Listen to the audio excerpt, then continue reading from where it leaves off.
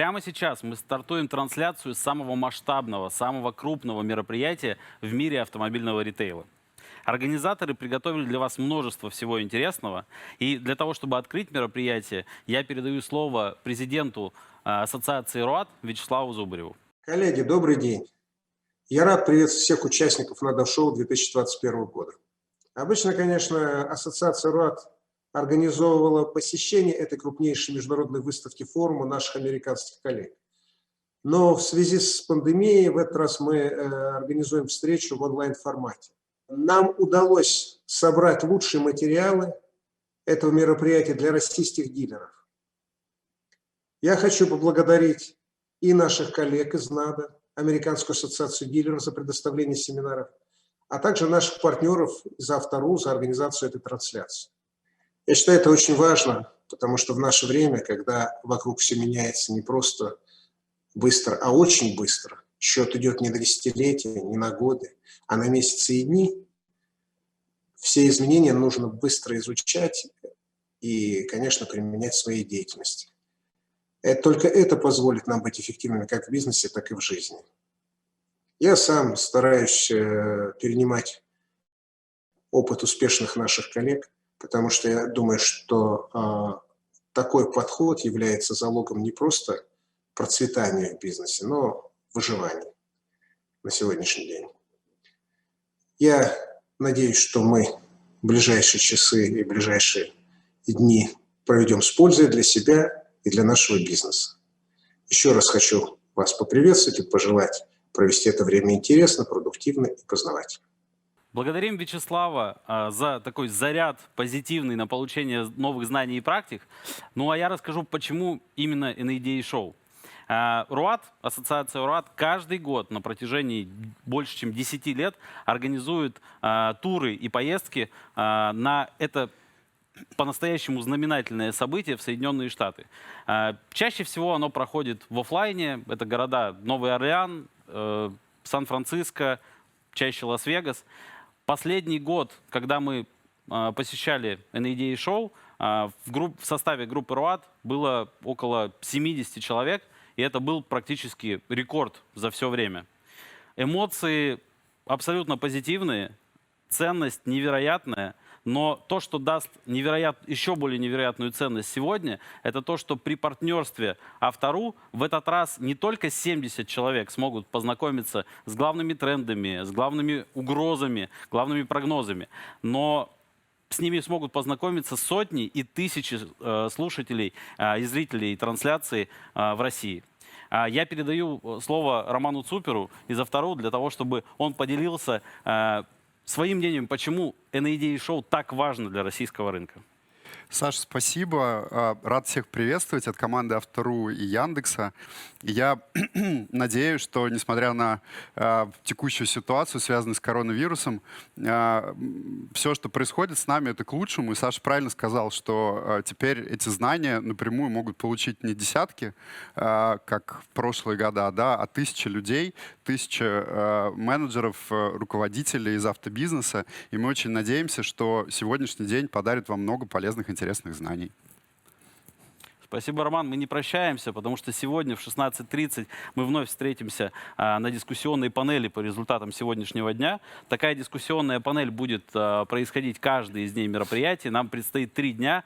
Сегодня первый день, завтра в четверг и в пятницу, соответственно, второй и третий день. Нас ожидает на протяжении дня сразу же каждый из дней 10 семинаров, 10 лучших семинаров, которые были предварительно отобраны из почти сотни доступных на сайте NADA шоу в рамках основной программы. В течение дня, помимо этих 10 отобранных семинаров, которые сегодня будут идти в потоках лидерства и потоках маркетинг, параллельно, сдвоено в одно и то же время. Помимо этого, вы сможете также в любой момент ознакомиться со специальными экскурсиями по зоне экспозиции, которые подготовили 7 лучших экспертов. Все эти эксперты были на NADA шоу в прошлом году в Лас-Вегасе. Они поделятся своими эмоциями от предыдущего посещения, но и самое главное, они подскажут и выделят вам среди 300 экспонентов именно тех, кто, пожалуй, может наиболее ценно дать вам понимание о трендах, о направлении движения, о технологическом ландшафте на NADA Show, потому что NADA Show уже давно не только образовательное мероприятие, это в том числе технологическая выставка, огромная технологическая выставка. Ну а сейчас, чтобы стартовать первые потоки в лидерстве и в маркетинге, в рамках потока лидерства первый семинар будет представлен Гленном Мерсером. Глен Мерсер — это такой ветеран NADA, Ассоциации дилеров Соединенных Штатов. Он занимал многие позиции, но последние 5 лет он вызвался работать с, пожалуй, самой сложной темой. Это тема угроз, это тема трансформации, это тема изменений дилерской модели. Глен представит уже 5-ю версию или там обновленную версию, реинкарнацию того исследования, в которое вложены без преувеличения сотни тысяч долларов. Это исследования, которые они проводили для того, чтобы ответить на вопрос, какое же будущее ждет официального дилера, ждет авторизованного дилера на рынке Соединенных Штатов и не только Соединенных Штатов. Они анализировали в том числе Европу, Китай и мир в целом. Какое же будущее ждет, к чему готовиться, какие меры предпринимать сегодня для того, чтобы оставаться более конкурентными. Глен поделится сегодня обновленными прогнозами, Глен поделится обновленным таким предложенным планом мероприятий. В сессии маркетинг, в потоке маркетинг, первым будет семинар Боба Ленхэма. В прошлом году на специально организованном РОАД русском дне Боб Ленхэм, который является руководителем направления авто в технологическом гиганте Facebook, я думаю, все вы знакомы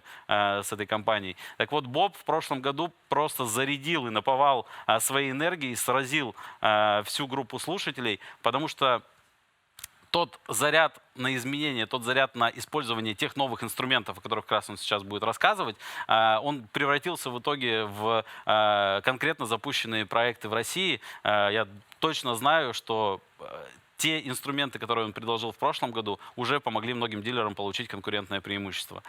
Передаем слово Глену Мерсеру и Бобу Ленхэму, и будем рады вас видеть после этих первых семинаров для того, чтобы представить следующие.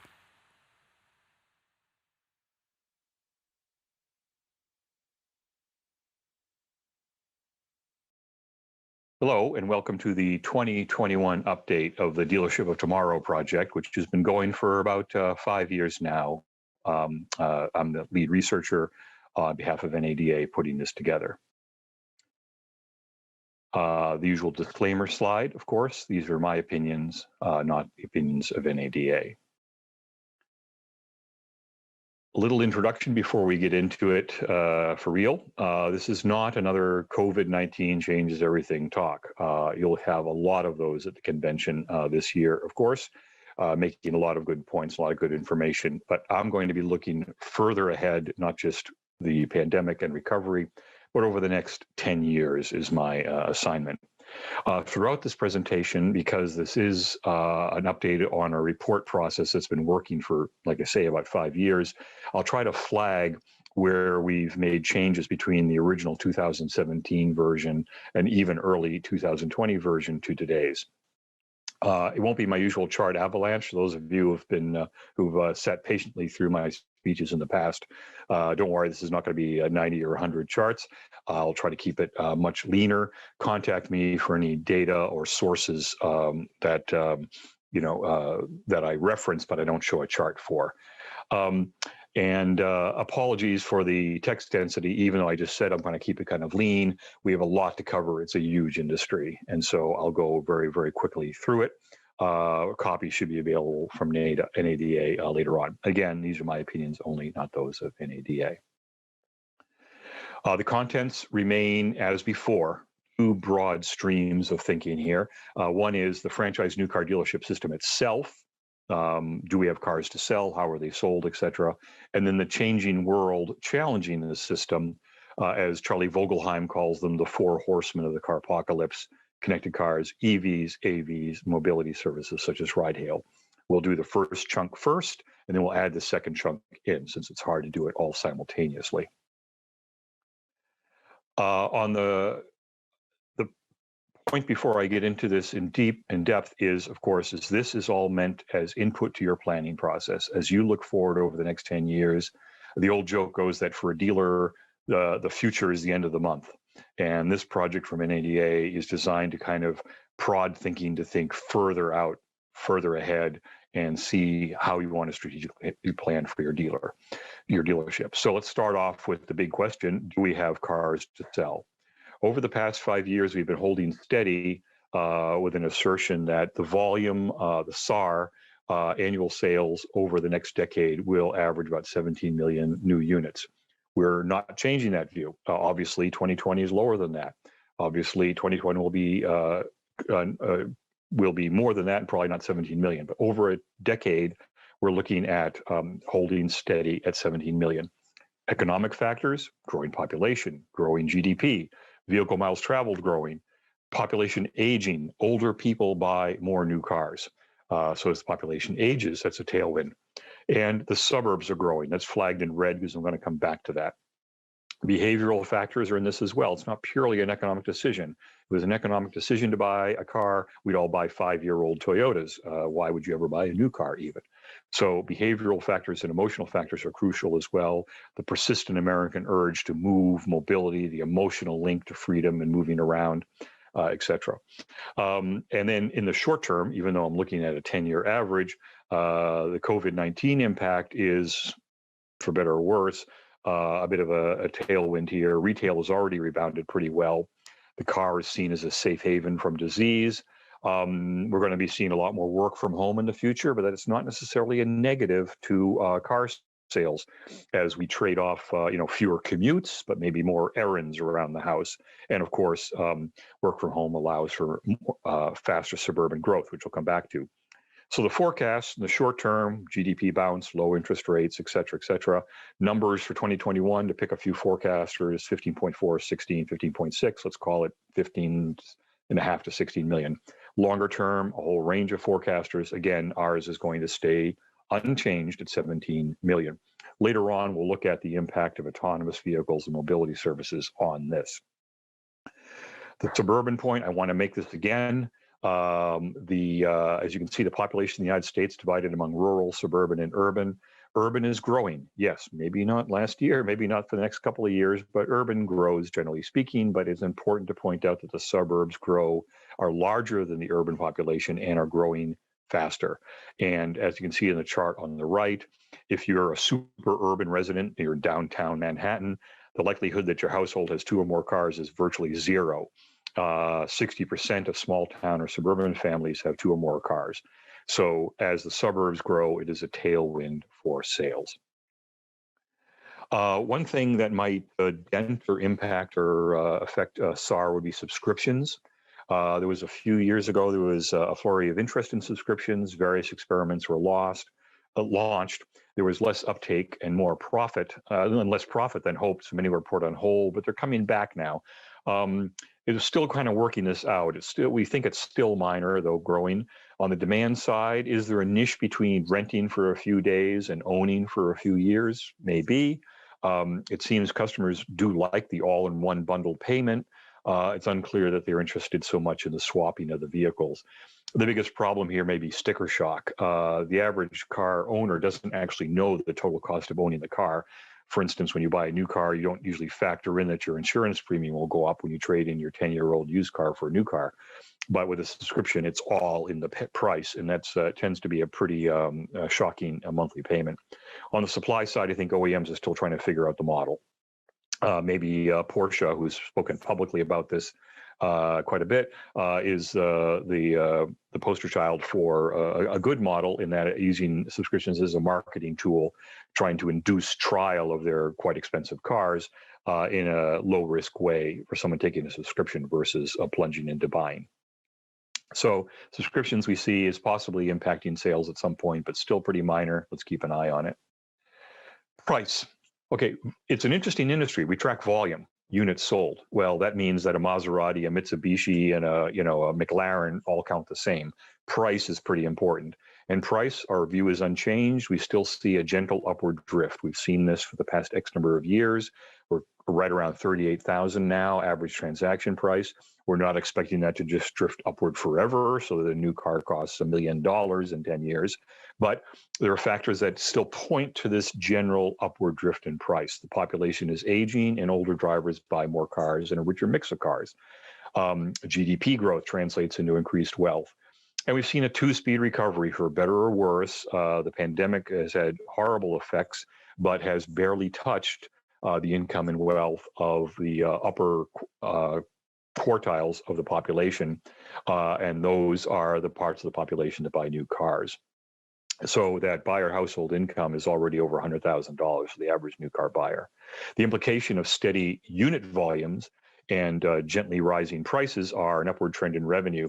The average dealer today is probably at $28 million in new car revenue, probably $35 million by 2030.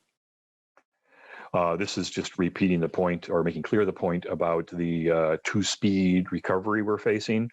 Relative to January of 2020, as of October of 2020, the percentage change of employment for people making $60,000 a year or more was actually up, while low-wage workers, a lot of service workers, restaurants, etc., is 19% down. So I'm not saying this is good for America, but the red line are the people who buy new cars, and they're relatively untouched. And then I also mentioned longer term, as the population ages, this is a tailwind for price. In 1995, about 40% of new car buyers are 50 years or older.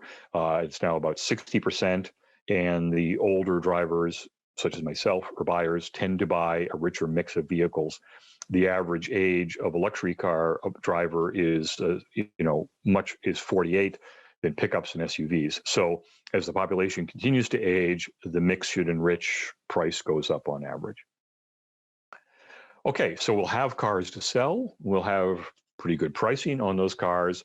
Who will be selling the cars? Is it dealerships, or is it factory direct company stores? In 2017, we said that dealers who had well over 95% market share at the time might fall to as low as 90% by 2025. This is too pessimistic. We're going to reinstate the 95% level for a whole bunch of reasons. The dealership model just remains incredibly robust globally. We kept expecting China to try more direct options. Those have kind of faltered. If we look to our northern neighbor, Canada, where OEM ownership is quite easily permitted, we still see OEM-owned stores at less than 1% of total volume. We hear assertions of better economics of direct sales, but these have never been proven, only asserted. If incumbent OEMs wanted to go direct, I don't know where they'd find the money after investing in AV and EV and everything else to buy out the network's massive investments. And to be brutally frank, OEMs already have very effective control of dealership behavior. So why own the channel if you control it? And then Tesla's issues with delivery and service. This is separate from their very impressive cars, but their issues with delivery and service have cooled some interest in a mostly direct model, as while Tesla may make a better mousetrap in the car side of things, the actual processes of interacting with the customer do not seem superior. Little lower down here, we say if the customer wants what looks like factory direct, dealers can offer it. And that's what's really going to matter. No one walks into a McDonald's and says, are you a franchisee or are you a company store? They want to know where are the burgers and how clean the place is.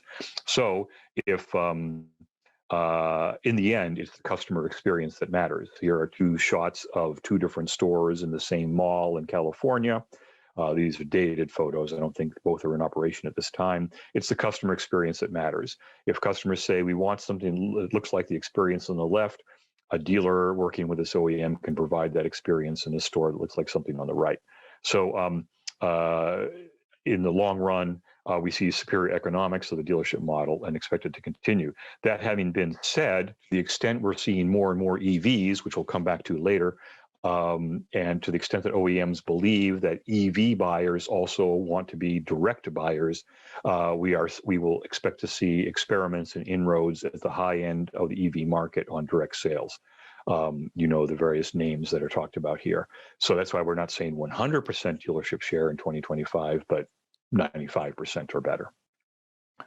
Okay, so we have cars to sell. The pricing's good. Dealerships mostly being the dominant channel for selling them. What kind of format, what kind of physical store or digital store will we be seeing? The big challenge or the big debate right now is digital versus physical store. There's been a rapid shift online during the pandemic, which leads to two questions. Does this persist, and what is the impact? The first challenge here is, what do we mean by this? What is a digital or online sale? Definitions of online are numerous and varied. If we use a pure Amazon-like definition, which means I type on my keyboard and then a car appears in my driveway in 3 days, almost nothing is sold like that anywhere. But if we do mean increasing amounts of online activity in and around the sales process, yes, obviously it's dramatically growing. So we do think it persists, of course. Why wouldn't a customer want more options in order to interact with the dealership? But the persistence of it is likely to be in a mixed model, so-called omni-channel, physical, digital, carrier pigeons, smoke signals, whatever the customer wants. This is not like MP3s where you just extrapolate to 100% streaming and therefore the end of the CD, but a mix as the customer seeks. And we have evidence for this. JD Power surveys show that people still choose dealers mostly on inventory availability and location, neither of which is a particularly digital kind of factor. I've yet to hear a dealer come up to me and say, I would have made the sale, but my website was unattractive. And surveys show from many places here, I can provide the backup, customer preference for omnichannel. Even Tesla pulled back from closing all its stores. Capgemini says that when they survey Tesla buyers, they have a strong desire for a physical store to backstop the sale. And we've seen digital natives like Warby Parker or Wayfair and other retail segments opening physical stores as their customers ask to have both the online and the in-person experience. It's really hard to pick out a sofa scrolling through 400, JPEG thumbnails. The impact of all this, of this omni-channel development, is likely to be positive for dealer economics. There's early evidence that digital customers spend more on service, may permit higher grosses on vehicles, and seem to be easier to keep on the purchase path as you just sort of digitally interact with them repeatedly with automatic reminders, which may be leading to higher closing rates. Jury's still out on this.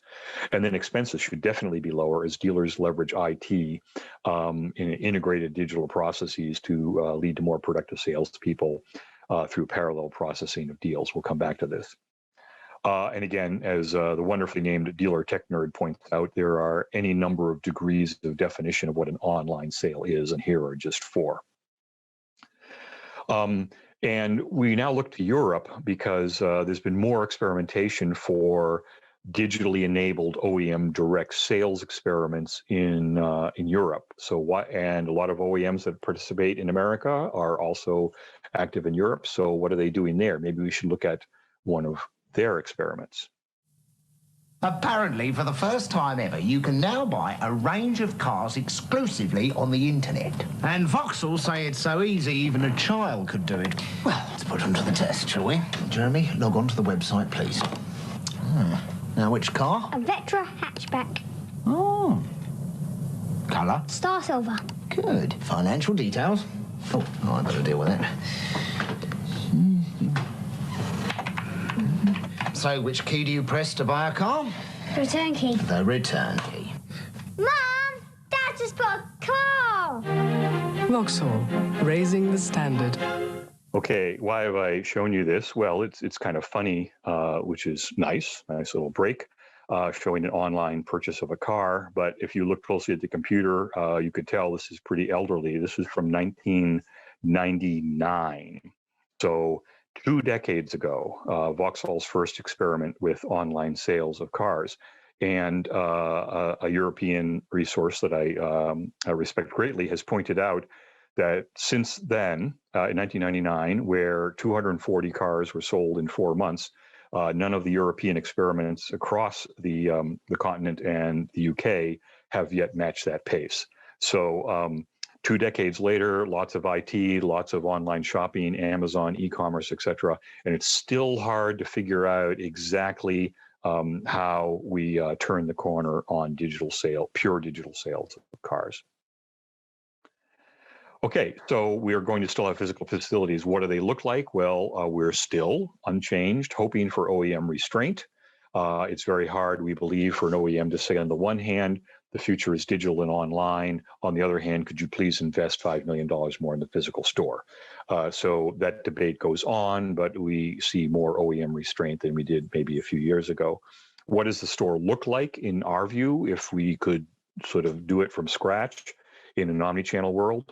First, it would be unbundled. We'd have a showroom on expensive high traffic land to support functions on cheaper remote sites. It would be convenient. We'd have more distributed service points, which we'll come back to later. Be smaller. If more is done online and functions are unbundled, the remaining space can be smaller and cheaper. And it would be flexible. Those of you who've heard me speak before know this is a real drum I keep beating. Dealer architecture remains obstinate. Almost any other retailer, if they want to change their store, they put up new posters or they repaint the walls, we have to jackhammer and dynamite.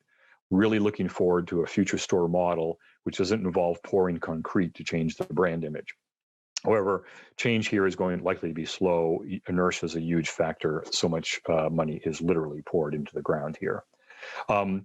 One thing we'd like to make the point on again is, and I did work for NADA years ago on facilities programs and the ROI on facility investments, which we divided into three categories: modernization, expansion, modernization, and standardization. Expansion generally paid off. An extra service bay generally could make a good positive ROI. Modernization may not necessarily pay off, but you did need to bring the store up to at least current day standards. Of course, it's got to have Wi-Fi, and you replace the Yoo-hoo machine with maybe an espresso machine. But standardization, which is extremely expensive, we saw as having a negative ROI and still do. And we can turn to another retailer who I think has had some good success in selling their products and see how they have rejected the idea of store standardization. Once the logo is up and maybe there's a kind of a sleek look somewhere, that's all one really needs to make a store for Apple. And we would ask our automotive OEMs to learn from this as well and to possibly cut back on their relentless urge for what we consider to be uneconomic standardization of store formats. Okay, so we've looked at the stores, the dealers owned stores. And the next question is how many stores and how many owners? The store count we're leaving as still stable, the owner count as still falling. A few years ago, I thought that we would have a reduction in rooftops. That has not been the case. Consolidation of stores, despite everything from 1970 to 2019. So for like half a century, the decline in store count per year has only been 1.2%. And for the last 10 years, we've been stable at around 18,000. Again, I thought we would have a decline here, but it turns out no OEM wants to give up an incremental sales point. Suburban sprawl, as I mentioned, is increasing, and that requires more sales points. Customers still want the local touch point. And one of the factors that might have caused dealers to exit in the past has ebbed recently. Even a small store is now significant in size as the remaining dealers get larger and larger. So I think it's hard to find a truly tiny dealership that is just completely uneconomic. The average NADA dealer is at 55 million in revenue. On the other hand, we do see consolidation of ownership still advancing. We've got maybe about 7,500 of them, down from 10,000 a decade ago. Our compound annual growth rate is -3%. Lots of reasons to exit. The store is too big to just sell to the general manager. The owners maybe are tired of the treadmill. Maybe they don't want to invest in the next facility program, etc. But on the other hand, it provides gratification. It's a great job to do, provides opportunities for the family to work, community role, and financially rewarding. So we do see a continued drop in the number of owners, but pretty slowly. Maybe we go from today, when the average dealership might have 1.5, 2, 3 stores, to 2030, the average dealer has 3, 5, or 7 stores. But these owners will be mostly public in our view, maybe with the exception of Lithia. So far, the publics have treaded water for about 20 years, not because they're not great companies, but it's unclear they have a particular advantage over private ownership at this point in time. As a fun question, if any of you can identify the source of the quote from the 1990s, a major industry figure predicted the public companies would have 40% of the dealerships by the 2000s, and manufacturers another 40%, leaving only 20% for family-owned stores. At this point, it's been sort of, let's see, 9, 1, and 90. One thing that is brought up over and over again is that dealers will exit as they are getting older. The second paragraph of this article, another major reason for consolidation is that older dealer principals don't have a successor in line and are looking for a way to cash out, and so therefore expect a wave of dealer exit. This was written in 1997 in D Magazine in Dallas. So dealers have always been getting older, and I don't see this as somehow accelerating. All right, so we've got stores. We've got the same number of stores, maybe, the same number of cars, prices rising, maybe fewer owners. What happens to profitability? We'll take it very quickly, shop by shop. Are we going to make any money in this business? And then the overall P&L. New vehicle, stronger than hoped for. The short-term boost in margins from the pandemic. After years of decline, grosses have moved up with inventory shortages. Unclear this will be maintained. So we're not going to make any forecasts about margins staying at this elevated level for a long time. However, we do think there's real opportunity to keep expenses low. After years of stagnation of the average salesperson, 10 cars per head per month, back to, for a century or so, getting up to more like 15 or even 20, using integrated digital processes, which cut out mistakes and allow a really good salesperson to handle more transactions in parallel rather than slowly trudging one by one in a serial way. And it may also be boosting closing rates.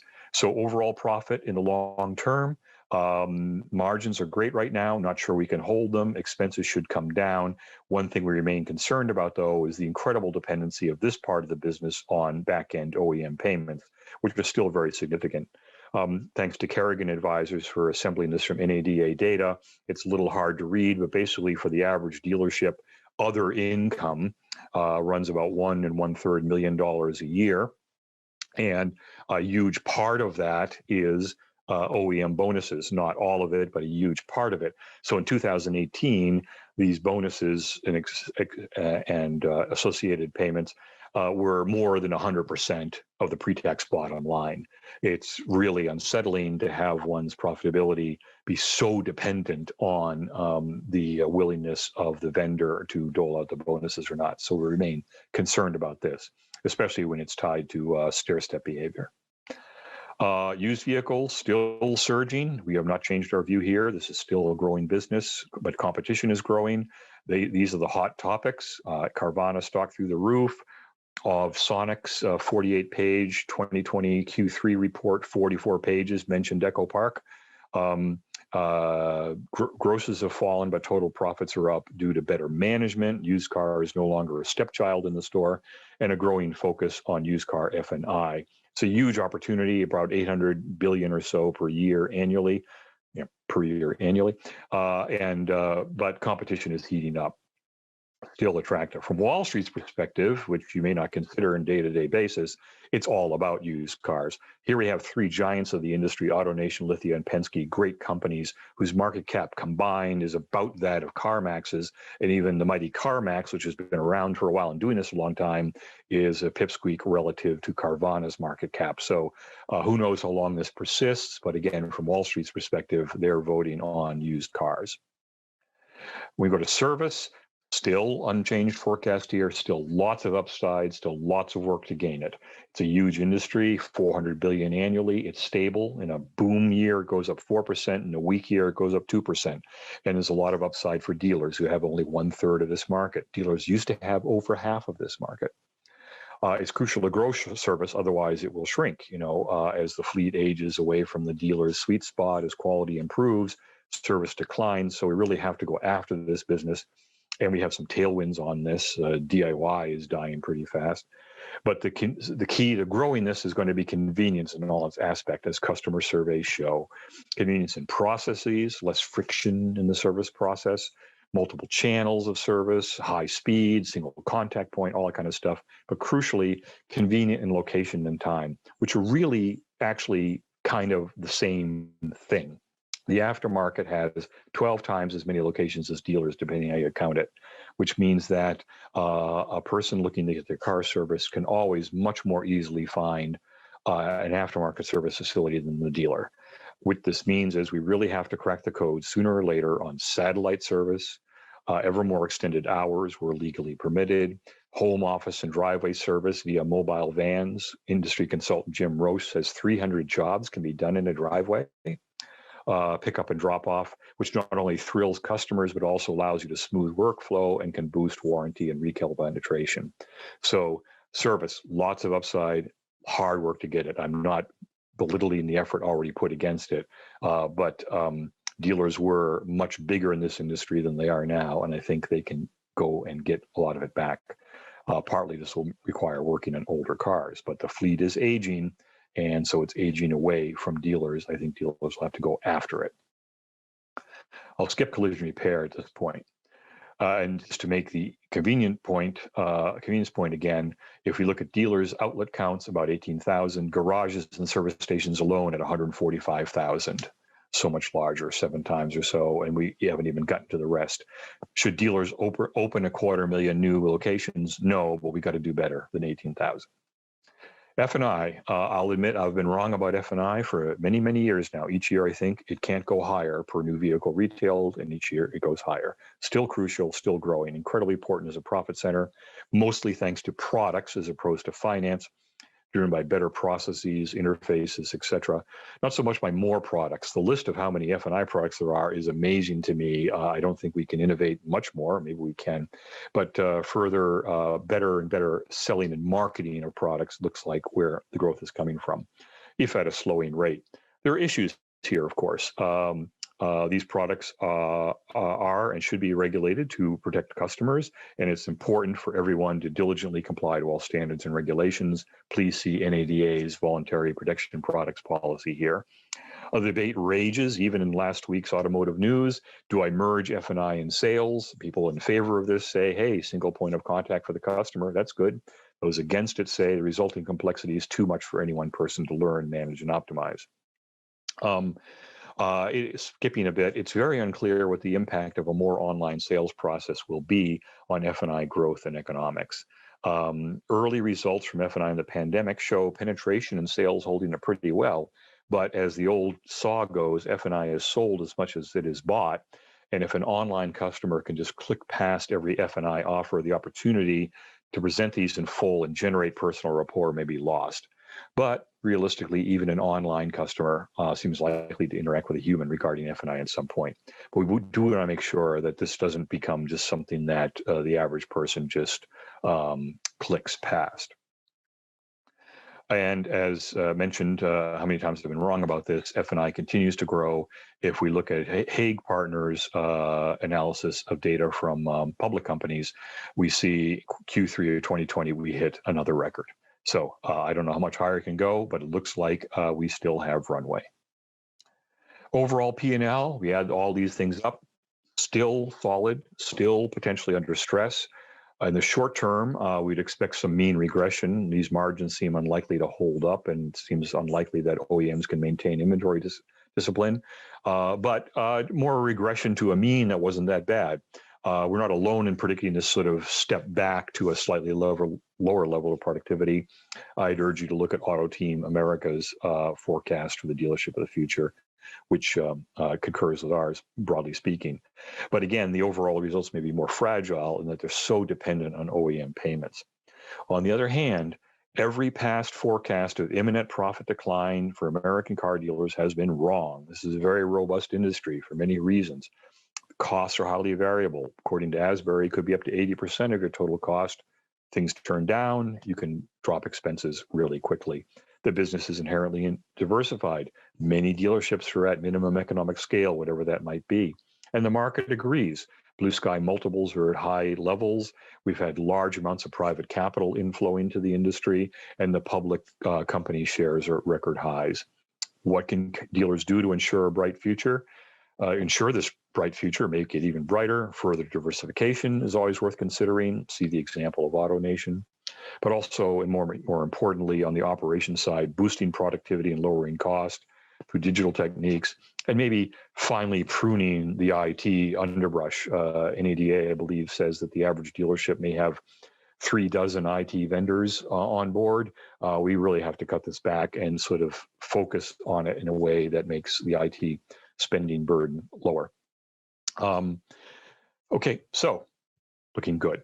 And on the robust point, if we just take this picture from 84 to the current year, roughly, the green line is gyrating U.S. light vehicle sales. The yellow line is the gyrating GM and Ford pre-tax margins. And look at that solid blue line just trudging along across there.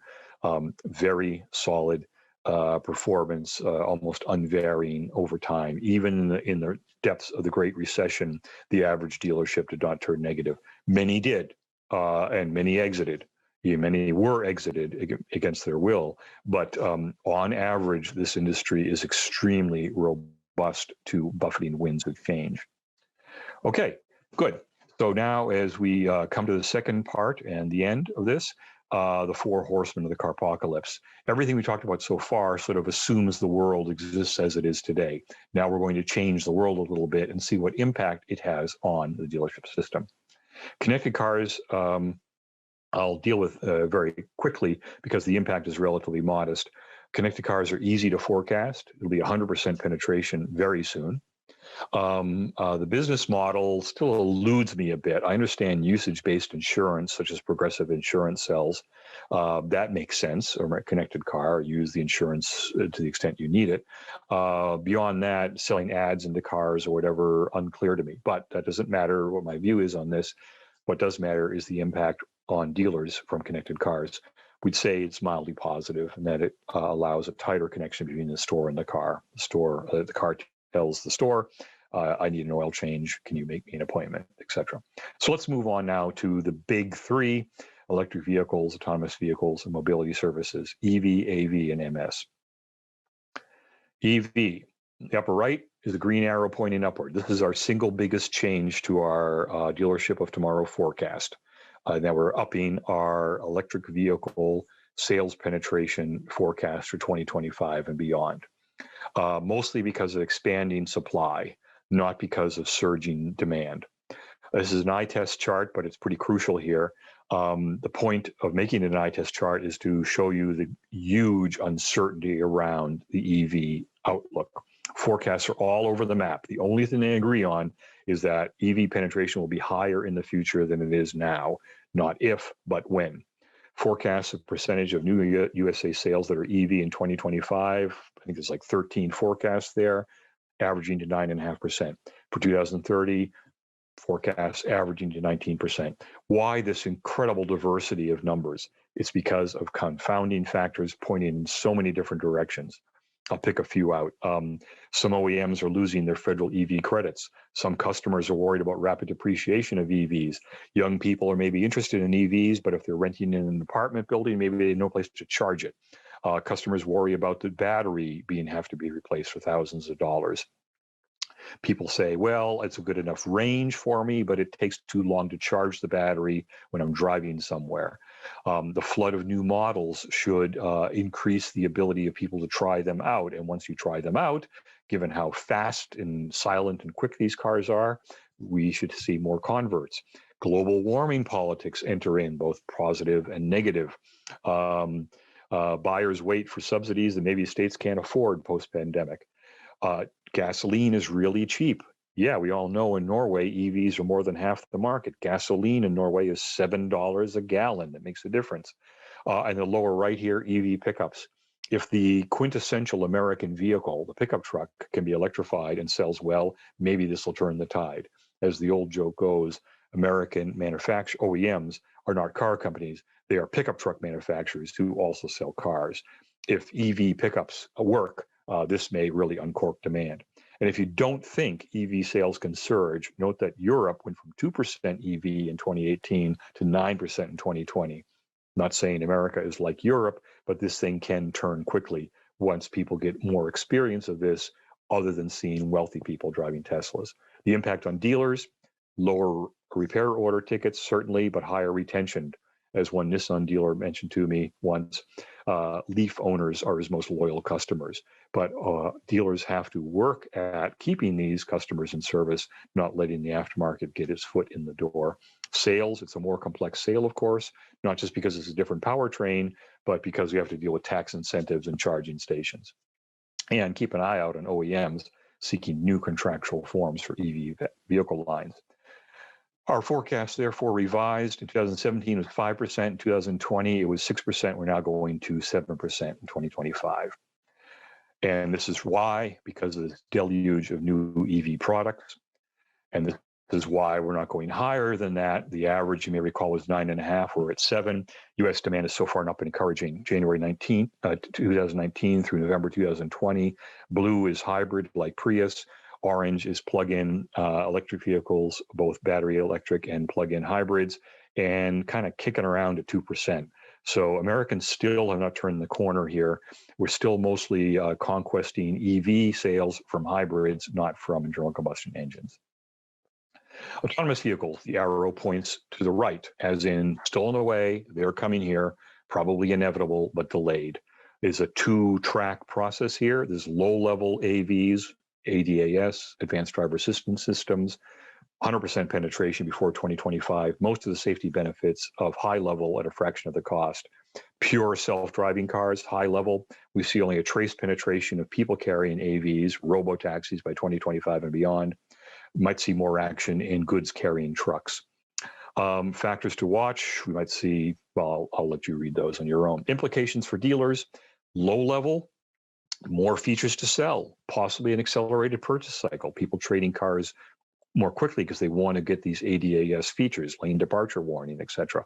Higher service content, a lot of sensors embedded in those bumper fascias. Faster wear rates due to if the car is easier to drive, I'll drive it more, it'll wear out faster, etc. High level, to the extent high level arrives when it arrives, if these are fleet sales, possible reduction in both sales and service volumes for dealers. And here's an eye test chart on robotaxi plans from Eagle Juliuson, just showing you where we stand with the various robotaxi companies.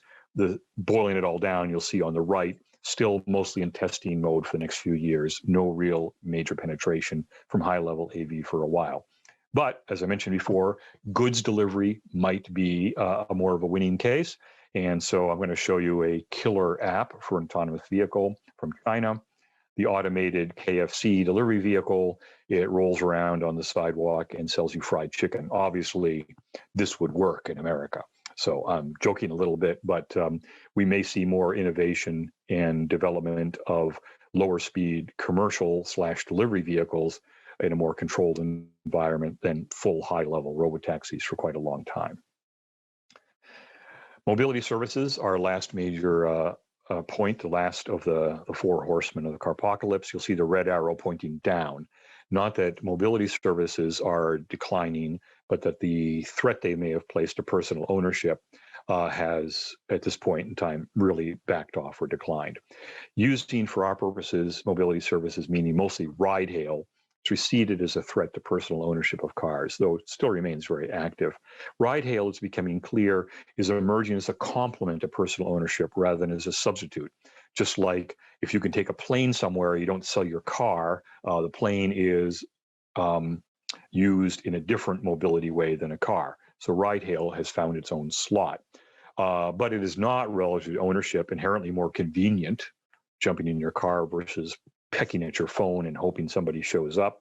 It is not inherently cheaper. For one thing, when you're driving your car, you don't charge yourself for your labor. And it's not more flexible. The car can offer storage, security from germs. You're breathing germs you're pretty familiar with yourself. Personalization, control. I know where it is, where it's going, what it's doing. I know when to fix it and when not. So this view is supported by facts on the ground. There is no visible impact on American driver's licenses or car ownership from ride hail. We ask people who don't own cars at all why they don't. They hardly ever mention ride hail as a factor. So net, we think ride hail miles remain under 5% of total American vehicle miles traveled, and even less than that of total units in operation through 2025 anyway. A clear chart, a chart here that's really important on this point is Bruce Schaller is a really good student of the world of ride hail and mobility and transit. and has done this wonderful work based on census data showing that car ownership in large cities has shown no erosion from ride hail. Taking the cities on the left, looking at 2006 before the Great Recession, Chicago had 1.16 cars per household. 2011, after the Great Recession, these numbers turn red because they've dropped because we had less money.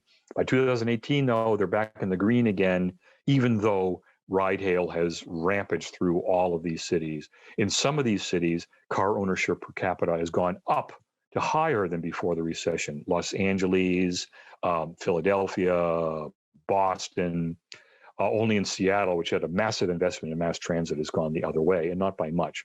So as he writes, the evidence in these data certainly fails to support the proposition that ride hail has produced lower levels of vehicle ownership. And on the mass transit side, the other sort of mobility services competitor for car ownership, we can look at mass transit here through Apple Maps. On routing requests, Apple Maps, I want to go X, Y, and Z, route me. If we go back to early 2020, walking, driving, transit, all chugging along, the virus hits, everything drops. Walking and driving recover, even go higher, and are still pretty stable, but transit is still in the hopper. This won't persist forever, but transit as a mobility service threat to privately owned cars seems muted. Though if more and more cities do more and more bike lanes and more car-free areas, that could change. And I breezed through it very quickly back then, but micro-mobility is something to watch as e-bikes soar, mostly as a complement to cars rather than a replacement, but still. So to conclude, on our last slide, I won't go through all this again. I'll just hit the highlights. Inside this, over the next decade, continued good health, evolution rather than revolution, challenges along the way. The major changes we've seen emerging here is digital, obviously accelerating its penetration, but a mixed physical digital omni-channel approach seems to be likely to be dominant. Electric vehicles will gain share more quickly than we had forecast before as supply soars and people get more experience with them. Autonomous vehicles, pure driverless seems delayed, still on the way, but delayed. ADAS will get here much bigger and much sooner. And mobility services continue to pivot, innovate, advance, switch to delivery, switch back to cars, to robotaxis, whatever, but have receded as an imminent challenge. So it might be boring to not project revolution, but we're going with evolution rather than revolution, continued good health with the system, challenges along the way to be vigilant. That's it.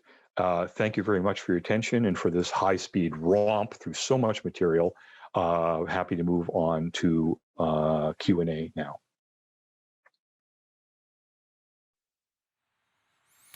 И снова приветствую всех. Темп задан, боевой такой темп, начало положено.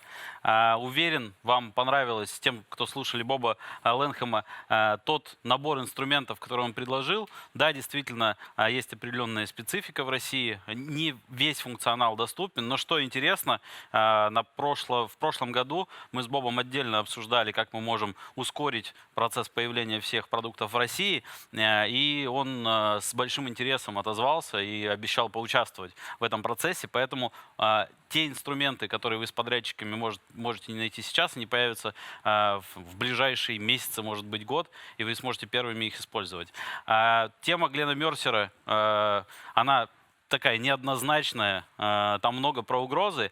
И что интересно, сегодня в 16:30 совместно с Романом Цупером из Авто.ру и совместно с Владимиром Мирошниковым, директором по стратегическому развитию группы компании «РОЛЬФ», мы подискутируем на самые сложные, самые неоднозначные заявления, моменты. Поэтому не забывайте, что в конце нас ждет такая интересная дискуссия. Вопросики будут такие не в бровь, а в глаз, поэтому будет интересно. Ну а сейчас в потоке маркетинг Грег Гиффорд из Search Lab расскажет нам об изменениях, о нововведениях, о своем взгляде на, я бы назвал ее такой царица цифрового маркетинга. Это поисковое продвижение или SEO, SEO, как мы его привыкли называть. Поисковое продвижение, органика, тот трафик, который приходит к вам из поисковых систем, и какими инструментами, какими финтами, какими особыми навыками можно сделать этот трафик больше и снова получить то самое конкурентное преимущество. Ну, а в потоке лидерства Джорджия Мансон, который является много лет инструктором Академии РОАД, напомню, что Академии NADA, напомню, что у нас есть Академия РОАД в России, Академия NADA в Соединенных Штатах также обучает сотрудников по множеству тем, но вот конкретно Джорджия, она поговорит с вами о лидерстве. Тема ее будет про вовлечение и мотивацию, о том, каким образом вовлечение и мотивация могут сделать ваш персонал на десятки процентов эффективнее. И там внутри есть интересный тест, который она предлагает в рамках своего выступления на тему «Какой вы лидер?». Поэтому предлагаю присоединиться и попробовать оценить себя. Итак, стартуем. В потоке лидерства тема вовлечения и мотивации персонала, в потоке маркетинга тема поисковой оптимизации. Увидимся совсем скоро.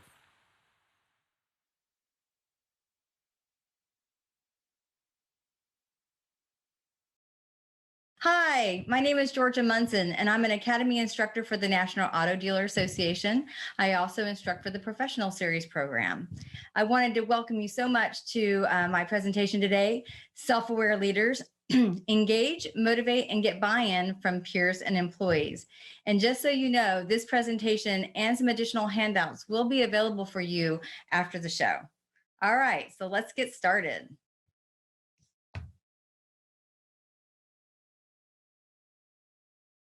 So Dwight D. Eisenhower defined leadership as follows.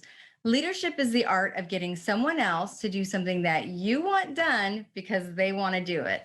Now, this isn't such a simple task, and it definitely requires the ability to engage an individual's attention and spark their motivation, right? So let's first start with employee engagement. Why is it important? And why is it so impactful? Go into the next slide. Here we go. All right. So employee engagement. Really, it's just a simple way to gauge the level of satisfaction and commitment an employee has regarding their workplace and their employer, right? There are 3 levels to engagement. Those people that are engaged, those that are unengaged, and some of those that are disengaged. So let's take a closer look at these. Engaged employees.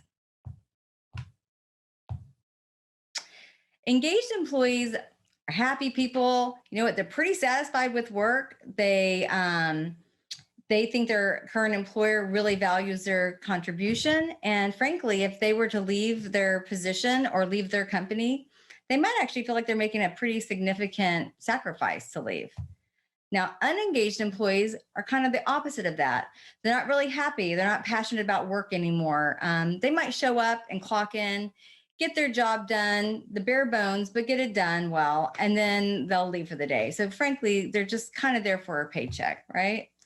And then those disengaged employees, those are the ones that, you know what, they show up when they feel like showing up, and they probably do as little as possible to get their work done for the day. You know, there are just a few of them that actually might even try to sabotage the company, as shocking as that sounds. There are a few signs that you'll see when employees become disengaged, and those might be things like, you know, excessive absenteeism. You might notice that you had an employee that starts to withdraw from conversations and meetings, or they're just silent altogether in meetings. Maybe you've noticed like a decline in their quality of work, or possibly just missing deadlines and acting aloof and they don't really care.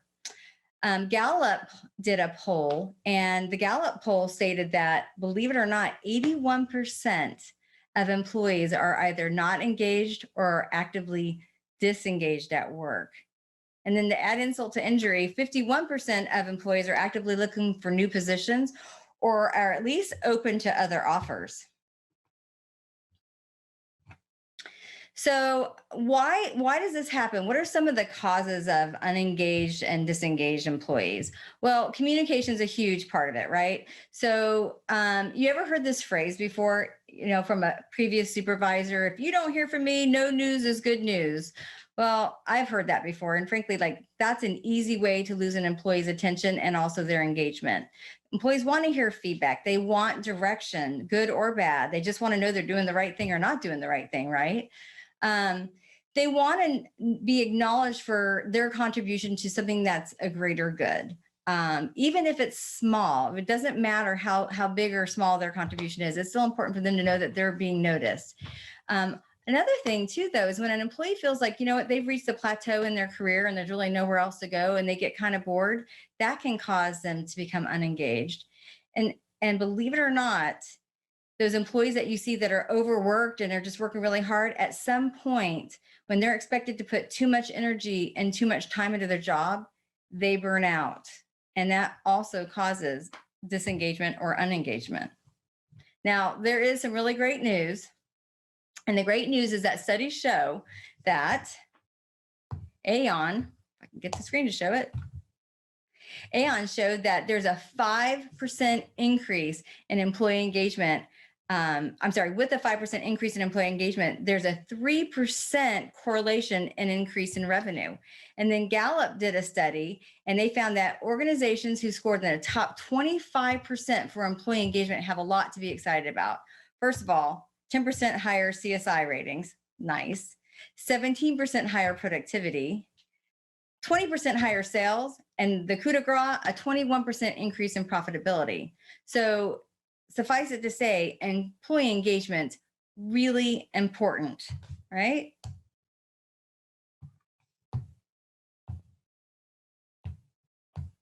Here we go.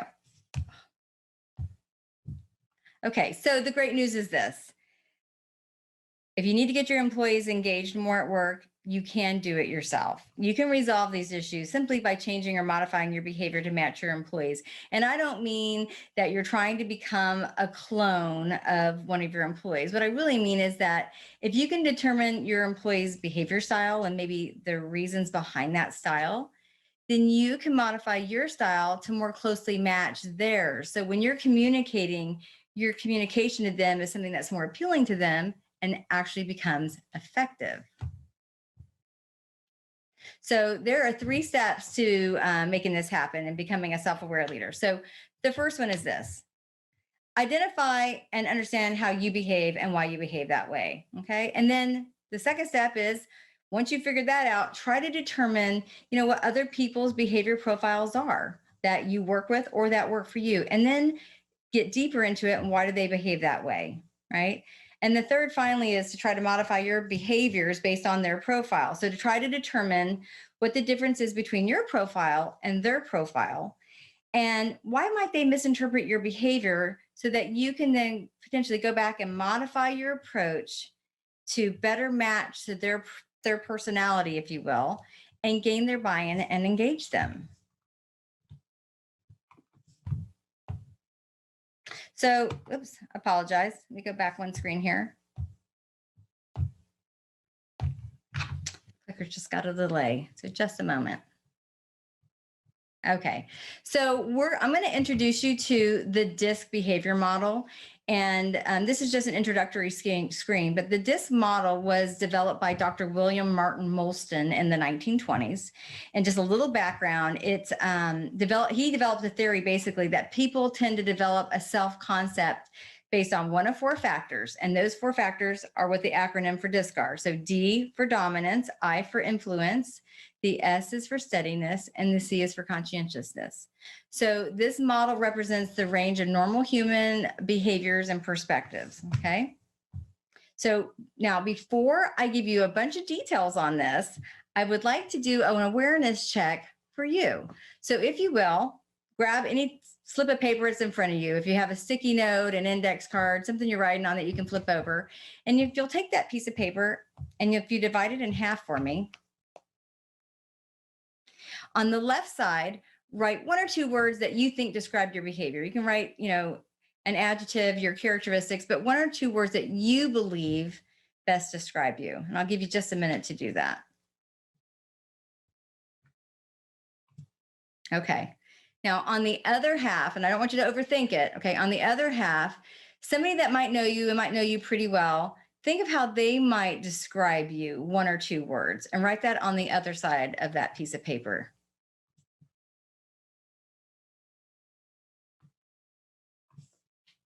We just meant to do that. All right, so hold on to these, and I promise we'll return to it a little bit later, but now I want to share a little bit more about DISC, and then we'll determine how well you understood and know yourself, all right? So let's start on this with the leadership style statistics. First of all, there is no perfect profile, okay? And I know when I share this with students regularly, everyone wants to know if they have a better profile than someone else. Every single profile has strengths and every single profile has some weaknesses, okay? But in general, as you see here on the screen, D's and C's, so those with dominance and conscientiousness as dominant profiles for them, are very task-oriented people. So those types of people prefer to focus their time on getting things done. They work independently and they keep checklists, okay? The I's and S's, those that are influencers or steadiness profiles, those are much more people-oriented individuals. And they prefer to focus on spending time with others. They really enjoy people, like getting things done through them or for other people. It is actually believed that the US population is made up about 1/3 task-oriented people, so D's and C's, and then 2/3 are people-oriented or I's and S's. So in general, let me show you this next screen, this next slide, or this next box on this slide here. In general, the population, there's only about 1% of people in the US that have just one dominant profile. Okay, and to have a dominant profile means when you're tested with DISC, any one of these 4 profiles that bubbles up over 50% becomes a dominant. And then whatever the highest number is becomes your primary dominant. If you happen to have 2, then that would be your secondary. If you have a 3rd, that'd be your tertiary. So only 1% of the population has just one dominant profile. The overwhelming majority of the population, like 95% of us, have 2 or 3 profiles that populate over 50% and become dominant. And also rare are those individuals that actually are high in all 4. So only 4% of the US have all 4 profiles over 50%. All right, so let's learn a little bit more about what the heck these profiles mean one at a time. So I share with you that the D stands for dominance, right? Well, you got that right. So the priorities are getting immediate results and taking action and challenging yourself. Basically, D's are dominant. They're really confident. They take risks. And it's interesting, they might not even think that they're taking a risk, because to them, sometimes risks don't seem like risks. For example, I happen to score high in D. And I had someone tell me once, "You're a risk taker." And I'm like, "I'm not a risk taker at all." And they said, "You're willing to get up and speak in public." Most people would cringe at that. So it's all perception, right? But D's just don't realize that they're such risk takers. They think rules are great. But they're great for everybody else. They think that they are the exception to the rules. They are motivated by power, authority, winning. They love to hear that you're the best, you're number one. They do have a fear of being taken advantage of and some vulnerability, being vulnerable. And you will notice this. You'll notice that D's are very self-confident. They're very direct and forceful. They are extroverted and they have a very high sense of urgency. They want to get their point across when they're in a meeting, and then they want to leave a meeting. And as a matter of fact, you know that you're working with a D if you've ever heard them say, "Oh my God, I hate meetings." That's typically a D. Once a D is in a meeting and they've shared what they want to put out to the group, they typically will zone out and not listen to anything else anyone else has to say, because they typically think like what I have to share was the most important. They do not really like to collaborate with other people. They kind of feel it's a waste of their time. You know, they kind of know what they need to do and they just want to get to it. It would help them to collaborate more. because it would prevent them maybe from making some costly mistakes because they are so impulsive and they do have a high sense of urgency. They sometimes make decisions without all the facts, and then they're forced to do some additional redo work. Some of their limitations are this. Listen, they sometimes come off as if they have a lack of concern for others, or they're really impatient, or they're insensitive. But here's the hard truth. And I say this with love because I am a high D as well. Sometimes they really are impatient and insensitive, and sometimes they really don't care about others. I don't mean every time, but it just is what it is. All right, so let's take a look at our next profile, and those are the I's, and I stands for influence. So the I's are a wonderful breed. I's absolutely love people. Have you ever heard this phrase, this person's never met a stranger? Well, that is really typically describing somebody who's an I. They can make friends absolutely anywhere. They're very enthusiastic. They're encouraging. They're extroverted. They're an optimistic group. They see the glass as half full. They really appreciate friendly relationships and social recognition. I sometimes are seen as the life of the party. They can be a little extra gregarious. If you've been to maybe a holiday party, the person with the lampshade on their head might be an I, not always, but sometimes. They do have some fears though, because of this. Some of their fears are social rejection, loss of influence, or being ignored, because they do like people and they want to be included. So exclusion can be devastating for an I. I's have a tendency to be very impulsive, and unfortunately, they sometimes underestimate how much time it takes to get things done. So they can be a little bit disorganized, or they can just lose track of time and forget follow-up. And by the way, one last limitation, and I say this again with love because I also happen to have a high I profile. I profiles can be a bit too talkative. All right, so let's take a look at our S profile. And S stands for steadiness. And our S individuals are steady, calm, they're very patient. S's put others first. So it's one of my favorite profiles just because they are always caring about other people. They're very, very supportive. Sometimes you can actually, when I look at the profiles and I ask around the room, I find that quite a few people who are high S's have at some point in their life been involved in charities or volunteer groups because they're just so motivated by helping people. Now, I will tell you that as much as they're motivated by helping people, you see on the screen here, they're also motivated by sincere appreciation. So if you're working with an S and you've asked them for help, if you don't sincerely thank them and show gratitude, you're probably not going to get much help from them in the future. Okay, so some of their fears. So fears, they fear loss of stability, change, loss of harmony, and offending others. So here's the thing. S's strive for utopia, perfect harmony. And we all know that that's an absolute impossibility. It'd be wonderful in a perfect world, yes, but that's not possible. So sometimes they don't do well, in particular when there's conflict or individuals in a department aren't getting along. They really don't want to offend other people. And so it's really hard for them sometimes to make decisions to make these changes when people aren't getting along. They just want everybody to get along. And so they try to pacify it. So unfortunately, you'll see that some of the limitations are they can either avoid change, they can be indecisive, or they can be extremely overly accommodating, which is just a shame, but they love people. All right, let's go to our C's now. So our C stands for conscientiousness, and I'll go ahead and reveal the screen since you're getting used to seeing what we're going to pull up here for this group. So the C's are very conscientious. The attention to detail is extremely important to them. And kind of their motto is if something is worth doing right, or something is worth doing, it's worth doing right, right? And I'm sure you've heard people say that before. They do not accept marginal work.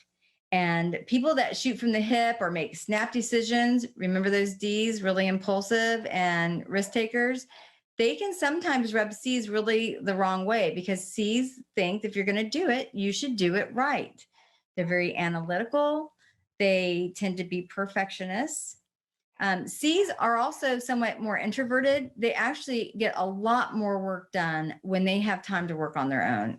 And when they are asked to work in big groups with people, it can actually be really mentally exhausting for them to collaborate with others. They could spend 12 hours alone and be just fine and get a ton of things done. So what sometimes gets confused about these C's is that even though they're introverted, they are absolutely not pushovers. They don't like change just for change's sake. So if someone directs them to do something different than the way they've presently been doing it, they have no problem doing it. However, you're going to have to prove to them why this is a better method, because they've probably evaluated the process or the rules that you have 5 ways come Sunday, and they're just not going to do it. So they will absolutely be confrontational if they're being forced to do something different and they don't think it's right. Some people then would obviously think that maybe they're being a little inflexible, and they will flex, but they're going to make you prove why this way is going to be better.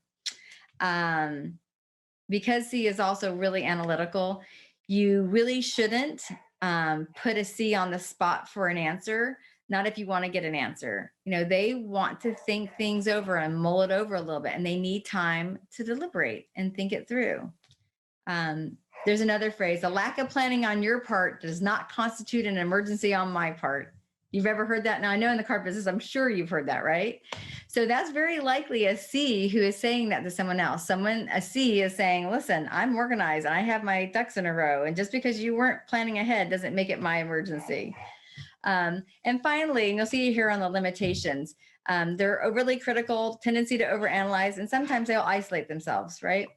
Well, because C's fear being wrong and criticism, they do have a tendency to analyze and not just triple check, but sometimes check themselves 5 times because they want to be right. All right, so what I have for you here is a video that I'm going to play. And these are actors and actresses, but you're going to witness a morning meeting at a dealership. And I want you to pay close attention to the behaviors of each of these associates before and during the meeting, because when we're done, I'll give you an opportunity to check and see what profile you think each of these are. Every one of these actors is playing a different profile. One's a D, one's an I, one's an S, and one's a C. So do your best to guess.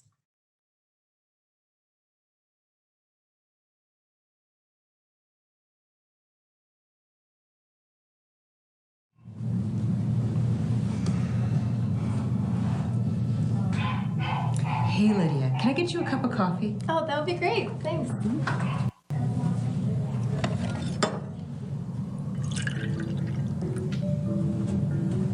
You know, I'm noticing little Ronnie is starting to crawl faster. It's hard to keep up with him. We're going to have to put up gates and baby-proof everything because he likes to get into mischief. It's like anything sharp, fragile, or anything that would make a big mess has some sort of homing beacon inside it. You know what I did for Johnny was? Well, you know, he likes to stick his hands into the dog's bowl. He likes to tear chunks of our houseplants sitting on the floor. If there's anything glass resting somewhere, you can be sure that he'd be crawling too close for comfort there, too. But you know, I still love every minute of it. I would not trade it in for anything.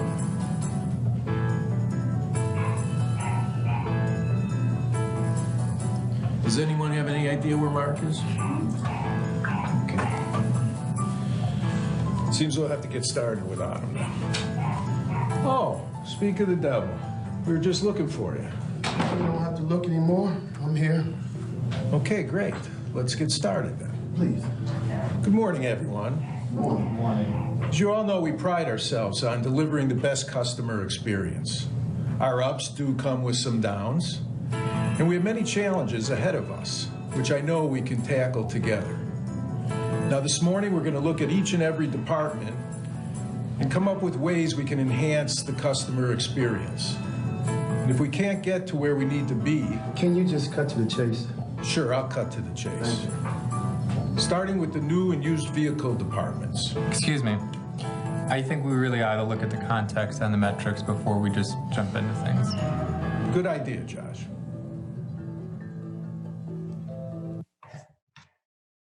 All right. So let's see what we think. So who do you think these profiles might be? Who do you think was our S? Yes, you can tell I'm an S in how I got my friend coffee and how I was a patient listener to her story. Even though she interrupted me, I didn't make a point about it because I cared more about hearing what she had to say than putting the attention on me. And the same thing happened again during our meeting. That's right. You got it right, I'm sure. So our D was probably really easy for you. It happened to be an individual that came in late. Do you recall? Let me show you. Of course. You can tell I'm a D because of how I burst into the meeting right as it started, how I could not stop moving, and how I interrupted the presenter. All right. So we had an individual in the room that was really concerned with making sure we had all the facts and details, and that was probably our C, right? So let's see if you get that one. Yes, I'm a C, because my behaviors both demonstrated that I was reserved in the way that I kept to myself while others were speaking, and how I was precise in the way I was prepared for the meeting before it started. Once the meeting began, I was diligently taking notes. When another person interrupted the speaker and asked that we cut to the chase, I asked that we look at the data first. Nice job. And that leaves us with one more, our I, who was our social butterfly. And that was probably really easy for you. Well, let's pull her up.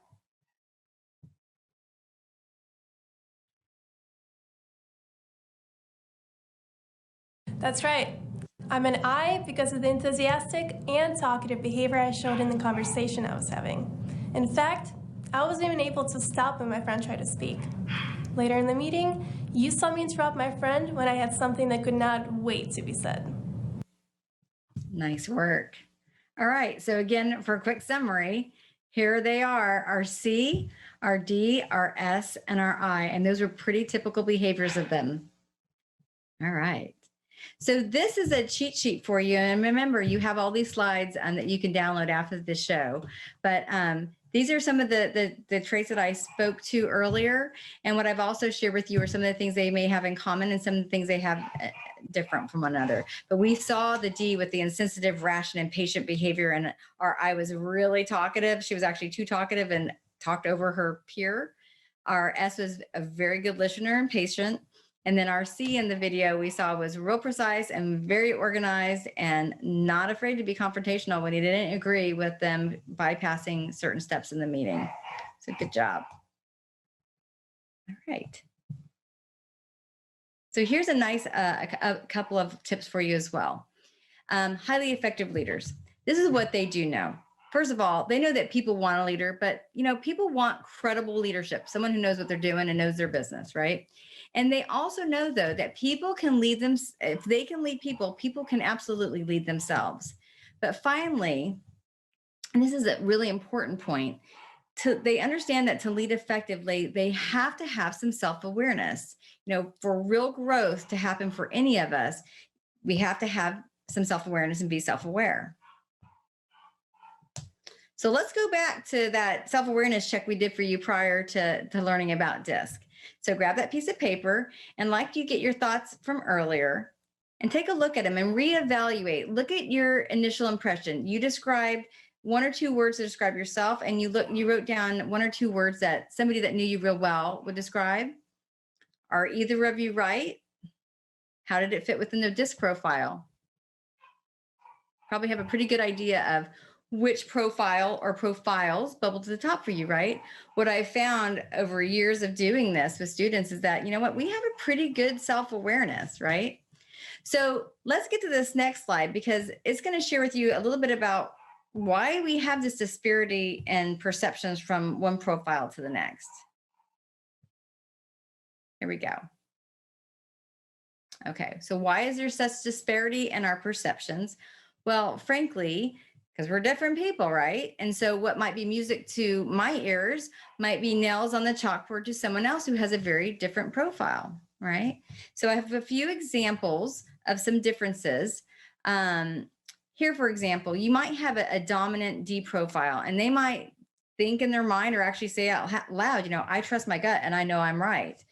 But a C profile might think, you know what, that person just doesn't value quality work, or they should look at facts and do it right the first time. They must have a lot of time to do redo work because, they're making mistakes. So their perception is very different from the way the D is thinking. Another thing a D might say is, I have so much to do. I need to hurry up. I don't have time for chit chat and it's just a waste of time. And so you might have a social profile, our I's, saying, God, they're so conceited. They never make time to get to know me. They must not like me. So perception on their end is very different from what the D profile is actually saying in their own mind. And then finally, D might say, we get a lot more done if we had fewer meetings, because remember, they don't like to collaborate. They like to just go and get tasks done. But the reality is, somebody else might think that they're saying, they don't value my opinion, or they never collaborate. It's all about them. I wish they were a team player, when really they're trying to do more for the team by not having to be in the meeting. Here's a few other examples for you. Oops. So from a C profile, C's are very precise. Remember, they're analytical, they're perfectionists. So their motto might be to measure twice and cut once. But from someone else who is like, just cut it. It doesn't have to be perfect. They might think, God, that person's such a perfectionist. They take forever to get things done, which isn't really what they're trying to do. A C might also might say something like, I don't want to get this wrong, so I better make sure I have all the facts. And they might ask a lot of questions, right? But a D profile who has a very high sense of urgency might think, God, they're driving me crazy. Why do they ask so many questions? They always take forever to get these projects done. When the C is just really trying to get it done properly. Something else a C might say is, why should we change this? How is this going to improve things? I've already considered this scenario 5 different ways, and I don't see how it's going to get any better than the way we're presently doing it. And a different profile might think, like an S who wants harmony might think, God, they always cause all these roadblocks, and, why aren't they open-minded? And gosh, they need to take a risk, right? So it's just perception is reality for each of us, right? And so our profiles really drive the difference in those perceptions. So my suggestion to you is, when you're modifying your behavior for individuals and you think your profile and theirs, consider a couple of different things. First of all, consider the way you're preparing for the meeting. How prepared do you need to be? And then also consider, your preparation style and your communication style and the body language. Where should I sit? Should I sit next to them? Should I sit across from them? Am I allowed to touch them? Do they require a lot more personal space? And then also, consider timelines and expectations. Like, am I expecting to get an answer right away? Should I prepare to give them more information up front so that, they have time to think about it before I come to the meeting, that type of thing. So let me give you more detailed tips on these. So for a D profile, here's the thing. They're going to want you to get to the point. So when you go into a meeting with a D profile, you're going to want to say, hey, this is exactly why I'm here, right? Maybe give them 4 or 5 bullet points. The what, why, when, here, where, how. And then maybe offer them a couple solutions. Now, D's don't really want to be dictated to. So you might have a couple solutions handy if you feel you need to offer them, but I wouldn't necessarily offer them right away. With these, just stick to the facts. Don't get emotional. Don't get animated. Give them the details, the 4 or 5 bullet points, and that should be it. I always suggest try to meet in some neutral territory. These are very dominant. So if I could meet them in the meeting room as opposed to in their office where they feel comfortable and have a lot of power, in particular, if you're going to broach a subject that might be a little touchy to them. And speaking of touching, don't touch them. D's want a lot of personal space, right?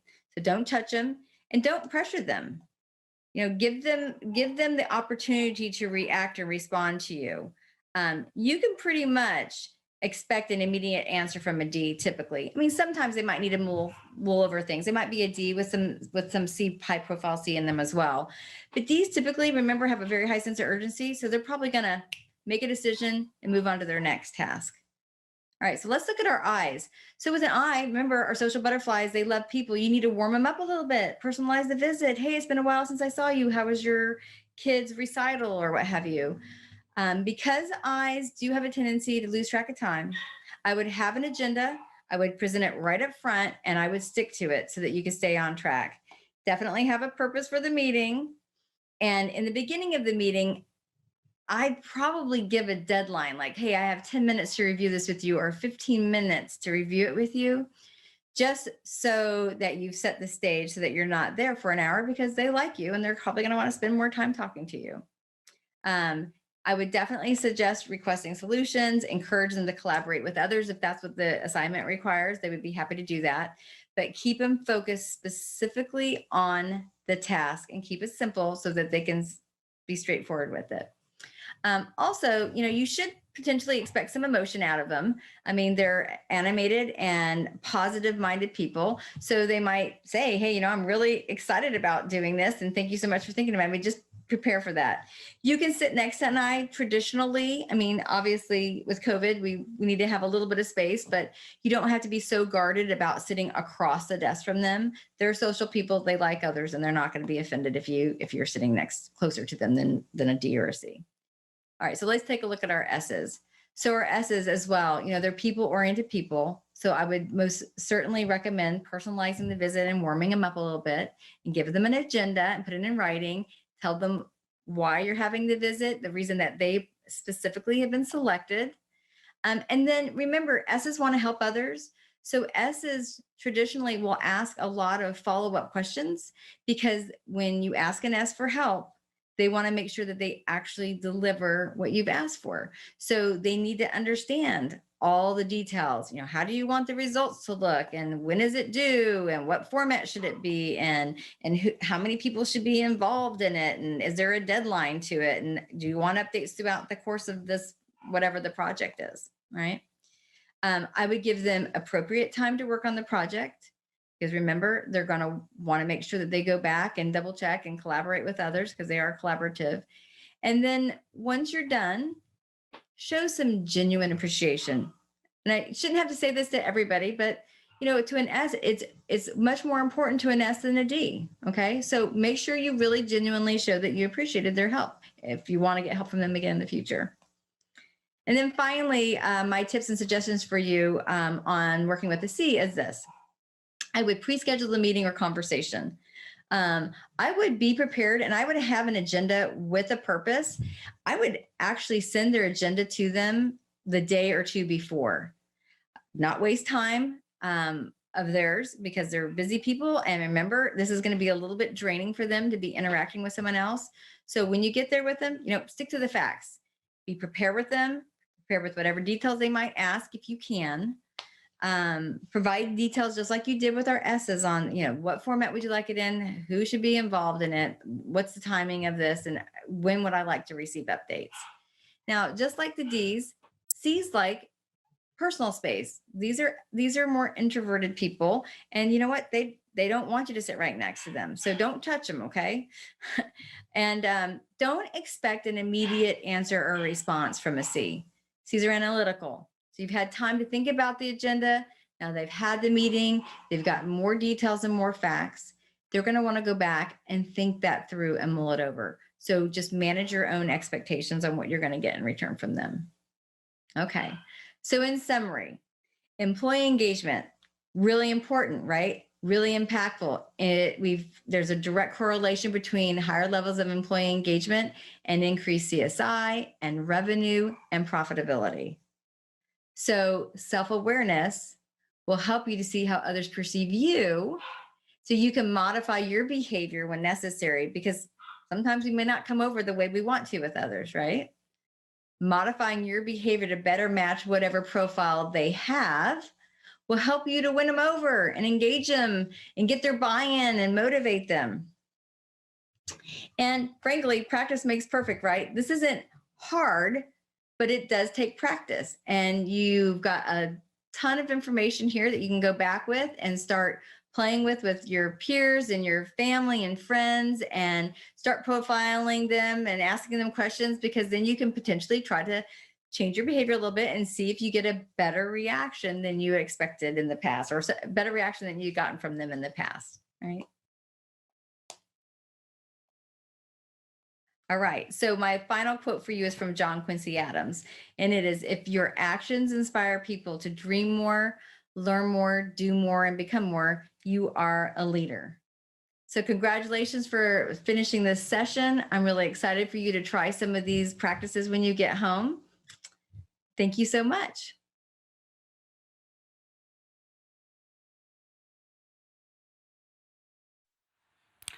Мы на связи из офиса Яндекс и продолжаем трансляцию избранных семинаров с NADA шоу 2021.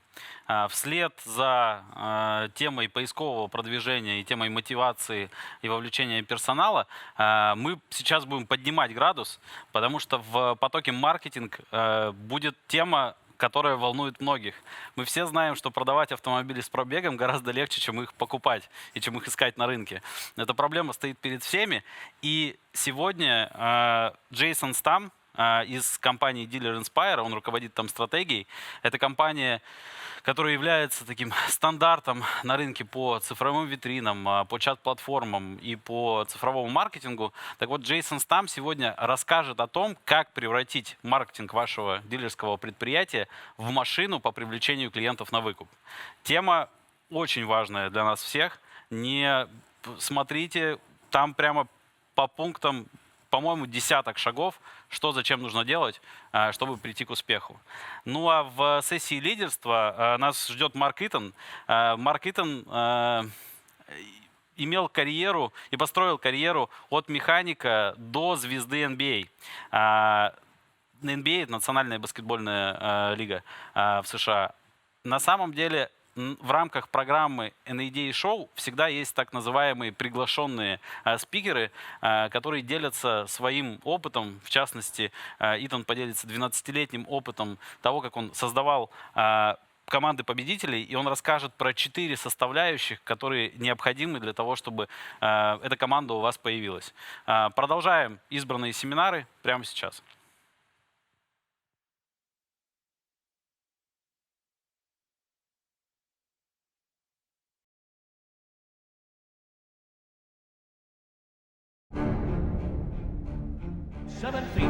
Making his all-star debut. From the Utah Jazz, center, Mark. Here's Jabbar, low left, good position, little turnaround jumper, block lead. He goes down with a ball. That's a move and a three-point attempt for Mark Eaton. Eaton grabs it, Mark hands it in. Mark Eaton, what a play by the big fella.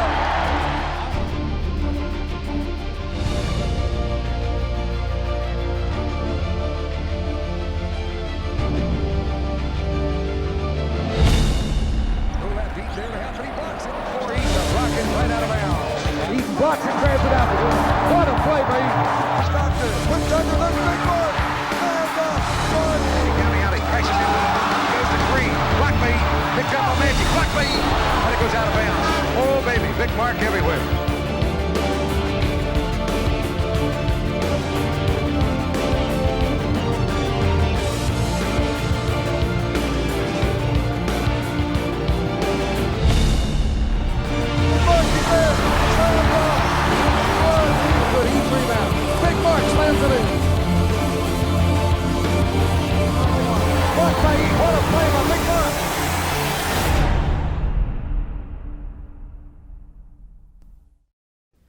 Well, thanks, everybody. It's so great to be with all you folks at NADA today.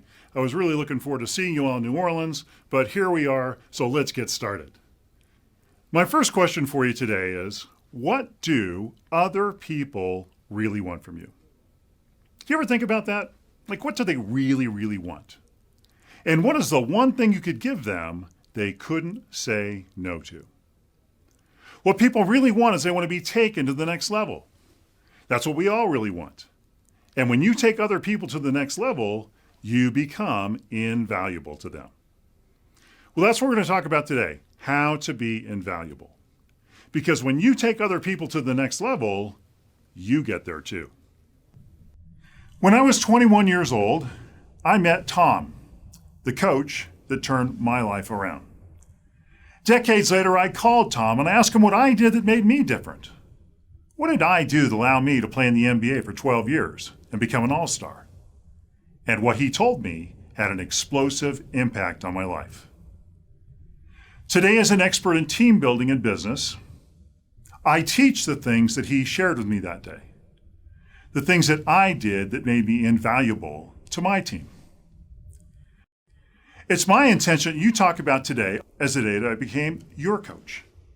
Because on this day you discovered 4 secrets that completely took your career and your organization to the next level. Today I intend to become that coach for you. And it's not just my intention, it's my expectation, nothing less. It's April 1977. A man walks into the tire store where I'm working as an auto mechanic. And he asks me the one question I hate. Do you play basketball? Basketball was the one thing I had decided I would never do again. Now, most of you probably believe that if you're tall, you can be great at basketball, right?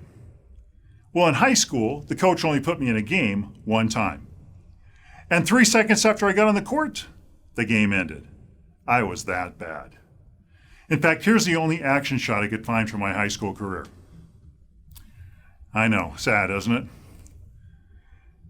As a senior in high school, the small guys on my team were a lot faster than I was. I couldn't keep up. Now, if you're tall, there are some things you can do well on the basketball court, but unfortunately, I didn't know what they were, and neither did my coach. I hated basketball, and I wanted to forget about it. But you see, that was impossible. People just wouldn't leave it alone. A day didn't go by without absolute strangers asking me, do you play basketball?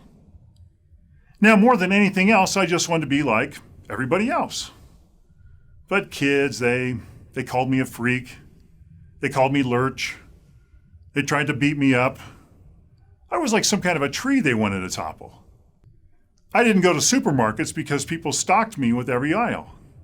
The pointing and the staring in the comments kept me out of shopping malls. I avoided people. But it wasn't just people I was avoiding. I was running away from failure. I had failed at the one thing everyone believed I could do. So after high school, I said goodbye to basketball and I became an auto mechanic. But that question still remained. So this man is standing here in my tire store asking me the question I didn't want to answer. Today, you'll understand why. You'll hear the story of how I went from a 21-year-old auto mechanic who couldn't play basketball to an NBA All-Star, who played with the Utah Jazz for 12 seasons when the average is 3. And you'll understand why I was never traded and why when I retired, I received the honor that my jersey number 53 will never be worn by another player again. When I called my coach, Tom, and asked him what made me a great team player, he said, Mark, you did 4 things.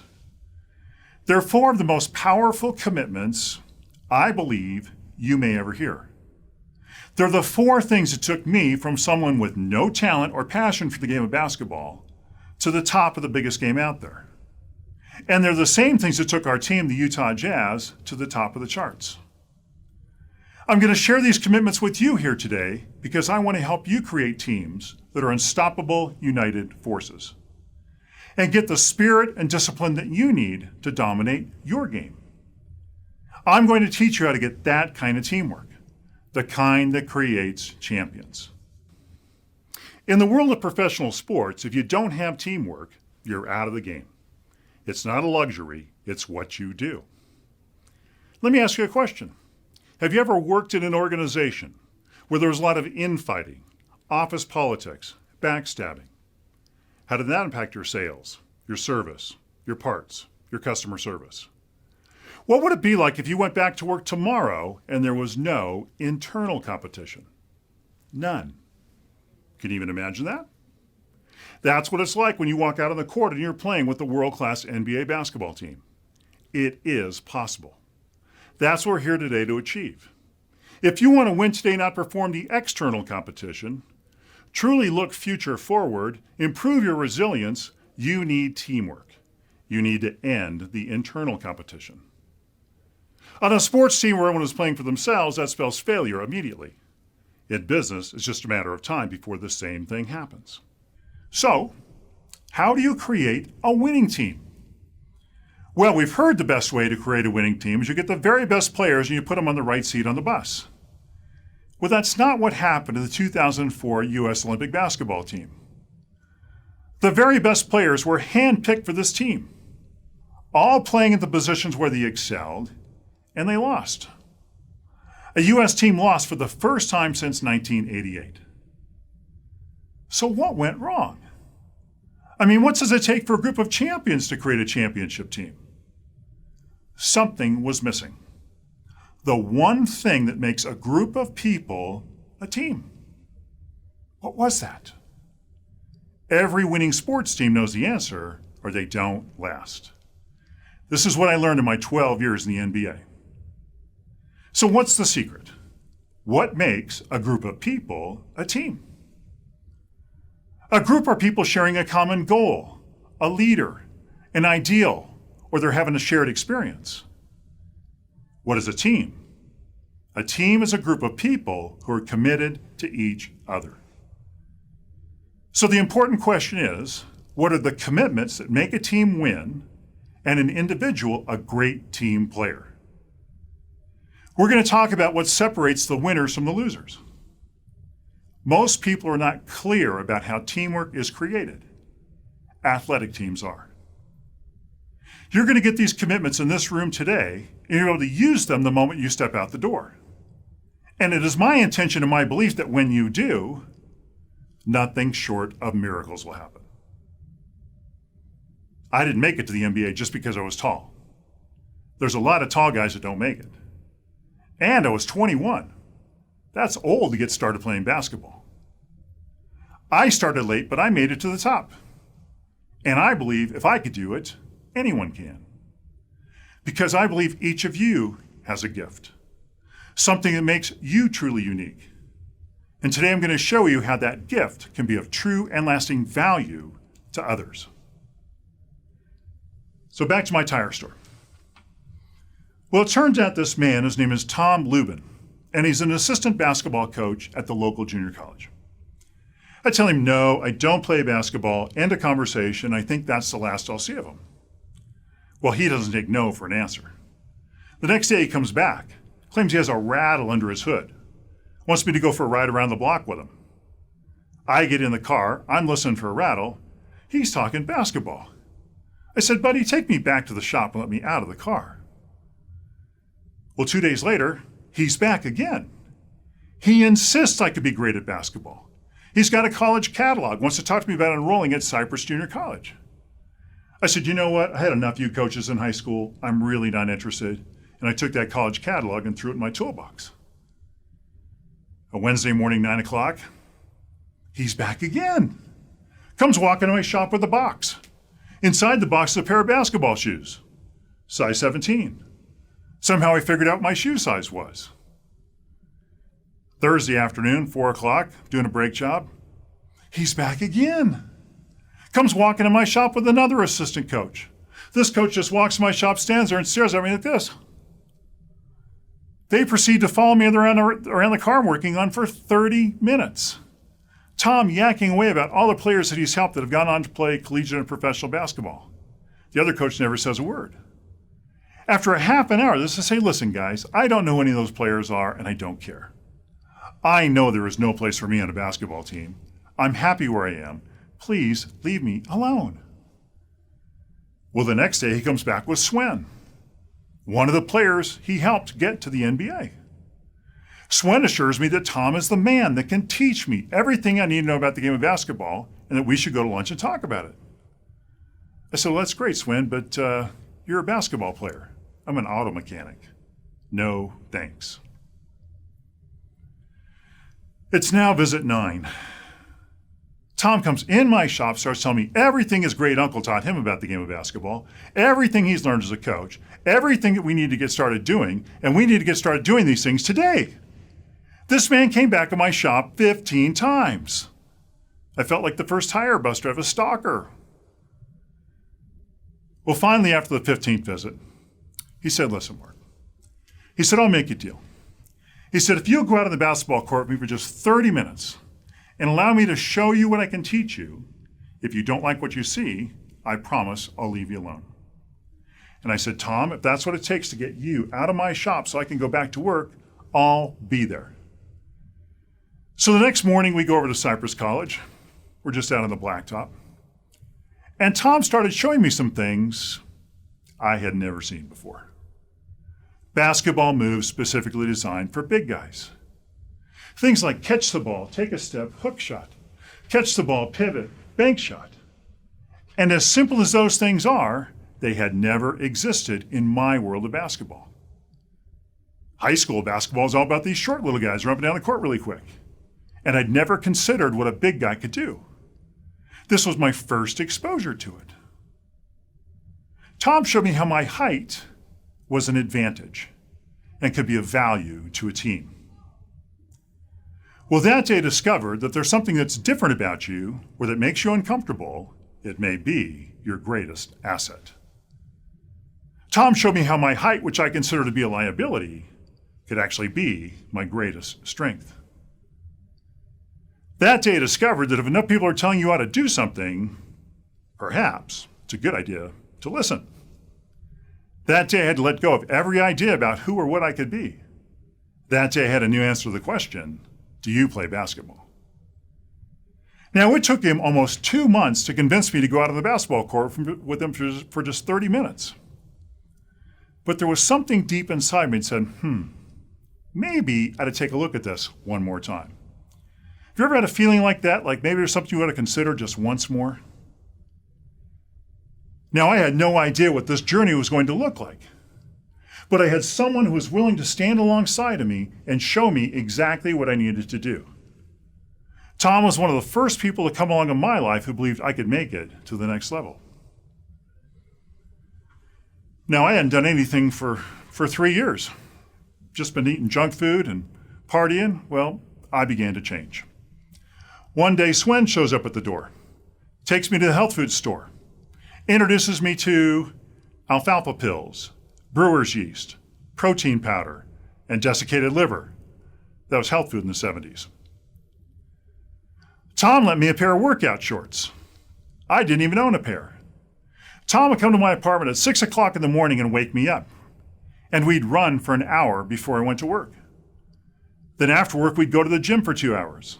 We'd spend a half an hour on footwork, a half an hour on agility drills, a half an hour in the weight room, and a half an hour just learning how to catch and shoot the basketball. Because my knees were so stiff from standing on concrete floors and my hands were so tight from holding wrenches, we literally had to start with, this is how you bend your knees, this is how you open your hand, this is how you catch the basketball. My day started at 6 in the morning and ended at 10:30 at night. Now, the first few weeks were the roughest. I didn't think I was making any progress. It took every ounce of energy I could muster just to get out of bed in the morning. But after a couple more weeks, things started to come together. My muscles weren't quite as sore, my feet started working a little bit better, and I was able to catch the ball a bit easier. After 4 months of doing this, I said, okay, I'll try this basketball thing for 1 year. And I committed myself. And I got out that junior college catalog and signed up for Cypress College. Now let's just think about this just for a moment. What's the likelihood of someone like me meeting someone like him? Someone who would dedicate their life to developing basketball players. Working as an auto mechanic is not the direct route to the NBA, just FYI. If you were going to design a plan of how to become an NBA basketball player, do you think it would include quitting basketball after high school, moving to Arizona to go to trade school for a year to learn to be an auto mechanic, moving back to Southern California, getting fired from your first job so that you could move across town to a tire and auto center where at the exact right moment you walk out of the bay you're working in down to the corner of this busy intersection to greet a customer so that a coach would work with a couple of NBA players, might drive by, see you there, come in and offer you a chance to play basketball. The likelihood of that is zero, isn't it? It's a bit of a miracle, isn't it? And the crazy part, it was a miracle I didn't necessarily want to be a part of. So I kept my job in the morning, went to practice in the afternoon, and then I went to night school at Cypress College. It was my first chance to play basketball on a team. Now, luckily for me, the day before the first game, the starting center broke his nose. Ironically, it was on my elbow. But that's how I became the starting center of the Cypress Chargers. And the first year there went pretty well. I was able to get some playing time, got a little bit more self-confidence.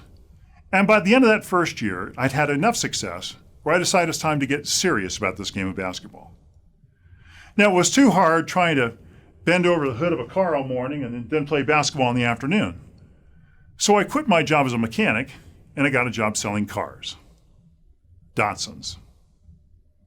Perhaps you can picture me behind the wheel of a B210 Honeybee explaining to the customer this is actually a roomy vehicle, right? Love those cars. Well, the next year went even better. We won the state championship of California, and now it was time to decide where to go to the big school. I'd played well, I was 7'4", and I got a lot of attention. 6 to 8 college coaches a day showed up outside my apartment, outside my job, outside the gym, all wanted me to play for their school. It was kind of like being stalked all over again, this time by college coaches. And after much consideration, I decided to go to UCLA. They were one of the biggest names in college basketball at the time, and I decided to go there for 2 reasons. Number one, I knew I'd be on national television every Saturday afternoon with all the pro scouts watching me play. And secondly, Larry Brown was the head coach, and he'd both played in the NBA and coached in the NBA. So I became a member of the UCLA Bruins. It was the big time. And everything changed. They just had a very successful season the year before I got there, and they really weren't interested in changing anything to include me. I found myself sitting on the end of the bench again. The assistant coach who recruited me was still excited about me, but the head coach, not so much. If I was lucky, I got to play 3 minutes a game.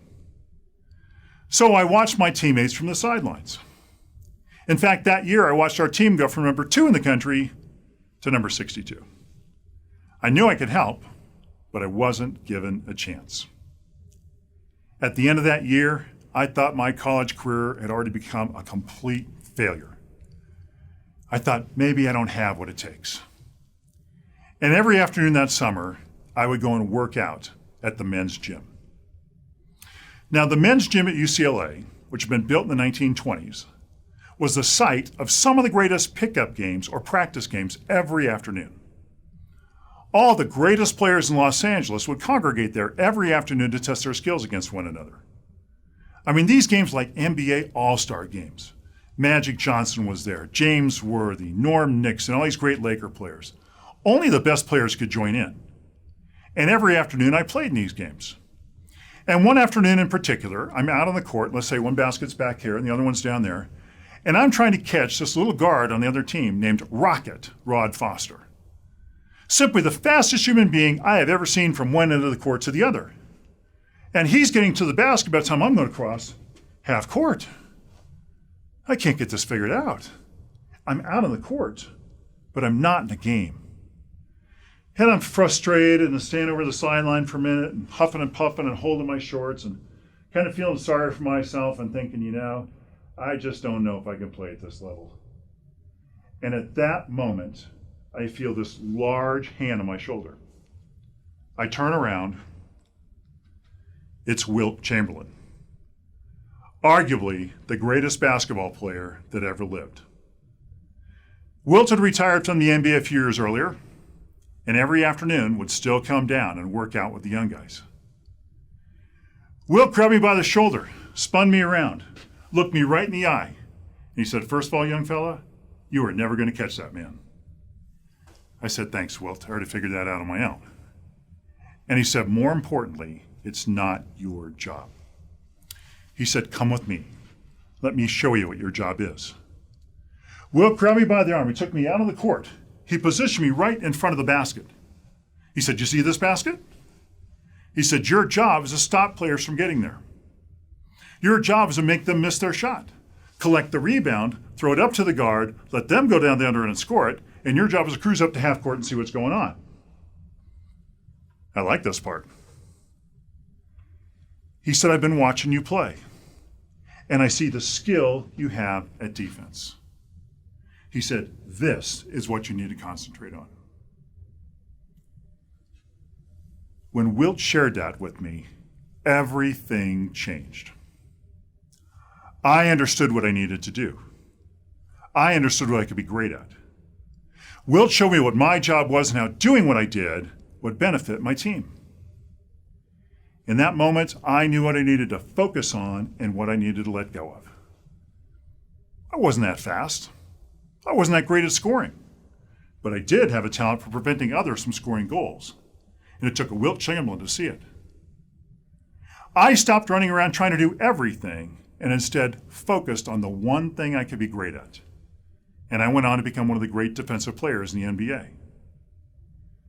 4 years later, that 5-minute conversation took me to breaking the NBA record for the most blocked shots in a single season, 456, which is still the record today.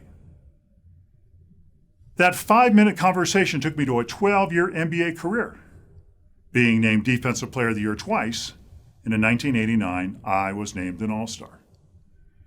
Commitment number one of a winning team is know your job. How many of you are running around trying to do everything when there's really only one thing you can be great at? And if you're not doing that one thing, you're probably not succeeding. How many of us are guilty of this? We get so focused on exceeding expectations that we forget the basics. To position yourself for success today, you need to narrow your focus and intensify it. To play at the top of your game, do what you do best. That's your job. What are you excellent at? What is your greatest strength? We're going to take a quick little quiz and find out. So here's what I'd like you to do. Here's just some examples of character traits and skills. I'd like you to just get out your cell phone right now and snap a picture of the screen. And once you have that in your mobile phone, after the presentation is over, I'd like you to text it to 3 more people. And just say, hey, I was at work today, I had to do a little exercise. Would you mind telling me what you think my single greatest character trait and single greatest skill are? And make sure that you use the word single, because otherwise they'll send you back the whole list. Just make sure you pick one from each list. Because you might hear something new. We have this impression of who we think we are, and a lot of times other people see things in us that we don't pay attention to. And this is an opportunity to learn what those are. So please make sure you do the exercise. Maybe you can share it tomorrow when you come back to work with your coworkers. Because the conversation today is not about your weaknesses. I think we get so hung up on that. It's about playing to your strengths. It's about doing more of who you already are. Because when you learn to play to your strengths, you learn to honor your role. And when you learn to honor your role on the team, you allow other people to honor theirs. And when everyone focuses on what they do best, you have a good foundation. Well, Wilt had given me the first key. I had the first commitment. I'd taken my first step, but there were still 3 more things I needed to learn. I didn't play much at UCLA, but I made a decision that I wasn't going to quit because I had to know if I could play basketball or not. And if I finished my collegiate career and didn't make it as a pro, at least I wanted to be able to say, yes, I played basketball.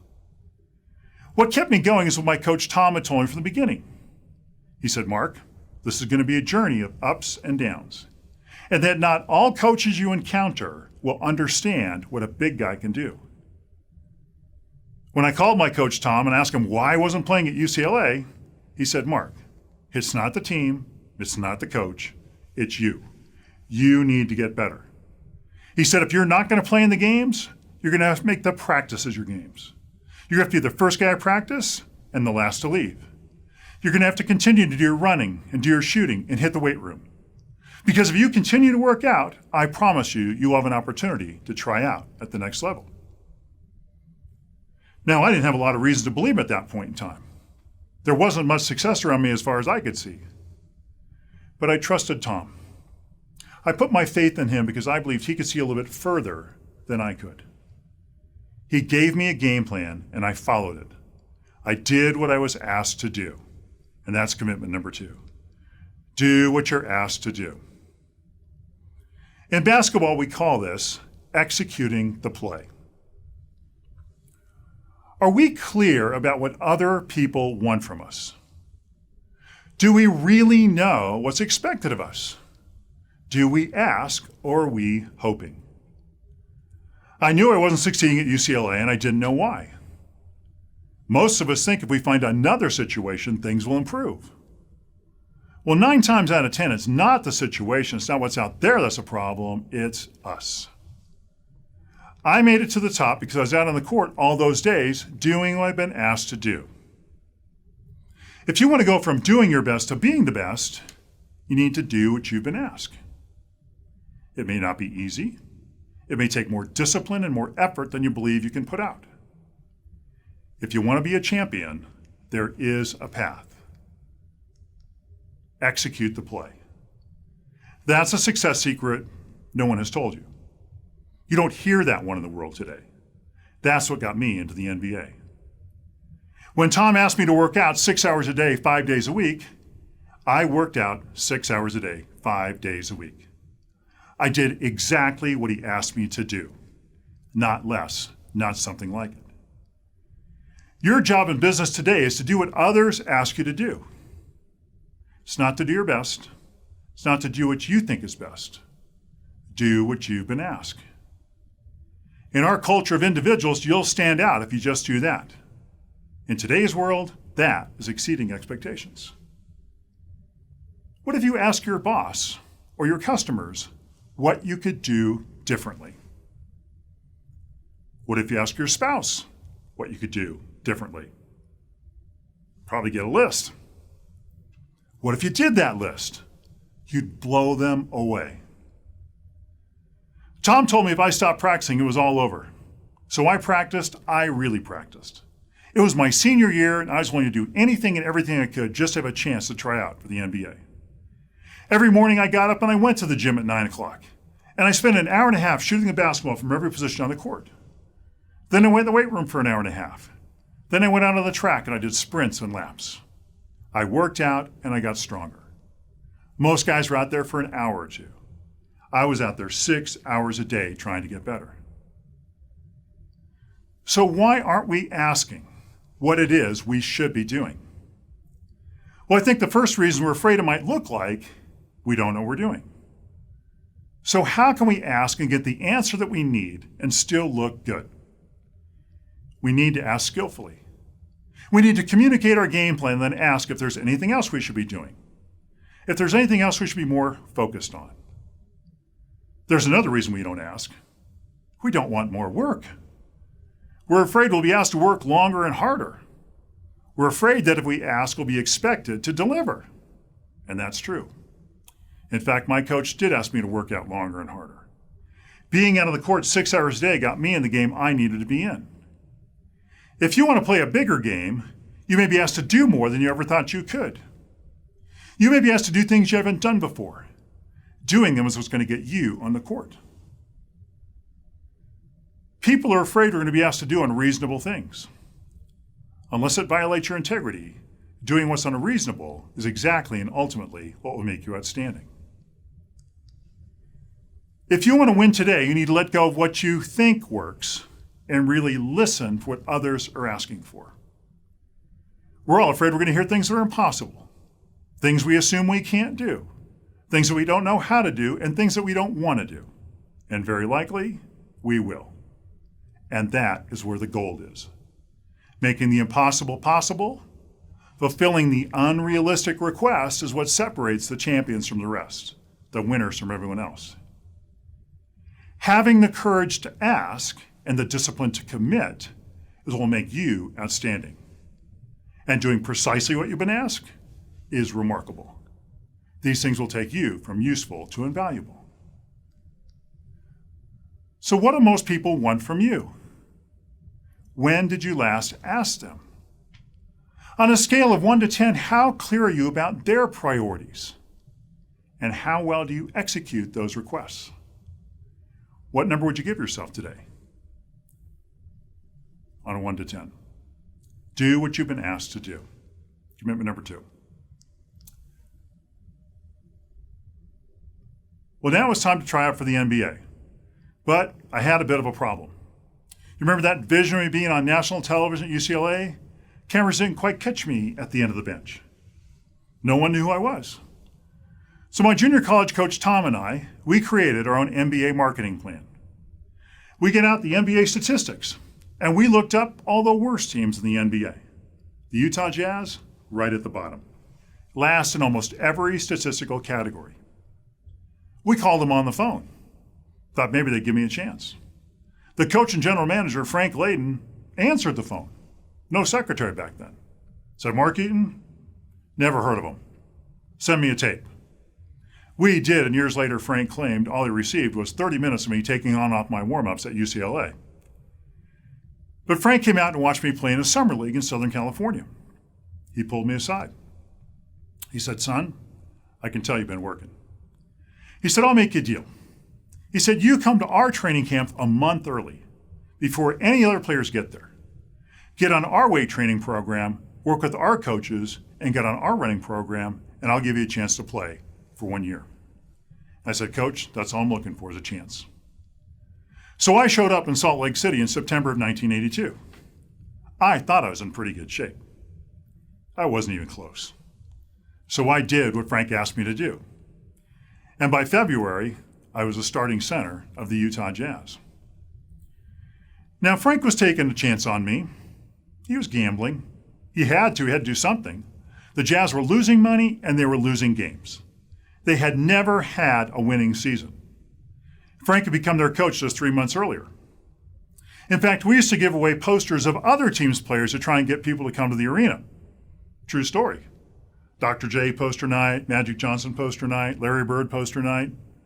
The old joke was someone would say, hey, Coach, what time's the game tonight? He'd say, well, what time could you be there? Frank started trying to pull us together as a team. He said, if you guys will stop competing with each other and start cooperating with each other, the individual accolades will follow. Now, Frank was taking a chance on a lot of guys that had worn out their welcomes on other teams and players like myself that had little or no experience. We needed good coaching. We needed to understand what it meant to be a team. Frank told us no one cares if you're scoring a lot of points on a losing team. Everyone wants the players from a winning team. We listened and went from a group of obscure players to players that many of you have heard of today. We started passing the ball when someone else had a better chance of scoring. We stopped competing with each other. We started cooperating with each other. We started trusting each other. We started making each other look good, and in time, we started to look good as a team. And as Frank said, the individual honors came rolling in. What Frank was talking about, what made me great, is I never hesitated to pass the ball when someone else had a better chance of scoring.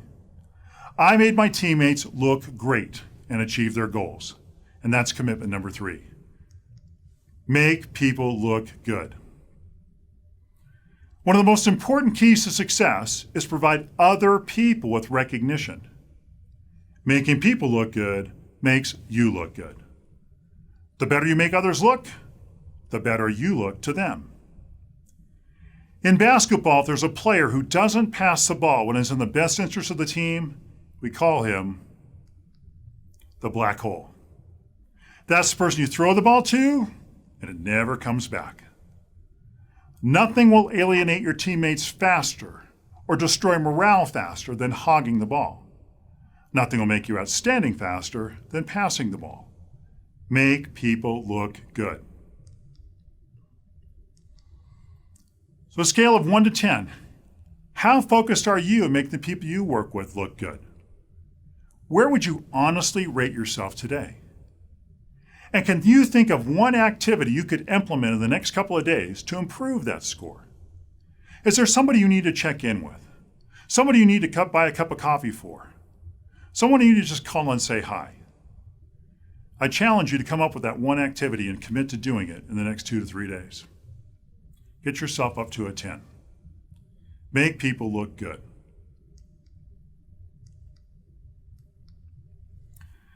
Well, now it's 1986, and we're playing one of our arch rivals, the Portland Trailblazers. It's about 90 minutes before the game, and I'm out on the court, underneath the basket, on the painted area, which we call the key, and I'm walking around this painted area, and I'm saying to myself, this is my house. No one gets in here. This is my house. No one gets in here. If you come in from the left, big mark is there. You come in from the right, I'm there. The game starts. I'm blocking shots left and right, disrupting their game, collecting the rebound, throwing it up to John Stockton, throwing it down to Karl Malone, and scoring easy goals at the other end of the floor. The 12,000 screaming fans in the Memorial Coliseum in Portland, Oregon go quiet. It's the greatest feeling in the NBA. We win the game 95-93. And after the game, we go in the locker room, and all the press is surrounded Karl Malone had scored 37 points that night. Press doesn't care too much about defensive players. I take a shower, go back to the hotel, grab a beer, grab a hamburger, and go to bed. Next morning, I get up, and I'm sitting down in the restaurant, sipping my coffee and flipping through the paper. And my name catches my eye under a photo of me. And the article starts with quotes from the opposing coach that it wasn't Karl Malone I had so much trouble with. It was me.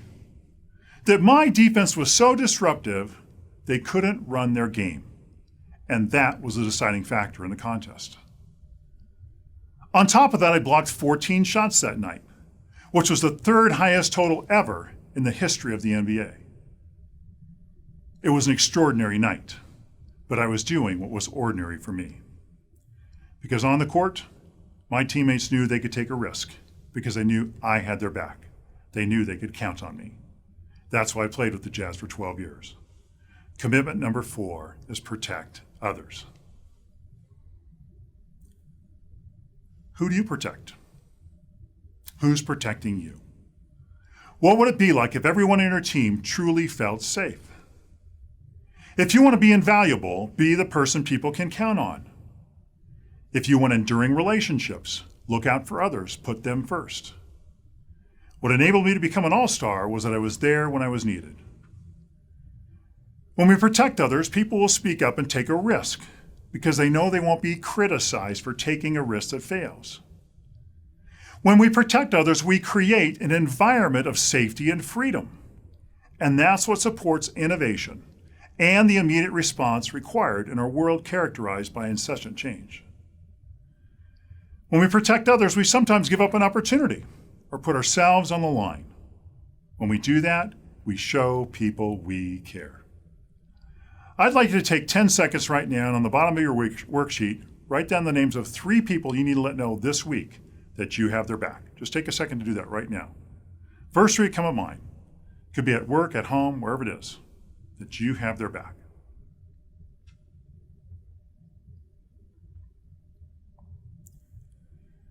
If you have children, your first priority is protecting them. Like our children, when our people feel safe and cared for, they will do their best and give their all.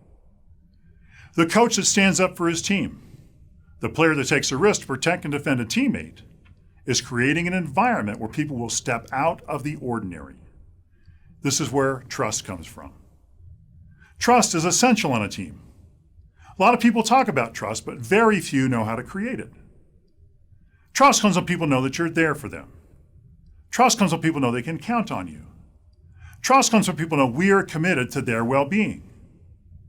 When you commit yourself to protecting others, you can expect an extraordinary commitment in return. This is where loyalty comes from.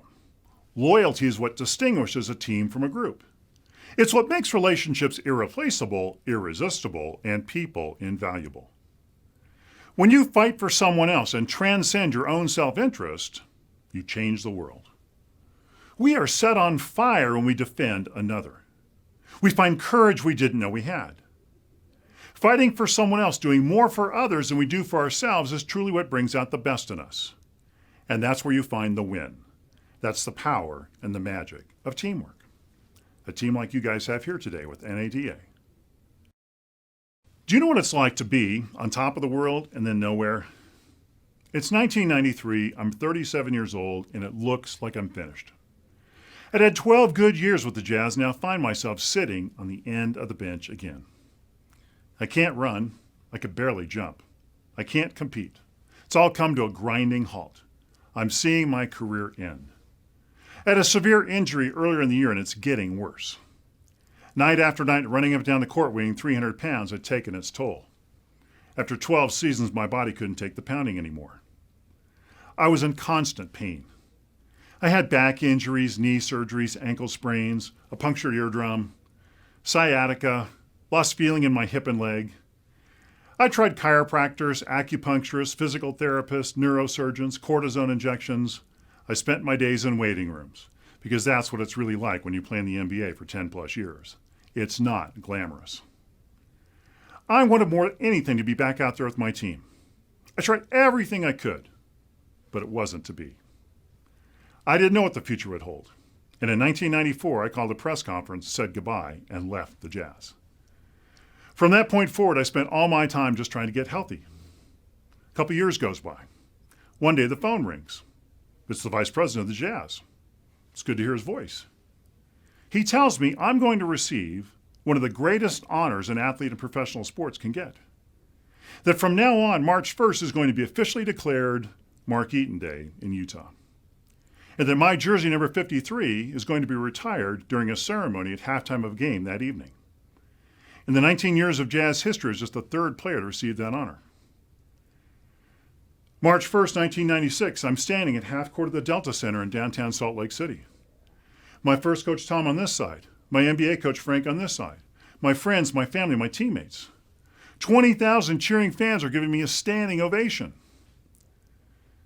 The governor picks up the microphone and explains to the crowd that the Jazz were almost sold to a group of investors from Minnesota in the 80s. And the reason the team didn't sell back then was because he believed in me. And the reason we didn't become the Minneapolis Jazz was because he believed in our team. That ceremony was the pinnacle of my success and the end, the very end of my career in basketball. Way up high in the rafters, jersey number 53 unfurls. I received that honor because I honored others. That's why I played with the Jazz for 12 years. That's why I was never traded. That's why I became an all-star. I helped others win. To achieve lasting success, you need to help every person you work with be a success. My jersey was retired, but I wasn't. It was the beginning of other things. At 38, I was forced to reinvent myself. And what I found is the same commitments that took me from an auto mechanic to an all-star enabled me to meet the new challenges and situations that lay ahead. All of us face setbacks and downturns, pandemics, and we need something that we can rely on. Simple truths. Well, you have them now. Know your job. Do what you've been asked to do. Make people look good and protect others. This is a strategy that will enable you to master whatever game you're in. Coach John Wooden, considered by many to be the greatest collegiate coach ever, said this: "A player who makes his team great is more valuable than a great player. When you make your team great, greatness will come to you." That's the miracle. Here's how you make it happen.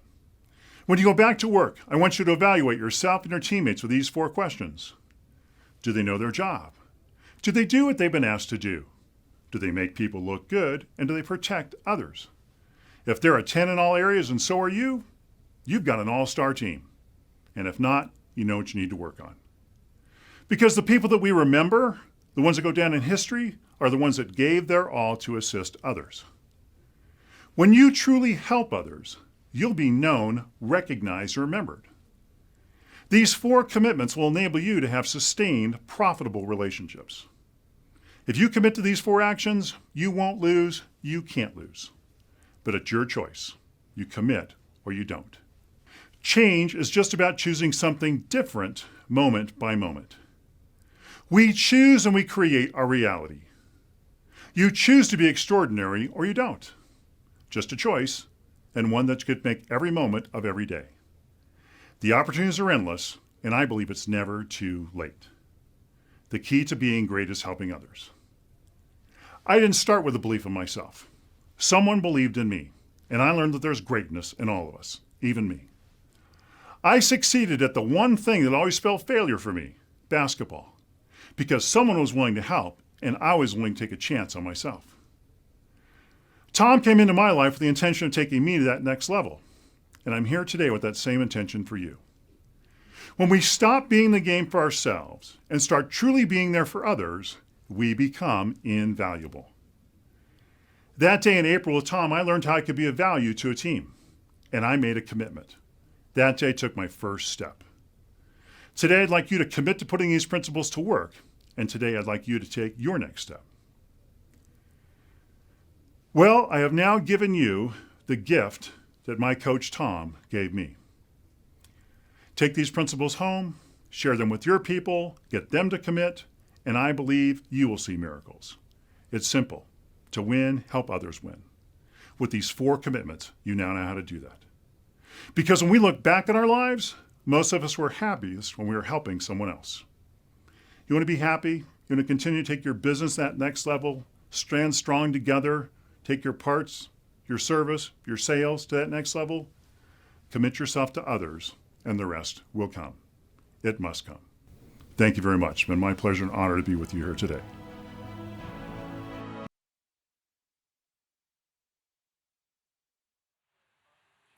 Мы возвращаемся в студию Яндекс, откуда ведем трансляцию крупнейшего ежегодного мероприятия авторитейла NADA Show, проводимого сейчас в формате онлайн в эти дни в Соединенных Штатах Америки. Для тех, кто только присоединился, напомню, что РОАД в партнерстве с Авто.ру подготовили лучшие семинары, избранные семинары, наиболее ценные из тех, что представлены в основной программе NADA Show. Для тех, кто с нами был, я надеюсь, вы успели пообедать, зарядились крепким чаем, кофе, полны энергии для того, чтобы продолжать впитывать те практики, лучшие методы, инструменты и знания, которые предлагают нам наши американские партнеры и коллеги. Продолжит в потоке маркетинга Джейсона Стама, продолжит его доклад его коллега, которого зовут Нейт Джонс. Вы знаете, часто, я думаю, вы с этим сталкивались, часто про сайты говорят, про сайты дилерских центров, дилерских групп, такая фраза «некрасивый». Так вот, он как раз расскажет о том, каким образом слово «некрасивый» неуместно, потому что важна не красота, а на самом деле понятная и четкая функциональность. Он сосредоточит свое выступление вокруг основных ошибок, которые совершают дилеры, когда пытаются вместо функциональности добавить той самой красоты в угоду личным вкусам и мнениям, соответственно, коллег. Поэтому послушайте.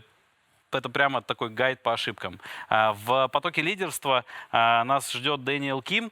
Его доклад особо интересен тем, что он меньше говорит про инструменты, но он очень классно и очень по делу, структурно формирует правильное отношение к тому, где действительно в маркетинге, с какой стороны в маркетинге и в цифровом маркетинге, в привлечении клиентов нужно начинать работу, а не с той стороны, как кучу инструментов и красивых каких-то веселых фишек навесить. Поэтому это два таких фундаментальных выступления. Они будут идти у нас в параллели.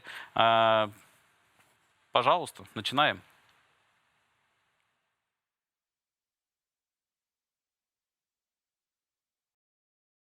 Hi, my name is Daniel Kim, founder and CEO of Orbee Auto. Thanks for joining me today in NADA 2021 session titled Digital Marketing for Uncertain Times. I know we're doing this all virtually this year, so this is definitely something that we're all not used to, but quite excited to adapt to some of the new things that's been happening in 2020 and into 2021. So there's a disclaimer that we're going to go through real quick from NADA. So I'll let you read this for a second.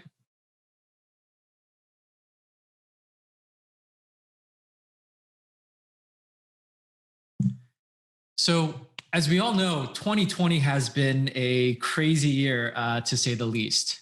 Whether everything from COVID and trying to make adjustments to everything that we had to go through. And one of the things that I wrote this presentation back in October of 2020 when I had to submit it to NADA. And things looked a little bit better, but not as good. But it seems like I predicted 14.9 million units, passenger cars to be sold in 2020. And it seems like we actually came a little bit higher than that at, I believe, one of the final numbers that I saw with NADA was 16.8 million, which was actually remarkable considering all the obstacles that we had to go through to come through the year. So I was a little bit off, maybe a little bit more pessimistic in the prediction that I made, but nonetheless, it seems like we finished pretty strong when it came to the cars that we actually sold in 2020. So, one of the things that I want to cover in this presentation is, talk a little bit about how do we, act as dealers in terms of digital marketing and how we engage with our customers when there are uncertain times like COVID. And obviously there were some key fundamental economic and, personal items that actually changed the way people behave, right? So there were some longer term factors. Obviously, kind of the pandemic is going to come and go. But I think there are some key fundamental issues or items that actually change the way how we look at, driving vehicles and things like that. So one of the things that I think really detracted from the automotive industry is the fact that people are going to actually drive less, whether it's because there are more people working from home or maybe because they want to stay at home.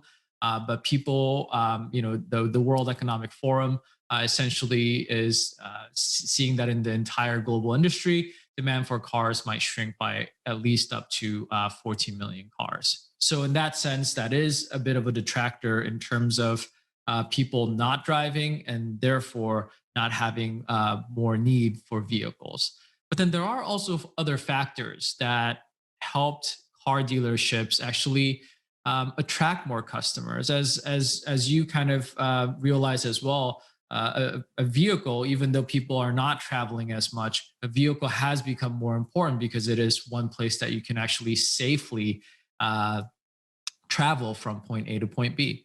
As a matter of fact, when I had to visit my parents during the holidays, I didn't fly an hour, but I drove 6 hours to actually go see them so that I would not expose them as much, right? So this was a study that I believe was done by Google, with Google in May of 2020. And they found that 93% of people are actually using their personal vehicles more since the pandemic happened because it makes them feel safer, right? So obviously there are these larger economic factors that are making us, making car ownership either less or more. But these are some of the things that we saw in 2020.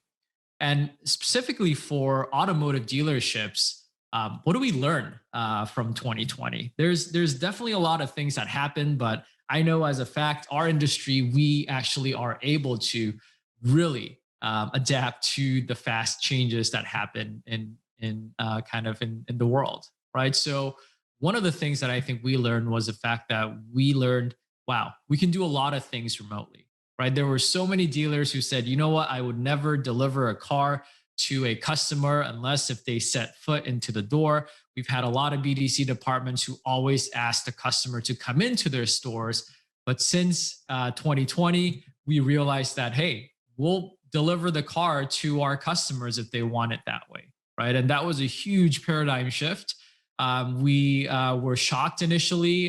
There were a lot of shutdowns and stay-at-home orders, but we actually figured out how to do car sales in a remote environment. And I'm sure a lot of you guys, a lot of dealers out there have had your experiences of being able to sell cars without having the customer even set foot into your dealership in 2020.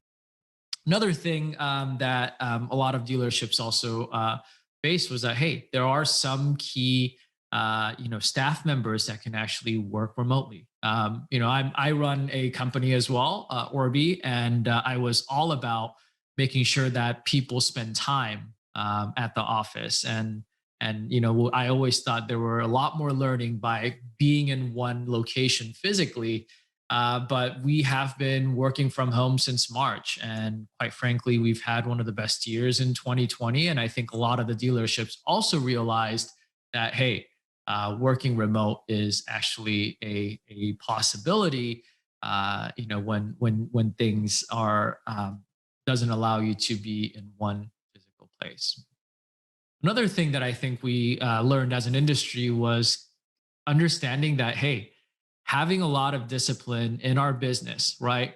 Kind of this mentality of more is less was one of the key kind of winning points, I believe, in 2020. Now, car sales were a little bit down compared to 2019, but I think a lot of dealerships had one of the most profitable years in 2020 with some key profitable records probably in some of the months in 2020. And I think those are two items that I saw was, hey, let's try to do more with less, whether it was staff, because we had to furlough some of our staff members, but we were able to actually sell sometimes just as enough or sometimes even more cars with a reduced staff.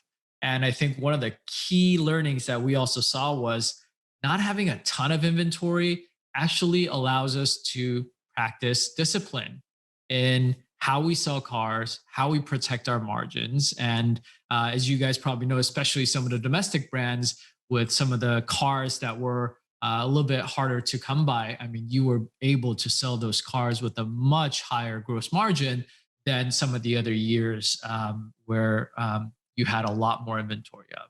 So I think these two key things were, a learning that we gained in 2020 and something that we should keep in mind as 2021 comes, that sometimes more is not always better, right? And when it comes to digital marketing, I think a lot of us, I wouldn't guess, I mean, if I had to tell you, hey, raise everybody who actually implemented or had implemented a digital retailing tool in 2020, I think I'll probably see out of probably 9 out of 10 people, if I was in a room with you guys, who actually now have some form of digital retailing tool, right? And there have been a lot of companies in 2020 that actually got on the bandwagon of digital retailing.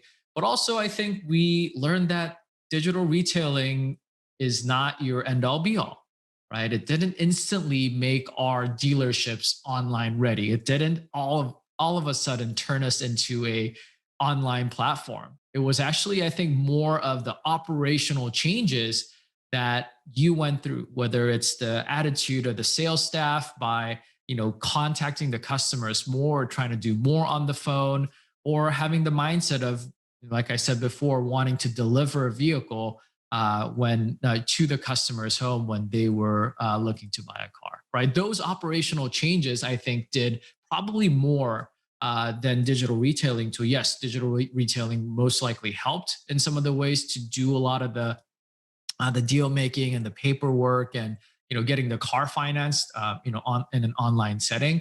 But it was the operational changes that we actually made. And I think you guys can also very much agree that some customers still wanted to talk to you on the phone, right? Or submit a lead form, or just talk to someone before buying a car, right?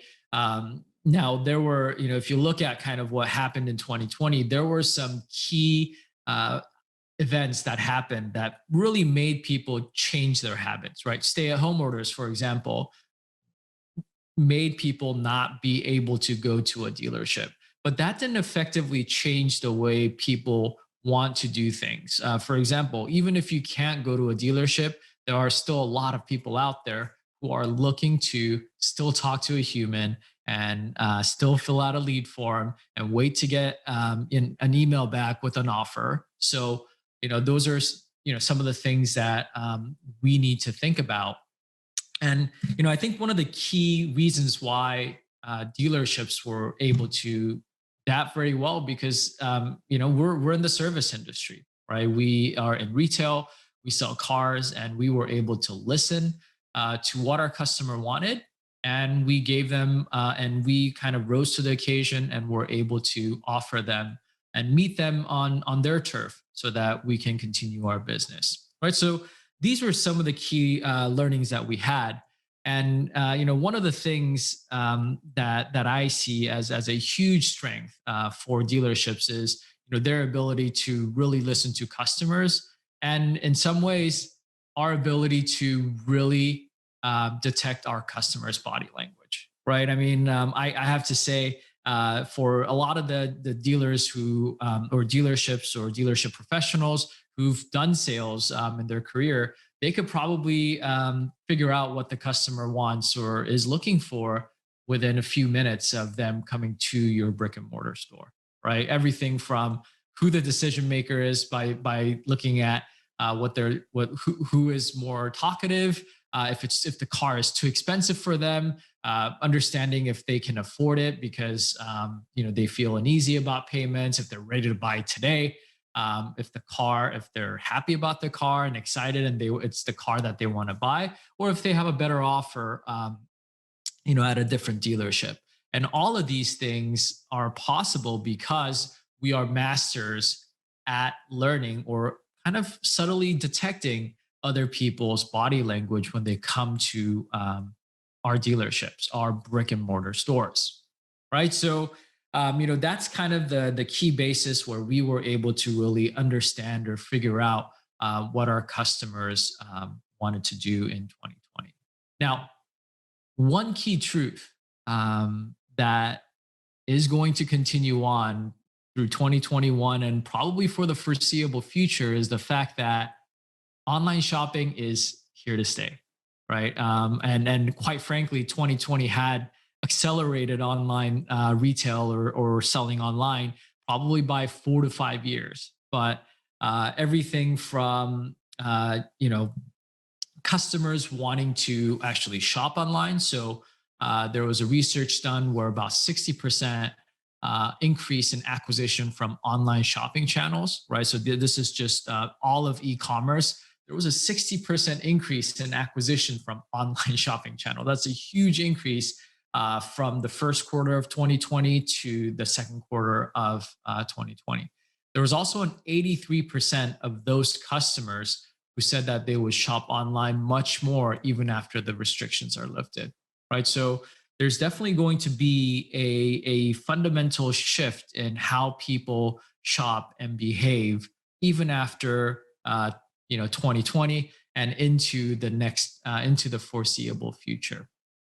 So what we know in the automotive industry is that people spend already more than 8 hours looking for a vehicle online. I mean, not just on your dealership websites, from the moment they decide, hey, I need a car, and they go to whether Car and Driver or Edmunds or any research website to take a look at what cars that they want to buy, all the way to going to the manufacturer's site and then looking at different models, pricing, and building things out and building their dream car, and then clicking on their dealership websites, maybe 3 or 4 Ford or Chrysler or FCA dealerships to kind of shop for the car that they want and negotiate. They spend a total of 8 hours. You thought spending 3 to 4 hours at a dealership to kind of negotiate and do the paperwork was long enough, but there is exponentially more time being spent online for car shoppers,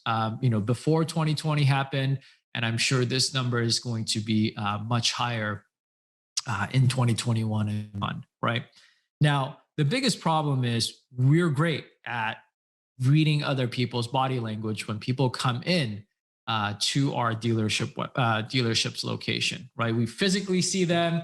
They're a little bit hunched, or they're a little shy. Maybe it's their first time buying a car. To somebody who comes in and says, I need the best deal on this car, you can kind of get a lot of things about what the customer is looking for when you see them in your brick and mortar store. But the problem with so much time being spent online is the fact that now it's so much harder to listen to our customers, right? How do you listen to a customer who is shopping online? You can't see them.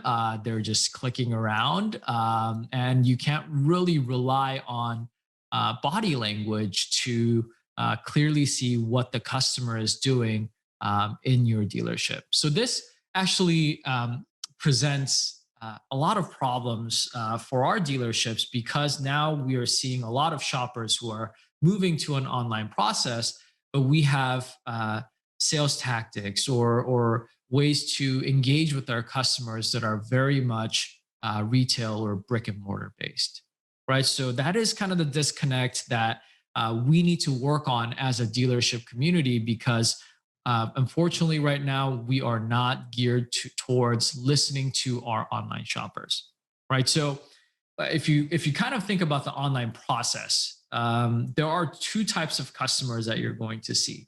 You're going to see the vast majority of the visitors, right? So you're probably getting 15,000, maybe 20,000 visits, of which about, let's say, 10,000 visitors, unique visitors, are visiting your website on a monthly basis. You're only going to convert a very small percentage of those shoppers into a lead, right? So, we've done some research at Orbee, and we see that around 6% of all visitors end up actually converting on a dealership website. So that leaves 94% of shoppers that you never get to even understand what they did, right? We do not collect information on them, right? We don't drop any kind of identification.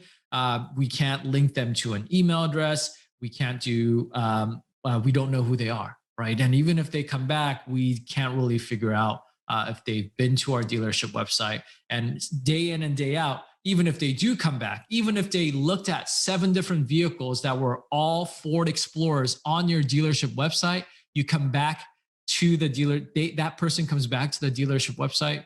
What does our dealership website show us or show that person? It probably shows the deal for the F-150 on the banner, right? So because we can't understand the shoppers who are not converting on the dealership website.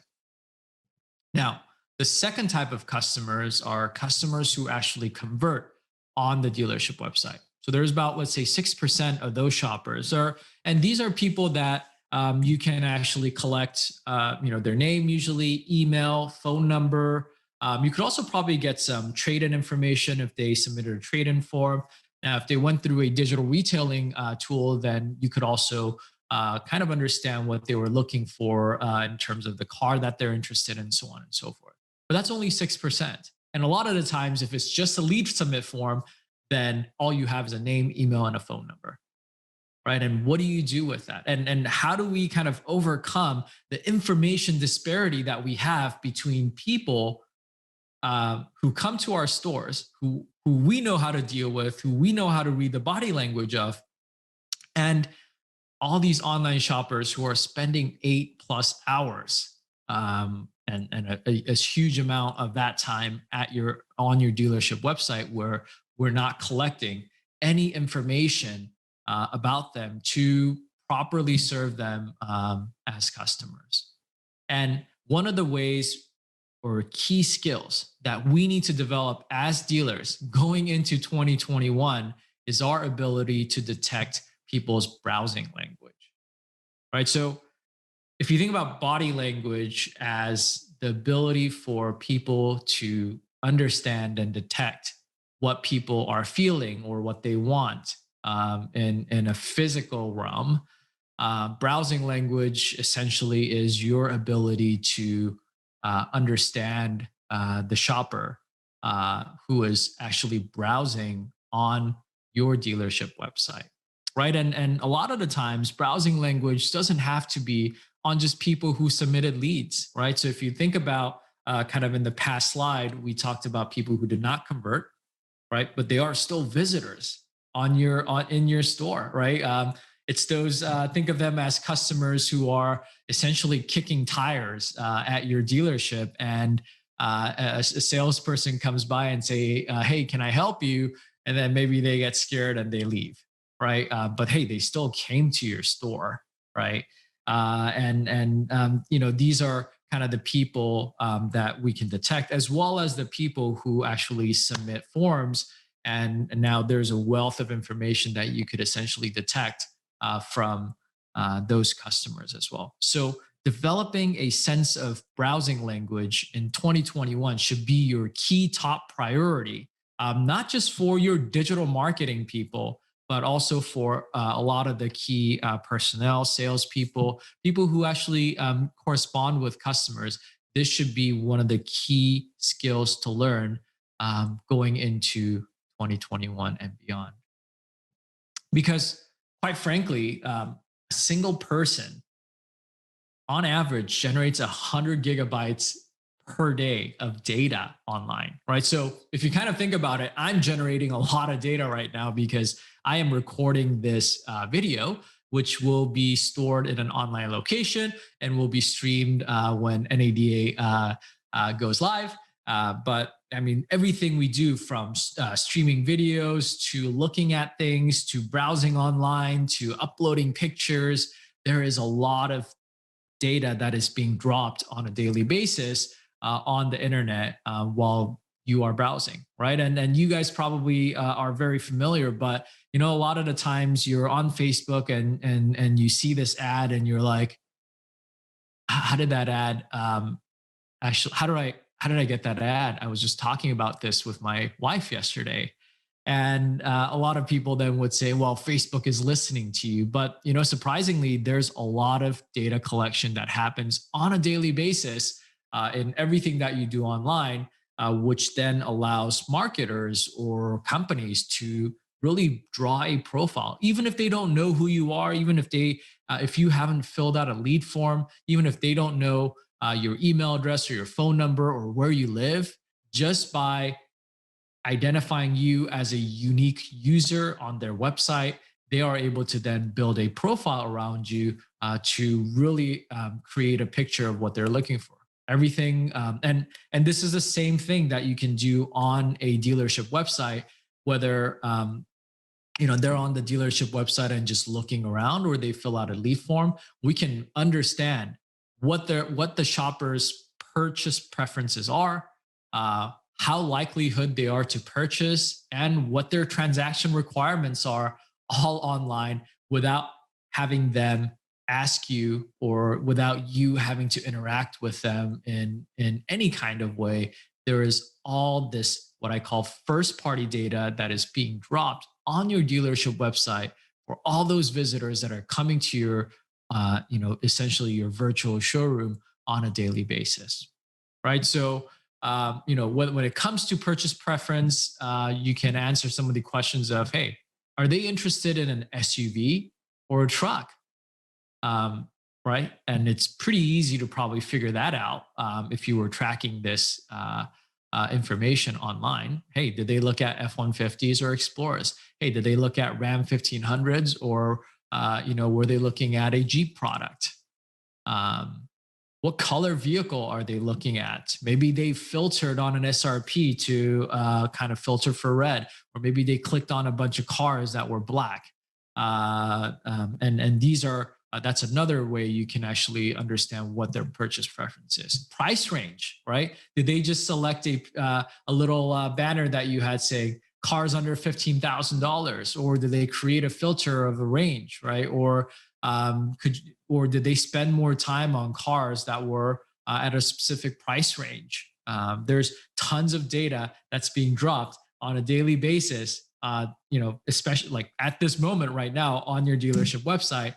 And, you know, what's the max amount of miles they're trying, you know, they're looking for when they're comfortable with when they're buying a car, right? So, you know, these are purchase preferences that you can actually detect on your dealership website.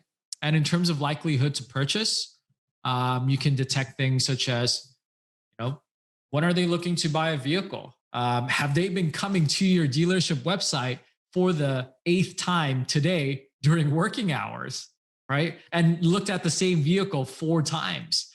And I mean, if you think about it in a regular retail shop, if you had a customer visit you 3 times in one day, let's say, and asked about the same car, you probably sit there and go, all right, this guy's ready to buy right now, right? So, you know, that is data that you can easily grab on a dealership website. Another thing that you can understand is, are they shopping at other competitors, you know, dealerships? Are they ready to come into the dealership? Maybe they filled out a lead form. Maybe, you they're down to like the last 2 cars because maybe on the first visit that they came to the website, they looked at 17 cars, but then 6 days later they come to the dealership website and have been looking at these 2 cars for, let's say, the next 2 days. Right now, they're probably ready to come in. Maybe they filled out a trade-in lead form to really kind of go on to the next stage of purchasing the vehicle, right? And if they have any kind of price objections, these are all different items that you can understand when a dealership or when a customer comes to your dealership website. And last, you can also understand their transaction requirements, right? Are they looking for a purchase or a lease? Did they click on a bunch of lease offers, or are they looking to purchase cars? Do they play around with a digital retailing tool and selected lease instead of finance? That's kind of another way you can understand transaction requirements. You can also see if they have a trade-in.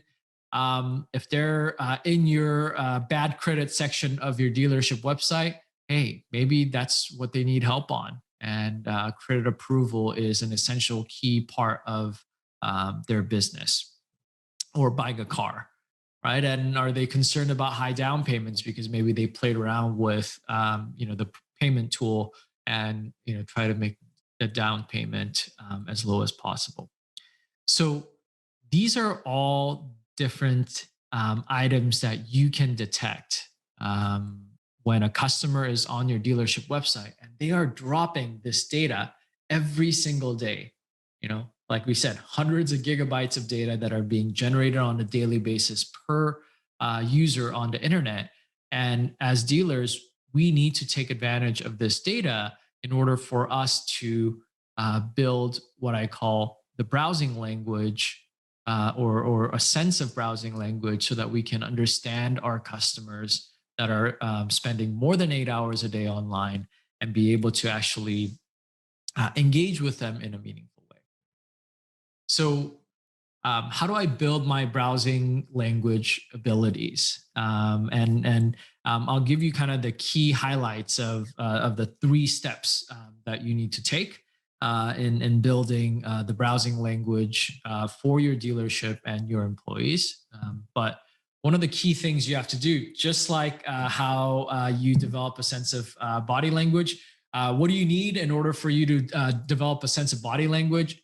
You need to actually have eyes, right? If you don't have eyes, you can't see that person, then how do you detect somebody's body language, right? So same thing with browsing language, you need to develop your sense of sight. And what do I mean by that is, in the online sense, you need to set up tools for you to understand what your shoppers are doing online, whether it's Google Analytics or first-party analytics platforms or your advertising platforms. It is important that you set things up, and more importantly, also have some ownership of that data or have access of it, right? So one of the key things that I would ask you is, do you have access to your key advertising and analytics platforms, or do you just kind of allow for your vendor to use that as they may, right? So that's one of the things that you really want to make sure that you have ownership of, because that's really important in making sure that you are setting yourself or setting your dealership up for success.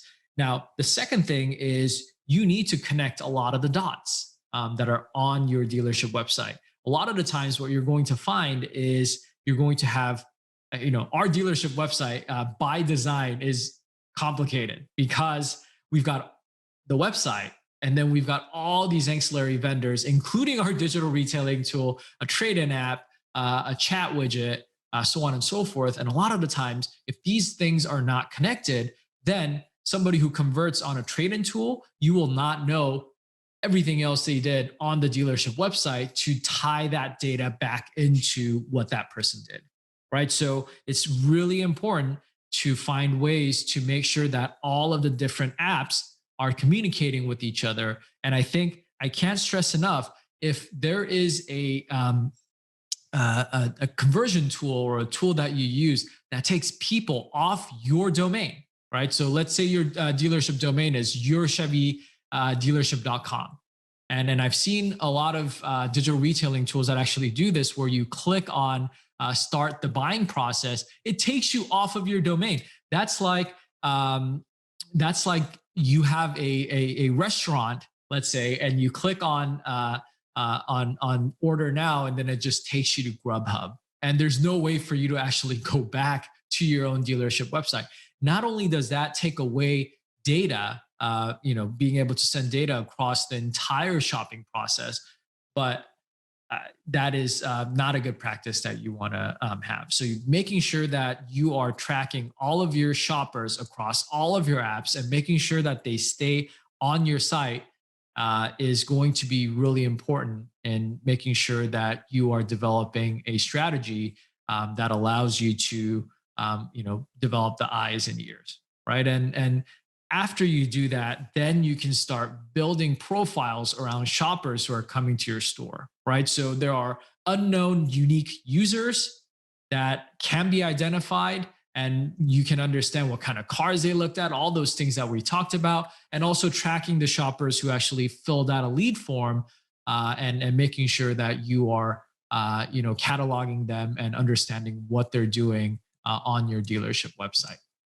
Now, once you do that, the second thing you need to do is then essentially categorize your online shopper into segments of shoppers, right? And what do I mean by that? Well, you can create segments by all these different types of customers, right? The first kind of the big think of all the different business units you have at your dealership. You've got retail, right? You've got new and used vehicles.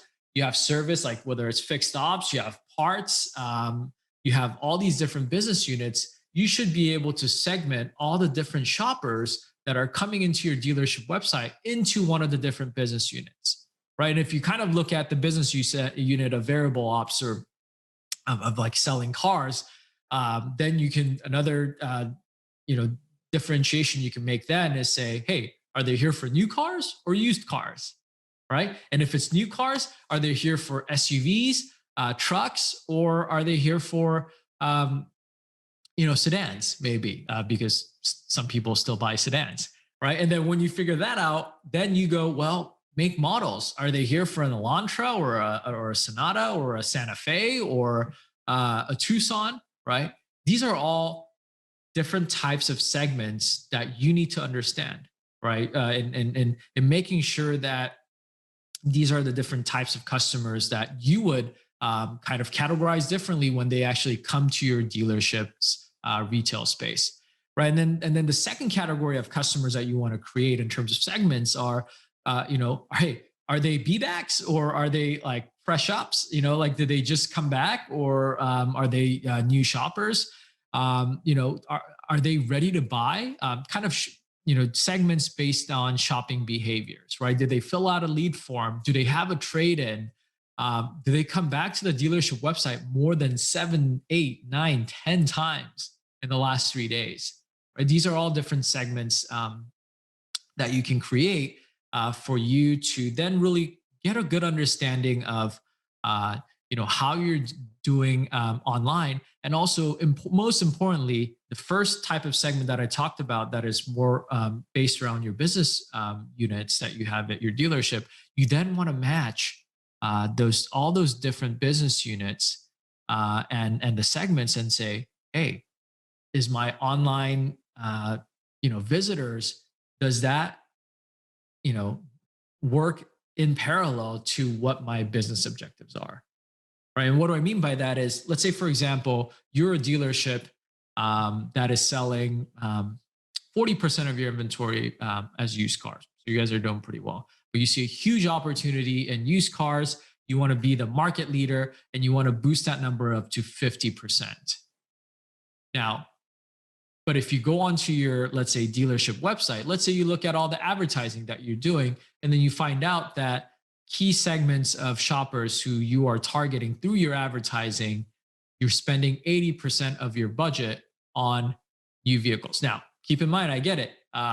co-op and everything obviously can skew the numbers to, doing more advertising on new cars. But you do have to keep in mind, if you want to grow your used car business, then your website traffic should more or less resemble the objectives that you have, when it comes to making sure that the online visitors actually match to what your shoppers are doing online, right? Same thing with make models, right? Or service. If you realize that, fixed ops is a huge, profitability center for your dealership, or maybe you've, expanded your service department, but if only, let's say, 5% of your dealership traffic is actually being generated to go into the service department, then that's a problem, right? That is something that you need to make sure you coordinate and align your business objectives to what's actually happening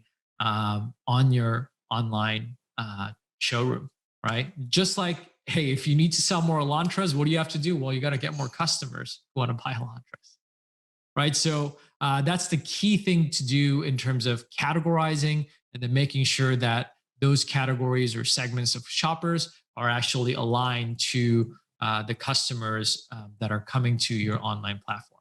Now, once that happens, then this is where it gets exciting. If you know what your shoppers want, whether they are unidentified or identified shoppers, whether they filled out a lead form or not, if you know what those shoppers are, there are so many ways, whether it's through retargeting by dropping pixels, going to and advertising on Facebook or display ads, email campaigns. There are so many ways for you to then personalize your engagement with those shoppers, right? So for example, if it's somebody who looked at an Elantra and you know that that person actually looked at an Elantra and you know that that person actually goes on Facebook, then you can actually show them an ad on a amazing $149 a month, I don't know, $1,000 down Elantra deal because that's what Hyundai is pushing this month. And you can actually show that to them. When that happens, not only will your click-through rate on your ads actually go up, but they will actually come back and hopefully you landed them on the Elantra page with the same offer and the list of inventory that you have for that specific vehicle. Then that's the holy grail of what we're looking for, right? This is how we serve our customers better. When they ask for an apple, you give them an apple. And when you know they want an apple, you ask them, do you want an apple? Instead of saying, would you like a mango? So this is how you then coordinate by understanding who your shoppers are, identifying them, and then creating segments and engaging with them in a personalized manner. Because the thing is, we almost as dealers sometimes kind of beat ourselves up, right? I work with a lot of dealers, and a lot of the times they'll say, "Hey," I ask them, "Hey, how many email blasts do you send out on a monthly basis?" And they're like, "Maybe 2 or 3." And I say, "Well, why? Why not more?" And they say, "Well, I don't want to spam people," right? But then when you look at Best Buy or Amazon or Golf Now, my goodness, they will send sometimes upwards of 5 emails a day. Like go to your email inbox right now, type in Best Buy if you shop there, and they're going to send you tons of different emails, right? And the reason why, one is a lot of people don't really care how much email they get because they usually have a promotion section, especially if you're using Gmail. But second, if you're not doing just a blast of email, but actually spending the time to understand what they want, and you build a process around engaging with them in a personalized manner where you are then saying, "Hey, you looked at these 3 used cars that were under $20,000, then wouldn't it be nice if you actually sent them an email and show them another 10 that were also under $20,000 and were SUVs because that's what they looked at?" And if you sent them an email like that and similar emails like that 3 times a day, and if they feel like it's being helpful, customers are actually going to enjoy receiving emails from you, and they will engage with you in a meaningful way, right? That's how you win customers' hearts. It's not It's not just about trying to give them the lowest price, but it's really about understanding and creating segments and understanding what your online shoppers want, figuring that out, building a system to then actually personalize your engagement with them in a somewhat of an automated plus manual, but in a scalable way where you're not just spending so much time writing personalized emails. And that's essentially how you win customers' hearts. So I'm excited that we're here in 2021 and we've made it through 2020. There's a lot of opportunity out there, but I want everyone in the session to really focus on making sure that you are building your dealership's browsing language capabilities in 2021, because that is what is going to set your dealership apart from your competition. And I encourage you to do that in the coming year. So thank you for your time. My name was Daniel Kim, founder and CEO of Orbee Auto. And thanks for joining my session, and I will take questions.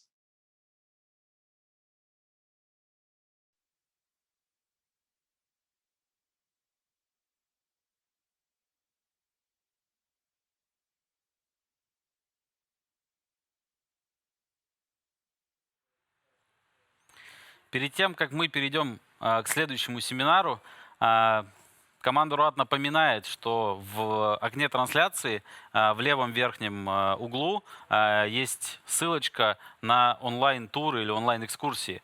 В прошлом году такие туры в рамках поездки на NADA в офлайне устраивали эксперты рынка технологических компаний, наши русские эксперты, которые предлагали пройтись по сотням, которые выбирали из сотни тех будок и павильонов, в которых экспонируются самые лучшие технологии, которые представлены на сегодняшний день в программном обеспечении и с точки зрения оборудования для маркетинга, для продаж, для управления складом. Так вот, они выбирали лучшие команды и делали такие настоящие, сопровождали со своими комментариями, со своими рекомендациями отдельные группы участников конвенции.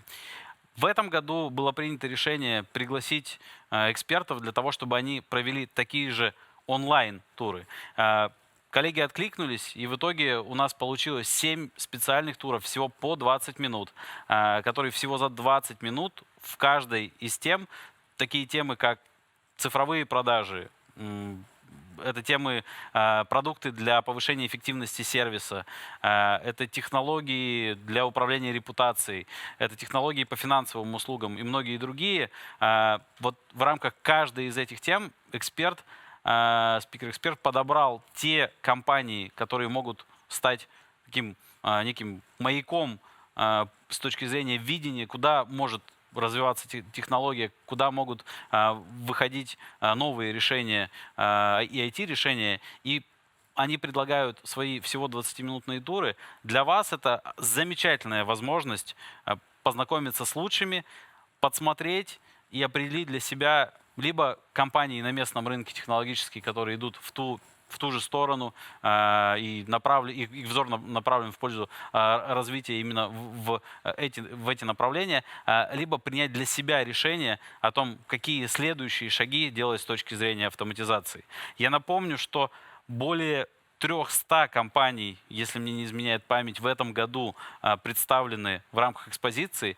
Посмотреть их самостоятельно, поверьте, мне не удалось за последние 5 лет, каждый раз я посещал ни разу. В этом году я, например, рассказываю про компании-новички, которые появились впервые на NADA и до этого не были представлены. Поэтому я настоятельно вам рекомендую изучать экспозицию в сопровождении экспертов, и команда РОАД любезно подобрала для вас лучших, правда лучших. эта возможность остается у вас за пределами и за рамками сегодняшних потоков. После того, как закончатся основные сессии и семинары, вы всегда можете вернуться к этим экскурсиям в течение сегодняшнего, завтрашнего дня и пятницы, и в удобное вам время выбрать интересующую вас тему и виртуально пройтись по площади экспозиции. Ну, а пока мы делаем сегодня завершающий семинар, и приступаем к завершающему семинару в потоке лидерства. И Тим Гавин, который входит в команду NADA 20 или NADA 20, это довольно любопытный формат, в котором неконкурирующие дилеры из разных штатов, но смежных брендов, либо массовых, либо премиум, либо в рамках одного бренда, примерно одинаковых размеров, так вот, выбираются случайным образом неконкурирующие друг с другом дилерские центры, которые выделяют на ежеквартальной основе самые лучшие идеи. То есть это, по сути дела, такая встреча, на которой ежеквартально собираются те, кто нашел какие-то лучшие и новые практики. Они делятся ими вплоть до того, что они выигрывают существенные денежные призы. Тим, в свою очередь, берет, и, по-моему, он расскажет вам в докладе чуть ли не из 18 тысяч или 1800 идей, выбирает те самые лучшие, которые достойны того, чтобы быть рассказаны вам. И сегодня он подготовил выборку из лучших практик, из лучших идей, из лучших новых фишек, которые применяли дилеры за прошедший год. Рекомендую к просмотру.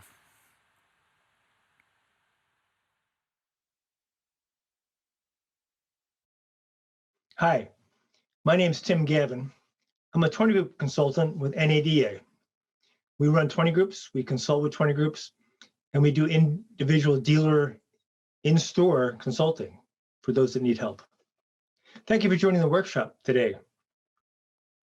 Here's our legalese from NADA. And let me tell you about this workshop. We're going to have 2.5 minutes talking about what a 20 group is and how they work, because that'll set up the framing for the best ideas. And then we've got 34 best ideas for you today. So let's begin. What's a 20 group? A 20 group is a group of dealers, group of sales managers, group of service managers. That's a peer group. So it's 20 dealers, same brand, 20 Toyota dealers, 20 Ford dealers, same size, about small, medium, large. And they meet 3 to 4 times a year. They are geographically separated. Can't compete. Even if you have multiple stores, any of the multiple stores, they can't compete. We're very strict about that. We even have computerized modeling to make sure that nobody infringes on anybody else's store. They meet 3 or 4 times a year, and they come in different sizes and different groups. So there's the classic dealer group. These are owners of dealerships. We have department manager groups. So it might be Toyota service managers. It might be Ford sales managers. We have super groups. So these are dealerships that own 5, 10, 15, 20 dealerships and can run by an executive or owner, a platform manager.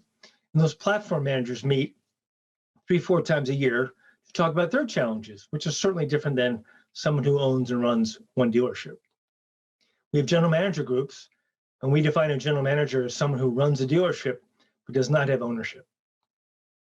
Auto groups, so this might be a family with a bunch of dealerships, maybe 5 or 6 in one location or near the other ones. And we go to them. We go to their stores 3 or 4 times a year, and we meet collectively with all their managers or owners, and we do a 20 group for just their stores. Multi-stores, so this is somebody that has a Ford store and something else, Ford and a Chevy, Ford and a Toyota, or maybe it's a Honda store and a Kia store, or a Honda store and a Ford store. They all match one brand, but then they have something else which is on the same financial statement. We have 2 women 20 groups. These are where the dealer principal is a woman. And we have 5 internet manager groups. These are the latest, greatest. These are really important. Everything's going digital, certainly this year, virtual. And the internet manager in a dealership is what the F&I manager was 25 years ago. If you remember, we heard about 25 years ago, we didn't know if we needed an F&I manager full-time. But once we did, we realized the benefits. That's the internet manager of today. Everything's digital. Everything's virtual.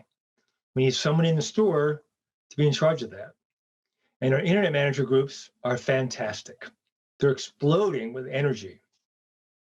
Think about all these people, mostly young people, and they're working on Google, Bing, CRM, looking for the best vendors, looking for the best software, looking for the best interaction processes for updating everything, because everything's digital.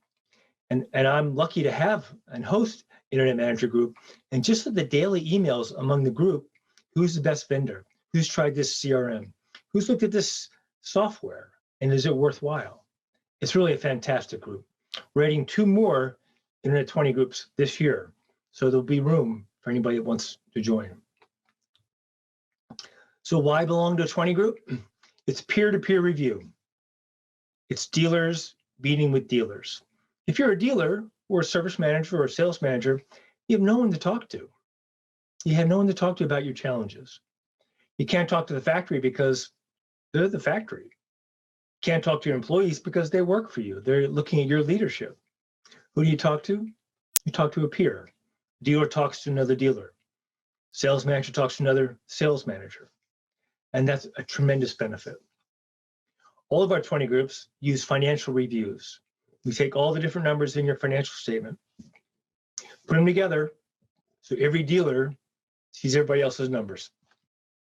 We see benchmarking for gross profits. Our benchmark for F&I, as an example, is $1,750 a car. Our benchmark for customer paid labor is 75%. Customer paid parts is 40%. Are you hitting those benchmarks? And those that do hit it, we help people that aren't. We have extensive expense guides. We know what everything should cost as relationship to per car, relationship to percentage of gross. And they're invaluable. What should we be paying salespeople? What should we be paying utilities or telephone or a DMS system? And someone that's saving money on that will share their secrets and their helpfulness to the people that are paying too much. We can see what you're doing today and use benchmarking guides to see the potential of your store. And it's fantastic. Think about it. 19 fellow dealers who are here to help. So here's the rules of our best idea. Each member of the 20 group in a meeting brings an idea to that meeting. It's something to sell more cars or more service or parts, or maybe to sell money, to save money. Maybe it's to increase owner loyalty, or it could be community service. What's an idea that you've done that's unique that's going to help your dealership progress? And they share those ideas among the fellow members. Oh yeah, and there's money involved. So a typical 20 group, each dealer puts in $100 to play. Don't have an idea? It's $200. And if your group does a book where they print up all the ideas, if you didn't make the cutoff for the book, it's $300. And each dealer presents, it's about 3 minutes, depends on the group. And then you vote to see who gets the best idea. Winner gets the pot. It's pretty cool. It's a lot of money. So think about that. We have almost 320 groups. They meet 3 or 4 times a year. Each group has about 20 people in it. So do the math. That's 18,000 ideas. So the 24 people that do what I do, and the 24 colleagues of mine, they collect the 20 groups' ideas, and they send me the best ideas. It's not always the winner, but it's what they think is the best to increase sales or service or parts. So I get all those ideas, and then I pick the best of the best of the best. I send them up to our legal department, and every year we get a couple get kicked out because of legal reasons. You can't do that. And here's the ones that left. Now remember, here's my legal disclaimer. These are the best ideas. These may not be legal in your state or community or county, but they were legal for the person that presented it. So you always have to have that little disclaimer. Best idea gets the money. All right, here's the top 34 ideas from last year. We have them coming into 11 digital ideas, 6 marketing ideas, 7 vehicle sales ideas, 4 for service, 4 for management, and 2 bonus to go home with. So let's begin.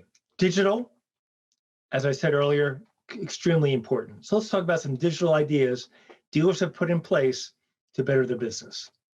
First one up, this dealer put an Ask Me Anything button on his website. Every page of his website has an Ask Me button. It connects immediately with the GM of his store, so the GM's on call, in theory, 24/7. And the dealer gets immediate the customer gets an immediate response. And you can ask me anything.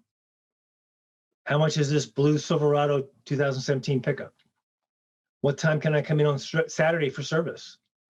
Are you open with COVID? It's incredible the different questions he gets. But the thing for the customer is it's immediate and it's anything. It's not pigeonholed, sales, service, or parts. Do you have any job openings? I'm a tech. I'd like to apply for a job. It's amazing what they hear. Digital number 2.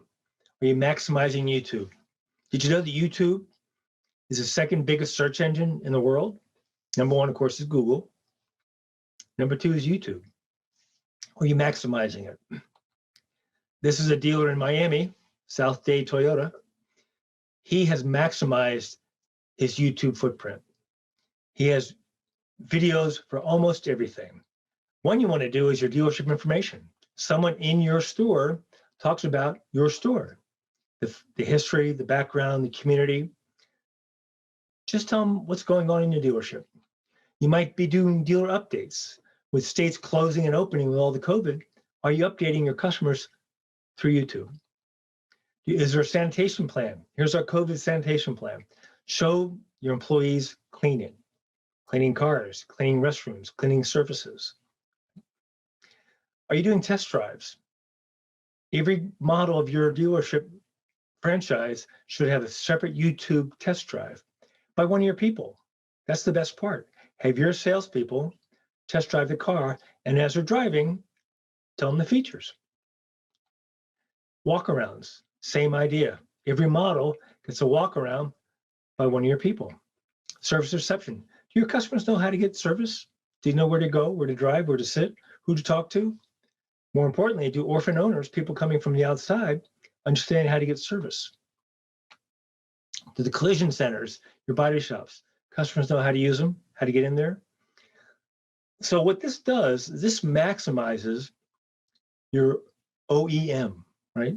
Your SEO, your SCM. It all builds relevancy for when someone Googles you.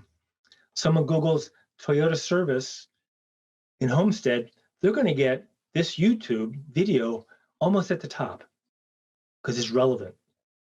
It builds the strength of your organic searches. It's important. Are you maximizing Facebook? So the same dealer, South Day Toyota, really does a great job on Facebook. He tied in a campaign beginning of last year, where he took all the local restaurants that were hurting because of COVID, and he tied in campaigns with them. So the way it would work is his Facebook imprint is about 10,000 users, 10,000 Facebook friends. Take a restaurant, they may have 400 or 500 friends on Facebook, and then they share. So the restaurant shares the dealership supporting them, and dealership shares the restaurant they're supporting. So instead of having 10,000 people in your footprint on Facebook, suddenly you have 14, 15,000 because you're tying with local restaurants. Local heroes, firemen, EMTs, police people. Who are you tying in with? You're featuring them. And then the EMT or the firehouse shares them with their Facebook members. Local health professionals, doctors, nurses. What are the sanitizing updates? Again, doing it on Facebook to capture that attention. Get involved. What are you doing in your community? Your brand may be supporting orphans, SPCA, charities. Are you connecting with all those? Are you maximizing the Google My Business? When COVID first started, many dealers were putting COVID-19 updates in their websites. And there were a lot of filters that were blanking that and cutting that out. Google now offers a specific COVID-19 update on your Google My Business tab. Please use it. You maximize your Google My Business when you do that.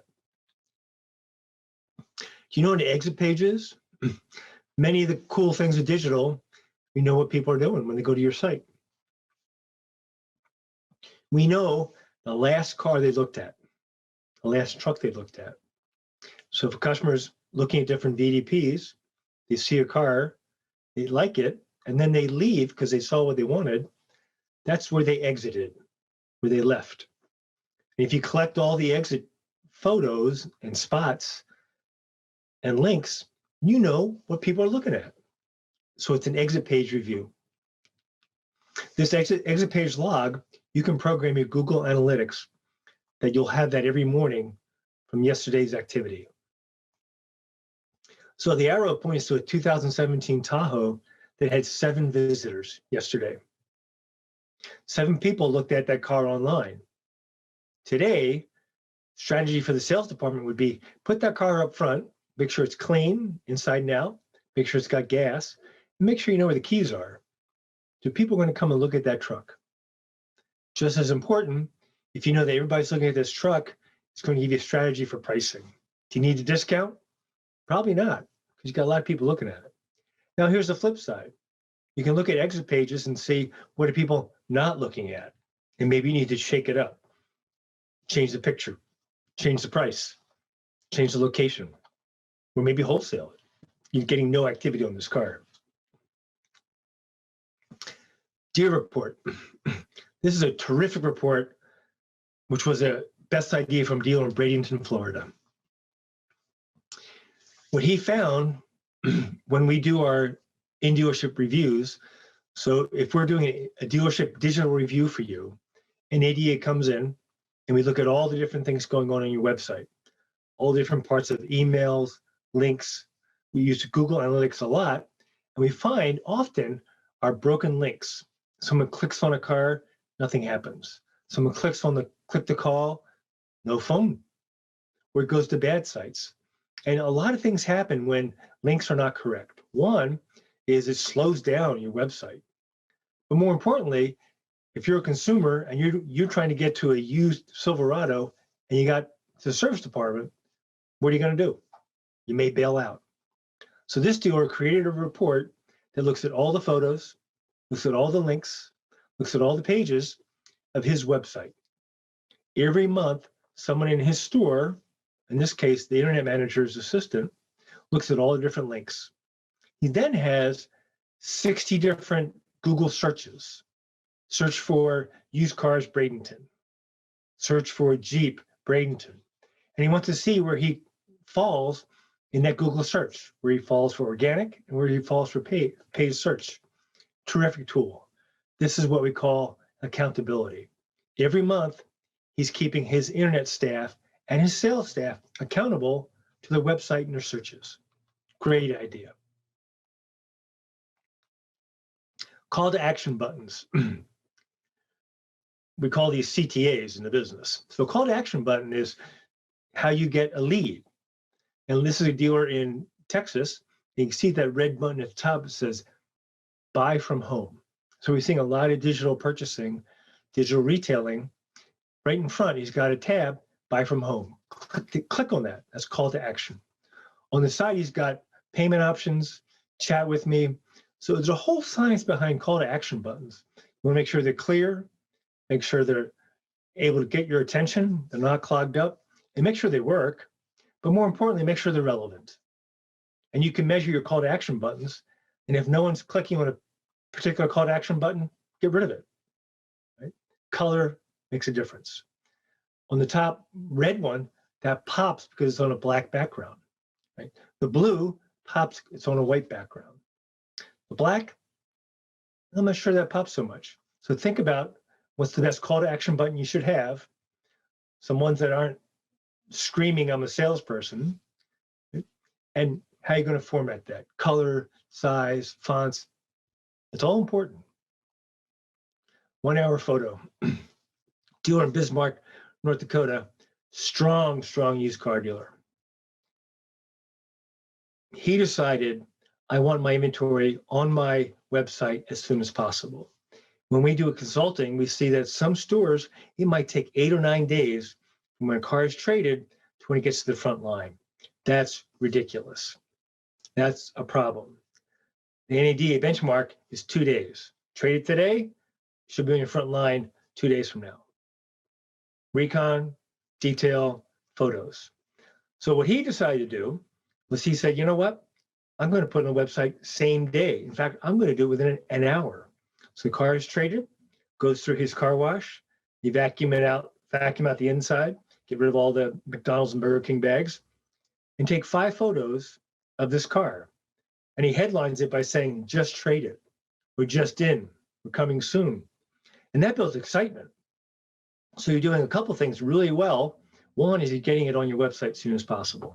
Secondly, by saying just traded, it builds excitement. It's fresh. We may be able to get in this right away.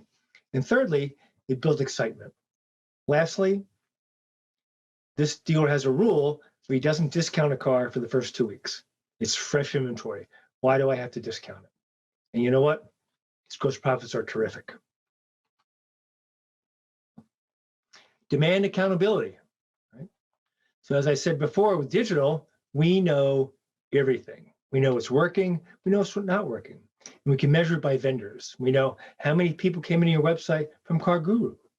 We know how many came in from your website from mobile Facebook, from Cars.com, from Auto Trader. Any source, if it's set up in your analytics, we know how well it works. We can then monetize that. We can see that we paid $3,000 to autotrader.com and we had 10 people come in. And then we paid $3,000 to Car Guru and we had 1,300 come in, right? What's more effective? Car Guru, as an example, right? Measure it, monitor it, and keep your vendors accountable. We couldn't do that when we were just doing cable TV or billboards or even print. Now we can do it. We know why people came in. Dealer in Long Island, he decided to put a hold button on inventory. If people are really interested and they want to hold it, they can hold it for 24 hours with a $500 deposit. Think about it. You can measure immediate attention. You can build excitement. You got to come in within 24 hours to get it. Otherwise, we take it off. And then on this VDP, you'll see where it says sold in the red sticker. That's the other thing he does. When he sells and delivers a car, rather than taking it off the website, which most people do, in fact, it's usually automatic with your website and your accounting, cleans it off. He keeps it on for 2 weeks. Why? It adds to his inventory. He's got more cars because he sold it and it's still there. Secondly, it builds excitement, right?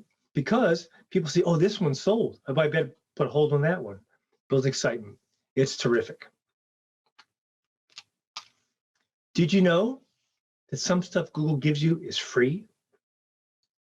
This is called small thanks. Google, with the Google My Business, has set together marketing materials for you to use for free. You can do social media posts, outlets, templates. They have printer-ready posters and signs. They have table tents you can put on top of a car or on top of a desk, all costing $0. And there's the website, smallthanks.withgoogle.com, for free. Marketing, sometimes simple is good. Dealer in Minnesota was concerned because all around him, COVID had shut down their stores. But the governor said car dealers are essential. So you couldn't go to the library, couldn't go to the bookstore, but you could go to a dealership. So he put together a sign right in front of his store. Governor says, we're essential. We are open. Right? Do you have sandwich signs in front of traffic by your store? Oil changes. It's winter tire season. Used cars. Sometimes simple, sells the best. Oh, this guy's great. Ford dealer, Clinton, Illinois. Every year he has this massive car show. Antique cars, classic cars, tricked out cars, they all come to his store, and people just flock to this store every year. Couldn't do it this year because of COVID. So what did he do? He did a drive-by. He put up a judging booth in front of the store, advertised it like crazy, like he always does, and cars drove by. And it was fantastically fun. Antique cars, classic cars, tricked out cars, but also people with 20 people stuffed into the station wagon, or the local high school band all dressed up in their marching band stuff, going by playing music. Right? It was a ton of fun. How much did it cost? Not too much. All promoted through social media, through his database and email blast.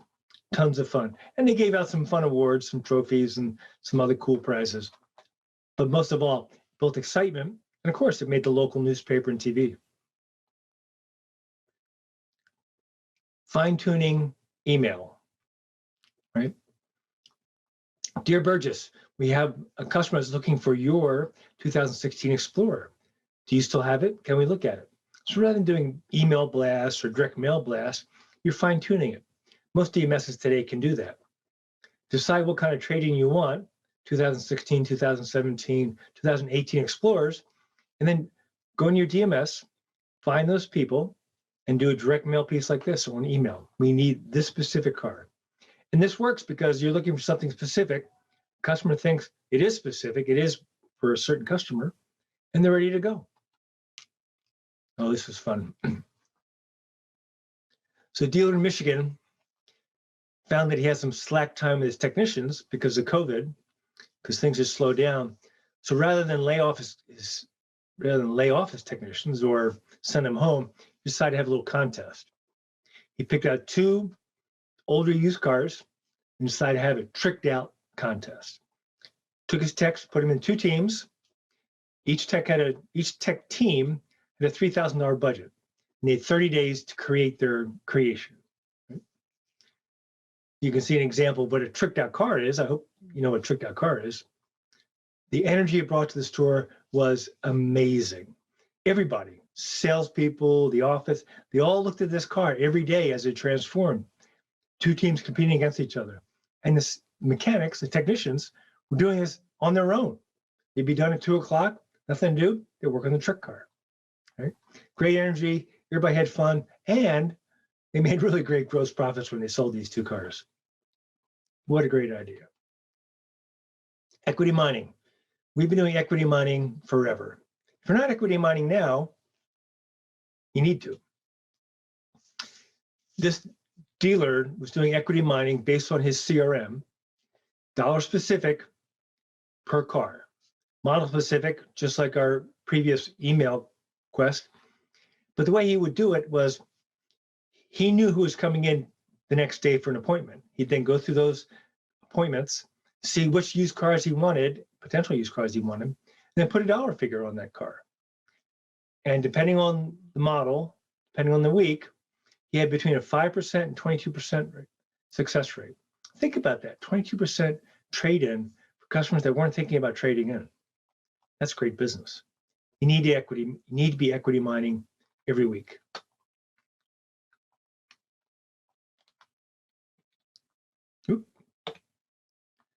Videographer, dealer in Connecticut, was doing some more cable video commercials, and he realized that he's getting slammed on by his ad agency for production. So he thought, maybe I can do this cheaper. Went on Craigslist, looked for a videographer, found a local freelance videographer, 1/3 the price of his ad agency, and great quality. So now he's using that freelance videographer. But also, we know that when a customer sees a video taken by us, by our salespeople, by our service people, it's more believable. It's casual, but it's more believable.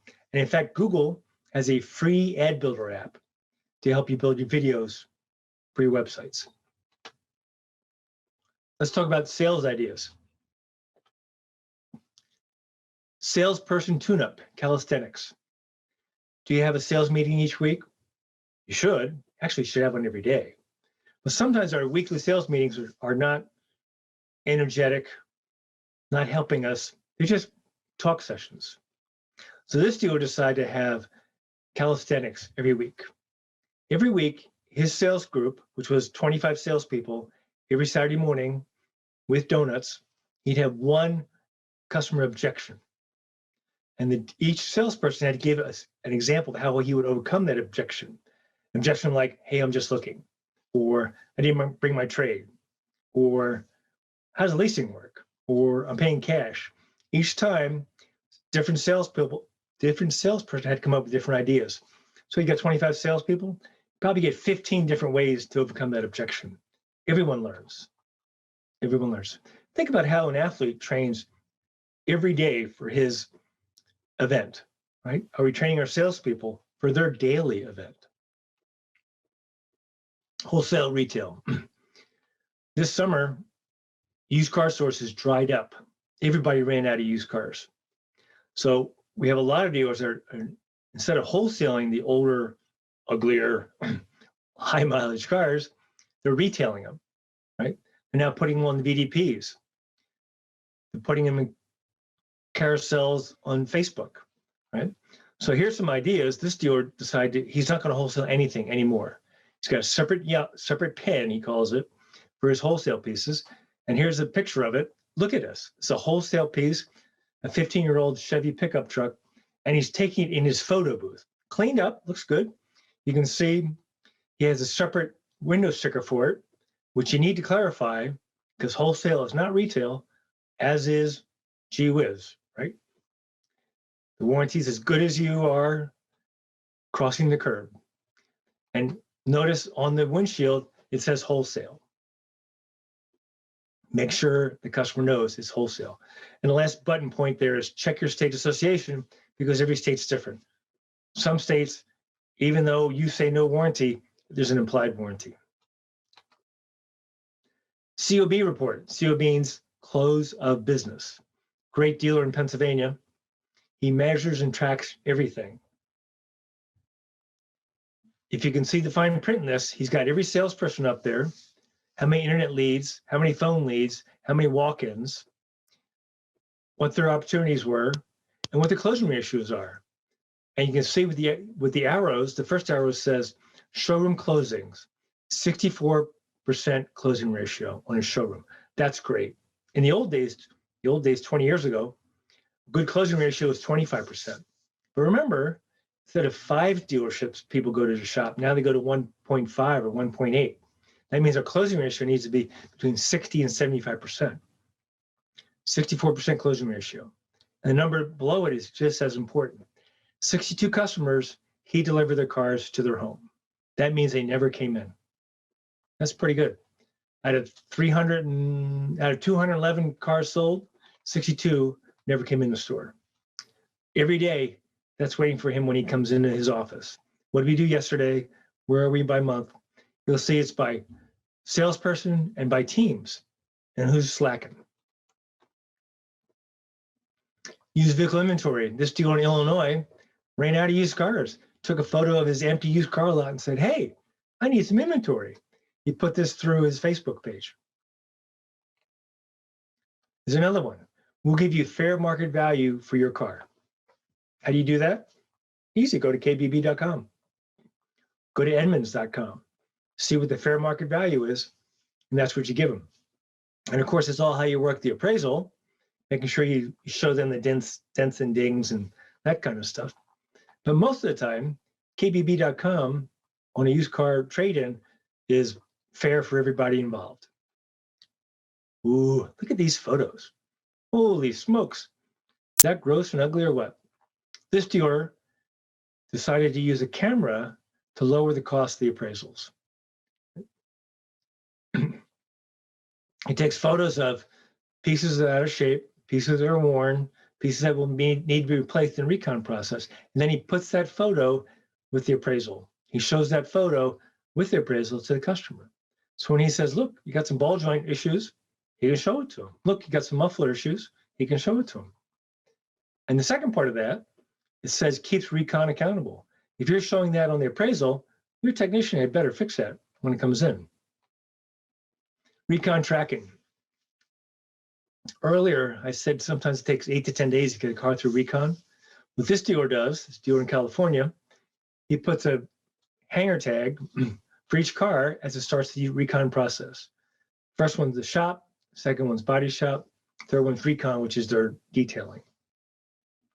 And he can look at every single hanger tag, see the date when it came in, and they circle when it's when it's done the shop or when it's done the body shop. You can see the progress of every car just looking through the windshield. Okay, let's talk about service. Are your service maintenance menus model specific? Right? If you have a Camry, the required maintenance is different than a Highlander, different than a RAV4, right? So are you specific by model? Right? You look in your owner's manual, look in your factory details, and you'll see a lot of different services vary by model, especially when we talk about 4x4s, especially when we talk about pickup trucks, right? Pickup truck and a subcompact have different schedules, different needs, right? Go to the needs. And if you justify the model expense, you'll have more sales. Need techs? This dealer in Ohio decided to support his tech school in 2 ways. First, he offered an internship during the summer. We'll pay you X number of dollars if you work for us during the summer. Then he put together an obligation based on the tuition of the tech school. So he said, if you work for us when you graduate, over time, we'll pay for your tech school expense. Oh, it's a great dealer. Great dealer in Maine. He lives and dies by the whiteboard. He's got a whiteboard for every department, new, used, service, parts. And he measures what he needs to measure. So he was having a problem with policy adjustment in the service department. So he put a whiteboard in the tech room where everybody could see it. Tracked by tech, by advisor, what the policy adjustment was. Here's our car, here's what it cost, here's what we did, and here's the tech. Keeps them accountable. Ooh, this was always fun. Interviewing technicians.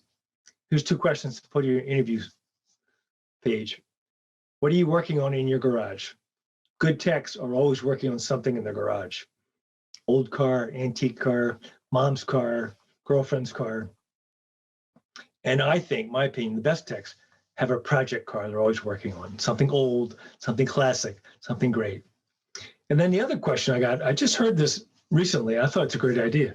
Did you play with Legos as a child?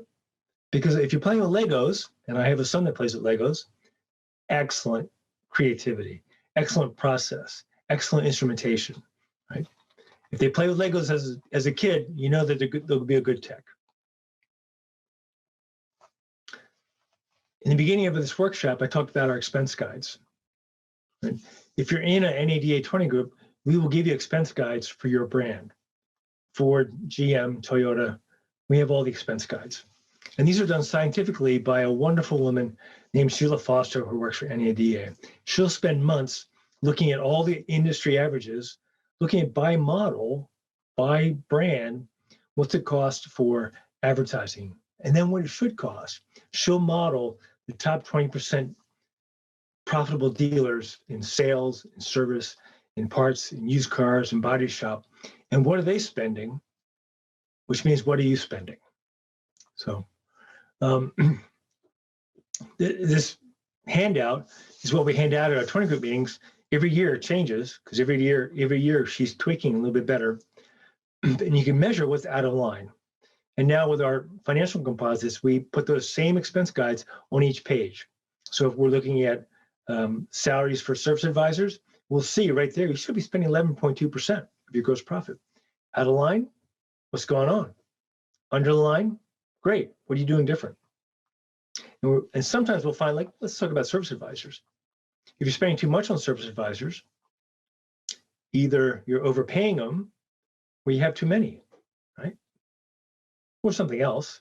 But that then starts the discussion of how many service advisors should we have? How should we be paying them? The other thing we do in NADA is we have a workforce report. Every year, January to May, we ask our dealers to submit to us confidentially their payroll information. And we collect thousands of dealerships' payroll. So we see A techs are making X as an average in Texas. We see that salespeople are making Y in Pennsylvania. And we can build it by metro, by county, by state, and we can see what people are paying their salespeople. People are paying their office managers, right? Think about that. We don't know what to pay our people. We have a guy from NADA that can show us what the average is. Maybe we're paying too much. Excuse me. Dealer in Ohio has a red pen committee. Each month, at the end of the month, he has a cross-department committee, which means new, used, service, parts. People from that department meet every month,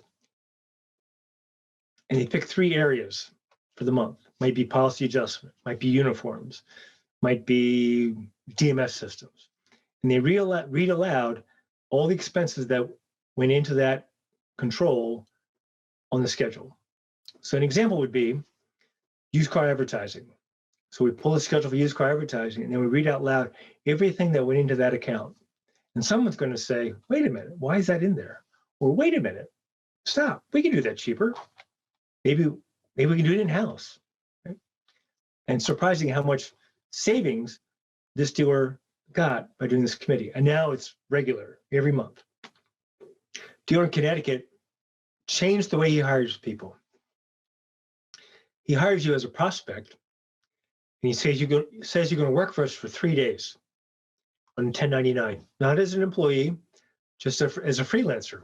So if it's a tech, this tech they just brought on as a prospect shadows the technician. Parts counterperson shadows someone in parts. Salesperson shadows a salesperson. And for 3 days, they get to examine this prospective employee and see if it's a good fit. Character, ethical behavior, shows up on time, no bad breath, right? Are they a good fit? Are they a good fit for our store? And are they a good fit for our character? If not, they don't hire them. And you lose 3 days of freelancement. That way you're not stuck with them. And if something comes up, the other employees know that, this guy's really stealing from us already. So it's a great way for collaborative answer for the dealership. Rules for sponsorship. Dealership is the hot spot for charity work. Every baseball team, every basketball team, Lions, Rotary, they all go to the dealership for donations. Right? Well, rather than just giving them a check, let's have standards. Right? We'll be your sponsor, but we require A, B, C, D, all the way through S and T. Right? If we're your sponsor, here's our logo. If we're your sponsor, on your page, we want a link to our dealership. We want signage at your organization, your event, right? We want awards and rewards. How do we all connect? And as I said earlier, we want connections through Facebook. If we're going to donate to you, we want you to share us with your Facebook people, Facebook members, right? It's not just putting up a little sign, we support the baseball. It's everything's involved. And again, looking at analytics, the more links you have to Lions, Rotary, baseball, football, the more your organic relevancy increases, which means puts you higher on the Google search. All right, here's the bonus. Number 1, body shop. This is a great idea. And most people in the room never thought of it. Most of us think that if you're in a car accident, you call the 800 number on the insurance form, right? This dealer decided to contact all the local agents in his market and say, hey, I've got the best body shop in town. I would appreciate all your referrals. Brought him little fruit baskets. And it's surprising how many referrals he's getting from just the agents. Because think about that. You had an accident, you may call your agent. You may not be calling the 800 number because you know the agent. And he's going to say, hey, take it to Bob's Dodge Body Shop. He'll help you out. I trust him. Right? You're asking for referrals. And again, a surprise, Lots of people call their agents when they have an accident. All right, bonus number 2. F&I is more and more incredibly important to the profitability of a store. 1750 a car, that's our number, right? But how are you measuring your people? Are you ranking all the components of the F&I effort? Do you rank salespeople on F&I? Because we know we rank F&I managers, but do we rank sales managers and salespeople on F&I car and products? Who's your best salesperson for selling service contracts? Because the salesperson sets it up. Who's your best manager for Gap? Right? The dealer in question that gave us this idea, in 2001, he was at $270 a car. This year, $2401 a car, F&I, because he's tracking it, measuring it, right? We measure to get results. That's it. Any questions? Feel free to email me. Here's my contact information, Tim Gavin, and my email is tgavin@nada.org. Email me if there are some of these forms you'd like that I'm legally allowed to send you, I will. If you have any questions about these ideas, be happy to answer them. When we do this at the show, we usually get about 20, 30 people come up after the show to ask specific questions or to ask for forms or ideas or things like that. Please feel free to do that on email. Right? If you're interested in joining a 20 group, we are growing.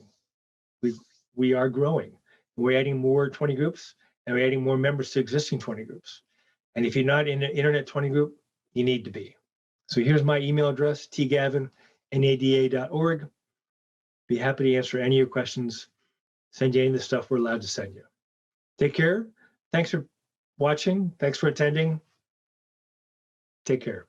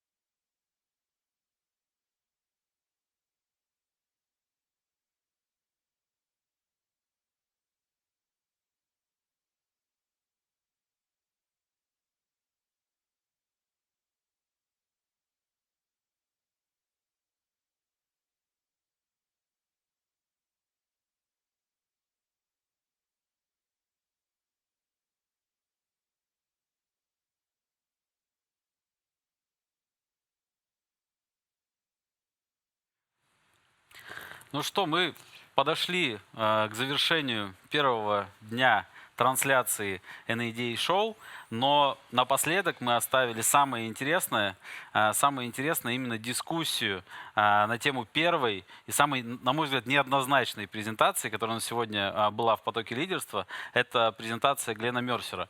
Я напомню, что в этой презентации Глен Мерсер делился результатами, там, по сути, обновлением прогноза по исследованию, которое они никак начали там 6 лет назад, представили впервые 5 лет назад, и все эти 5 лет обновляют. Это исследование о том, каким дилер станет и какие у него есть возможности и угрозы в горизонте до 2025 года первоначально было, а сейчас они исследуют возможности и угрозы для дилера в горизонте до 2030 года.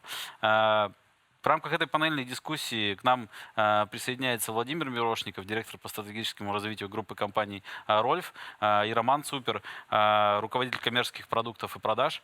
Роман, Владимир, Авто.ру, извини, Роман и Владимир присоединились к нам, чтобы расставить акценты в самых, на мой взгляд, неоднозначных вопросов. Может быть, мы найдем, наоборот, какой-то пиетет. И начнем мы с темы, которая во многом волнует дилерское сообщество сегодня больше всего. Это тема прямых продаж.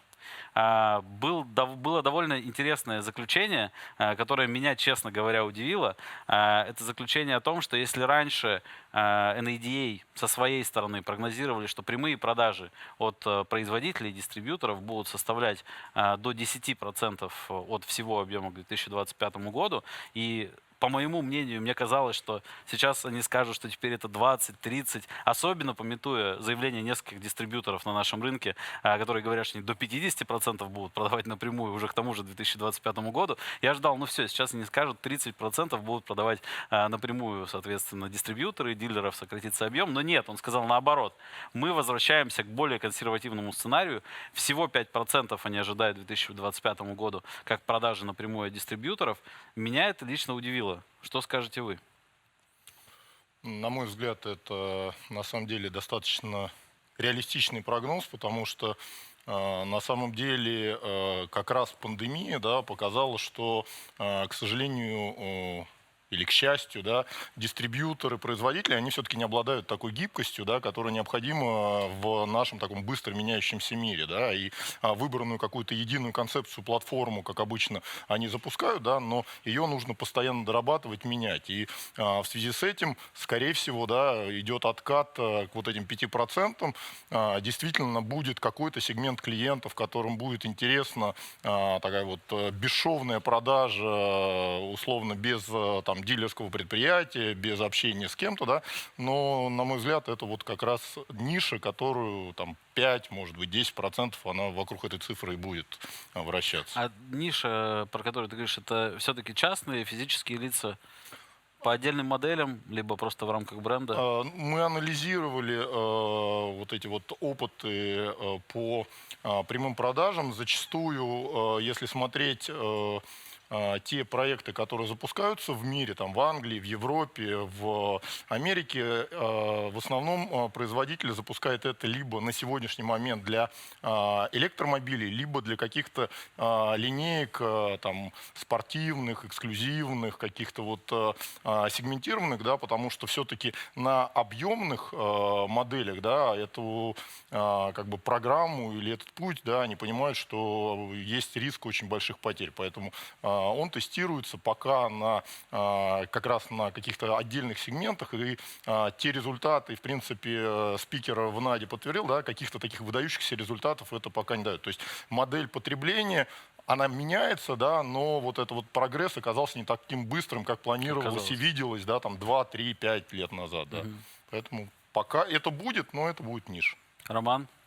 Ну, у меня двоякое чувство, потому что, с одной стороны, я согласен с нашим американским коллегой, вот, с другой стороны, не согласен. Согласен я потому, что сложно себе представить, чтобы сейчас дилер был исключен из цепочки продаж полностью. Вот, и как минимум, как точка выдачи автомобиля, он в ближайшее время все равно останется, но при этом я абсолютно уверен, что производитель будет экспериментировать с моделью прямых продаж, и мы слышим об этом даже уже и на российском рынке, и не от одного производителя. И тут важно понимать, что мы со стороны Авто.ру и Яндекса этот процесс никак не педалируем со своей стороны. То есть мы ни с какими инициативами не приходим к производителям, вот, мы не обсуждаем с ними какие-то варианты по прямым онлайн-продажам и так далее, по новым автомобилям, да и по БУ тоже. Вот. И при этом мы понимаем, что если в какой-то момент производитель примет такое решение, то это не наша война, не война площадок, да, и мы, конечно, в какой-то мере это решение поддержим, но никаким образом не будем ему способствовать. Вот. Еще есть мысль, которую, наверное, нельзя отбросить, это то, что ковид все-таки поменял модель поведения пользовательского, и мне кажется, что необратимо. Ну, то есть вот есть Денис Мигаль, который считает, что все откатится и пандемия пройдет. Вот. Мне кажется, что не откатится, и действительно ковид поменял рынок очень сильно, и причем это рынок потребления, как, не знаю, там, продукта, да, сейчас, по крайней мере, в больших городах.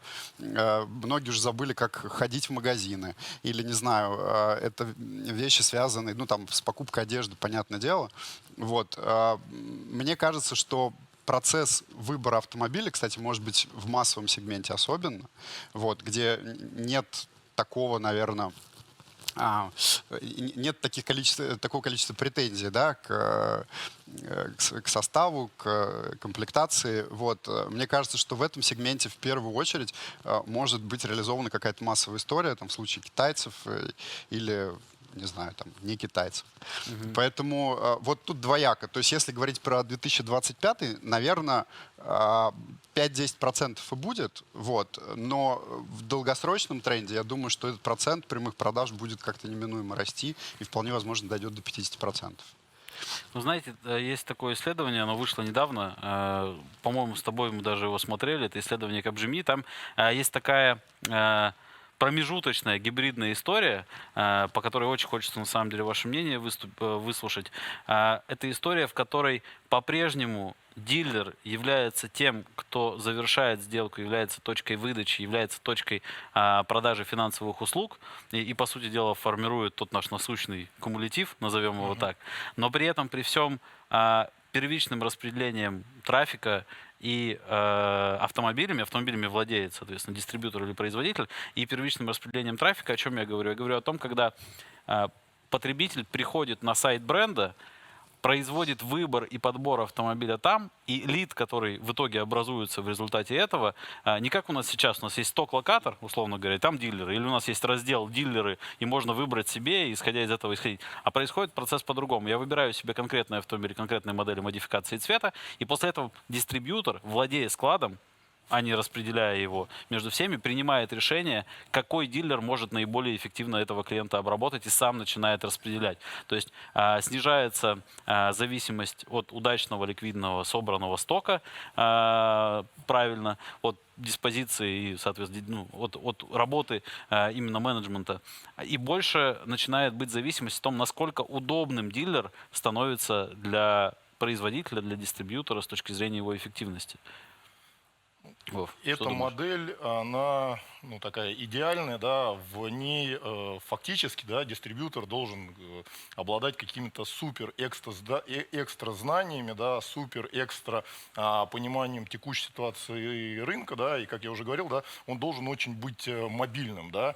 К сожалению или к счастью, да, на сегодняшний день ни у одного из дистрибьюторов такой платформы нет, которая могла бы условно 1000 клиентов, прогоняя через себя, делать лучшую модель, сравнивать дилеров, да, то есть выстраивать эти пути, да, то есть это такой вот, если бы мы жили в прошлом веке, сказать, 21 век, да, но, к сожалению, вполне возможно, когда-то это будет, да, но вот в обозримой перспективе, не знаю, там 5-10 лет, да, скорее всего, дистрибьютор будет предпринимать такие вещи, но для этого ему нужно изменить свою психологию, потому что ты работал в автомобильном бизнесе, ты понимаешь, что все-таки у дистрибьютора чуть-чуть, у производителя одна цель, у дистрибьютора другая цель, да, у дилера третья цель. Да. А у людей, которые работают в представительстве, они как бы работают чуть-чуть по другим скриптам, и это как бы другая экспертиза.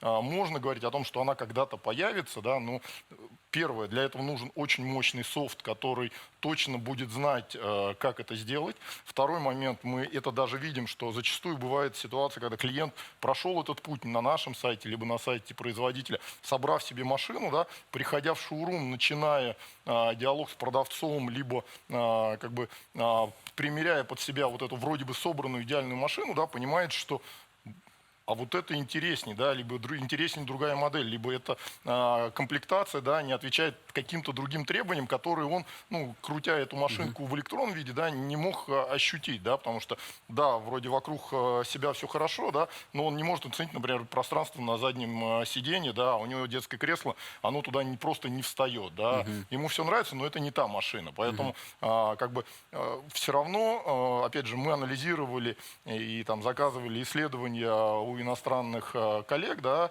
этих бизнес-моделей. И на сегодняшний день уже у различных представительств есть там порядка 5 или 6 моделей взаимодействия с клиентом, но ни в одной из этих 5 или 6 концепций нету производитель, клиент.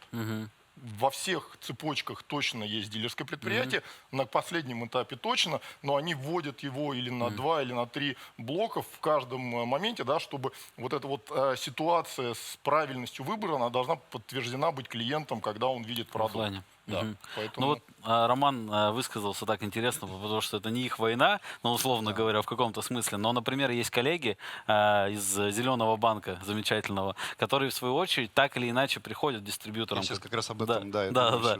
Извини, что снял с языка. Что об этом ты думаешь? Да, мне вот кажется, что, возможно, промежуточная модель, с которой сейчас экспериментирует Сбербанк, Сберавто, и мы тоже на самом деле экспериментируем, это когда как таковые продажи дилерские, они будут выполняться каким-то третьим лицом, не знаю, там можно назвать это агентской схемой. Вот, это может быть условно из Сберавто или Авто.ру, когда покупатель обращается в Сберавто или в Авто.ру, например, ему там подбирают автомобиль под его запросы, ориентируясь по складам всех дилеров, да, или там, не знаю, производителя, как это будет настроено.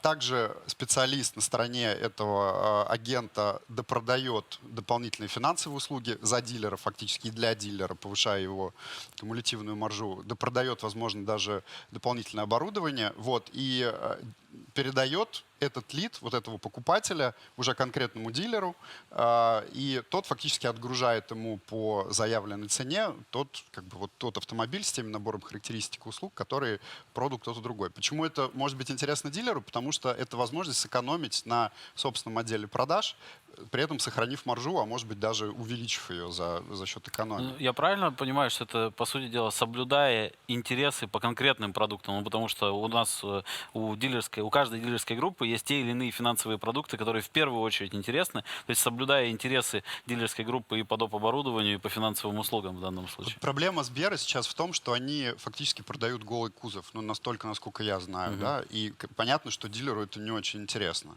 Вот. И не факт, что там у Сбера получится, что у нас получится допродавать для дилера вот эти вот финансовые услуги, доп. Оборудования. Но если да, то, мне кажется, нет причин этим не пользоваться, потому что это просто еще один канал продаж, который при этом тебе дает хорошую маржу, why not? Тем более, если это будет не один канал, а несколько, да, и таким образом в зависимости от одного канала дилер не впадает. Вот. А следующий этап, вполне возможно, что этот посредник будет уже коммуницировать с производителем. Но, опять же, у нас, например, нет такой цели. Ну, то есть только если рынок такие условия нам создаст, и производитель к нам придет и скажет, знаете, мы только вот так теперь работаем, то мы эту инициативу рынка как-то поддержим. Но сами мы абсолютно не собираемся дилера исключать из этой цепочки. И, как я уже сказал в начале, мне кажется, что пока это, в принципе, невозможно. Вообще, я думаю, что если не лишать дилера хлеба его, в хорошем смысле, то никто не против будет каких-то гибридных моделей. Очень важный момент во всей этой ситуации, и в частности, почему же производители рассматривают все вот эти вот платформы, версии, да, потому что фактически там Яндекс.Авто, Сберавто, да, фактически это размывание ценности бренда.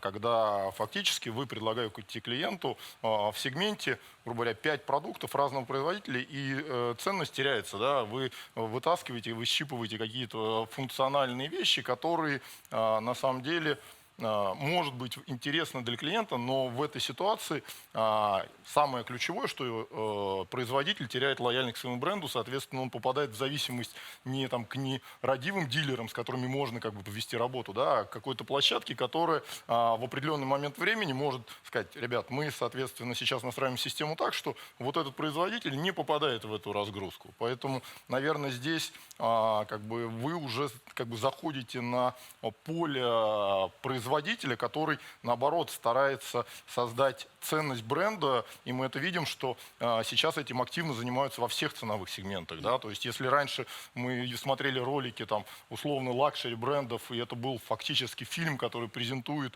автомобиль, некий стиль жизни, атмосферу и все остальное, да, то если посмотреть там текущие ролики китайских брендов, либо брендов из среднего и низшего ценового сегмента, да, они зачастую круче, чем там 5-10-летние ролики вот этих вот лакшери сегментов. То есть бренд пытается, да, как бы в голове у клиента создать понимание, что под каждую жизненную ситуацию, у них есть продукт, да. Ты молодой, быстрый, тебе спортивный автомобиль. У тебя появилась семья, тебе нужен большой багажник, у тебя универсал. У тебя появилась опция путешествий, вот тебе внедорожник. У тебя появилась футбольная команда в семье, да, тебе сейчас вот реклама больших 7-местных внедорожников. То есть здесь фактически вот как раз, я думаю, что пока до России это не добралось, но в мире производители просчитали те опции, о которых вы сказали, да, и сейчас для того, чтобы не потерять ценность бренда, они пытаются выстроить какие-то свои сегменты, каналы, да, мы видим, что они собирают очень много информации о клиентах,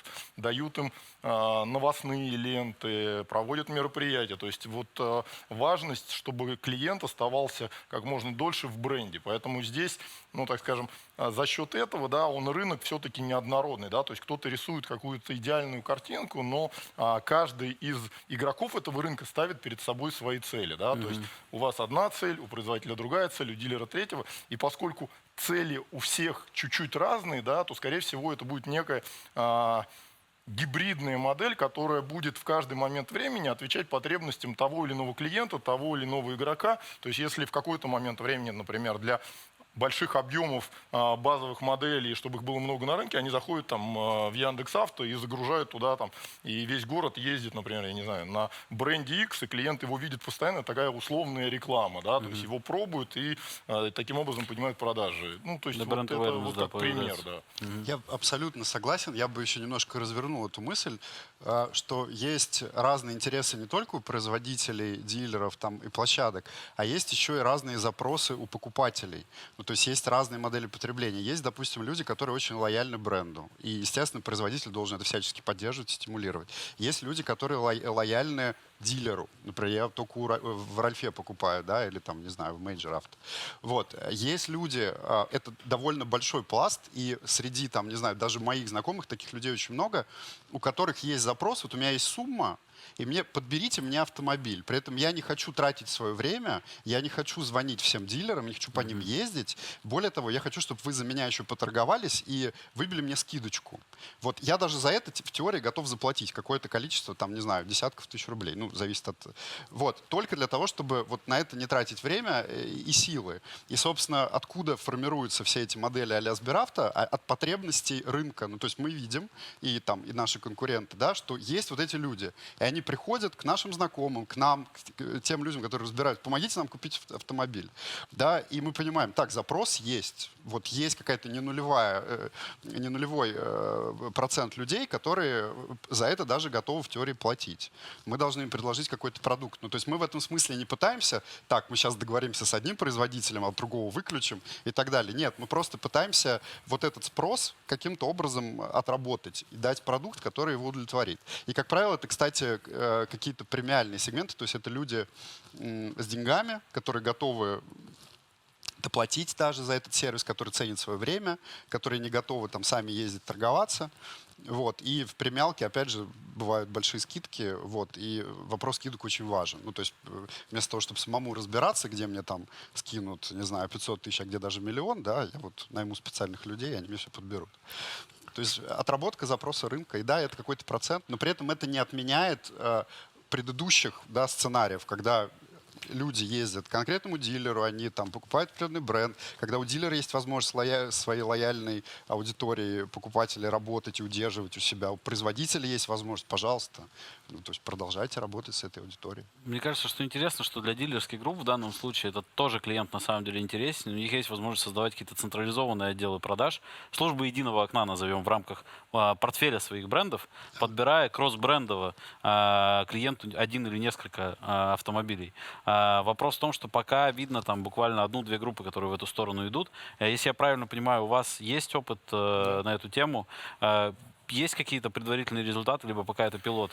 Это пилот, он тестируется. Есть такое некое количество клиентов, которые, как правильно сказал коллега, дает определенную сумму, и под нее необходим продукт. Да? Но, опять же, это условно очень не массовый, то есть это сегмент, да, то есть и на сегодняшний день мы скорее пойдем не там в единый централизованный там какой-то отдел продаж, да, а в некую IT-платформу, да, которая позволит клиенту сформировать некое свое ожидание, а уже вот, ну, грубо говоря, там презентацию, да, и до закрытия, да, осуществят продавцы того или иного бренда, да, которых мы подтягиваем именно в знании бренда, когда они, ну, так скажем, пропитаны брендом и вот этой энергетикой, да, будут заражать там того или иного клиента. Я вот сегодня на самом деле как раз записал такой вывод, который звучал в презентации Глена. Он говорил о том, что, по сути дела, они называют это не онлайн-продажами, и не онлайн, они называют это, у них такая гибридная, интересная, у них много понятий, это такая онлайн-интегрированная продажа или онлайн-интегрированная сделка. То есть она не онлайн, но она онлайн-интегрированная. И он говорит, что в этой сделке иногда гораздо легче удерживать клиента в рамках жизненного цикла либо группы компаний, потому что без офлайн опыта никак не обойтись. Клиент мыслит омниканально, но вот именно удержание сейчас в условной группе РОЛЬФ, условно говоря, при выборе нескольких моделей, и удержание и, как сказать-то, гарантия назначения встречи, первой встречи именно с офлайн приездом в РОЛЬФ, это то, что позволяют, видимо, делать такие онлайн-интегрированные платформы. Фактически вот как раз вот этот карантин, связанный с коронавирусной инфекцией, да, подвел нас к тому, да, то есть подтвердил эту гипотезу о том, что на самом деле людей, там, готовых заплатить онлайн полностью за автомобиль, это вот, ну, 0,0%. Да. Для большинства людей как раз важна ситуация, что рутинные процедуры они хотят делать онлайн.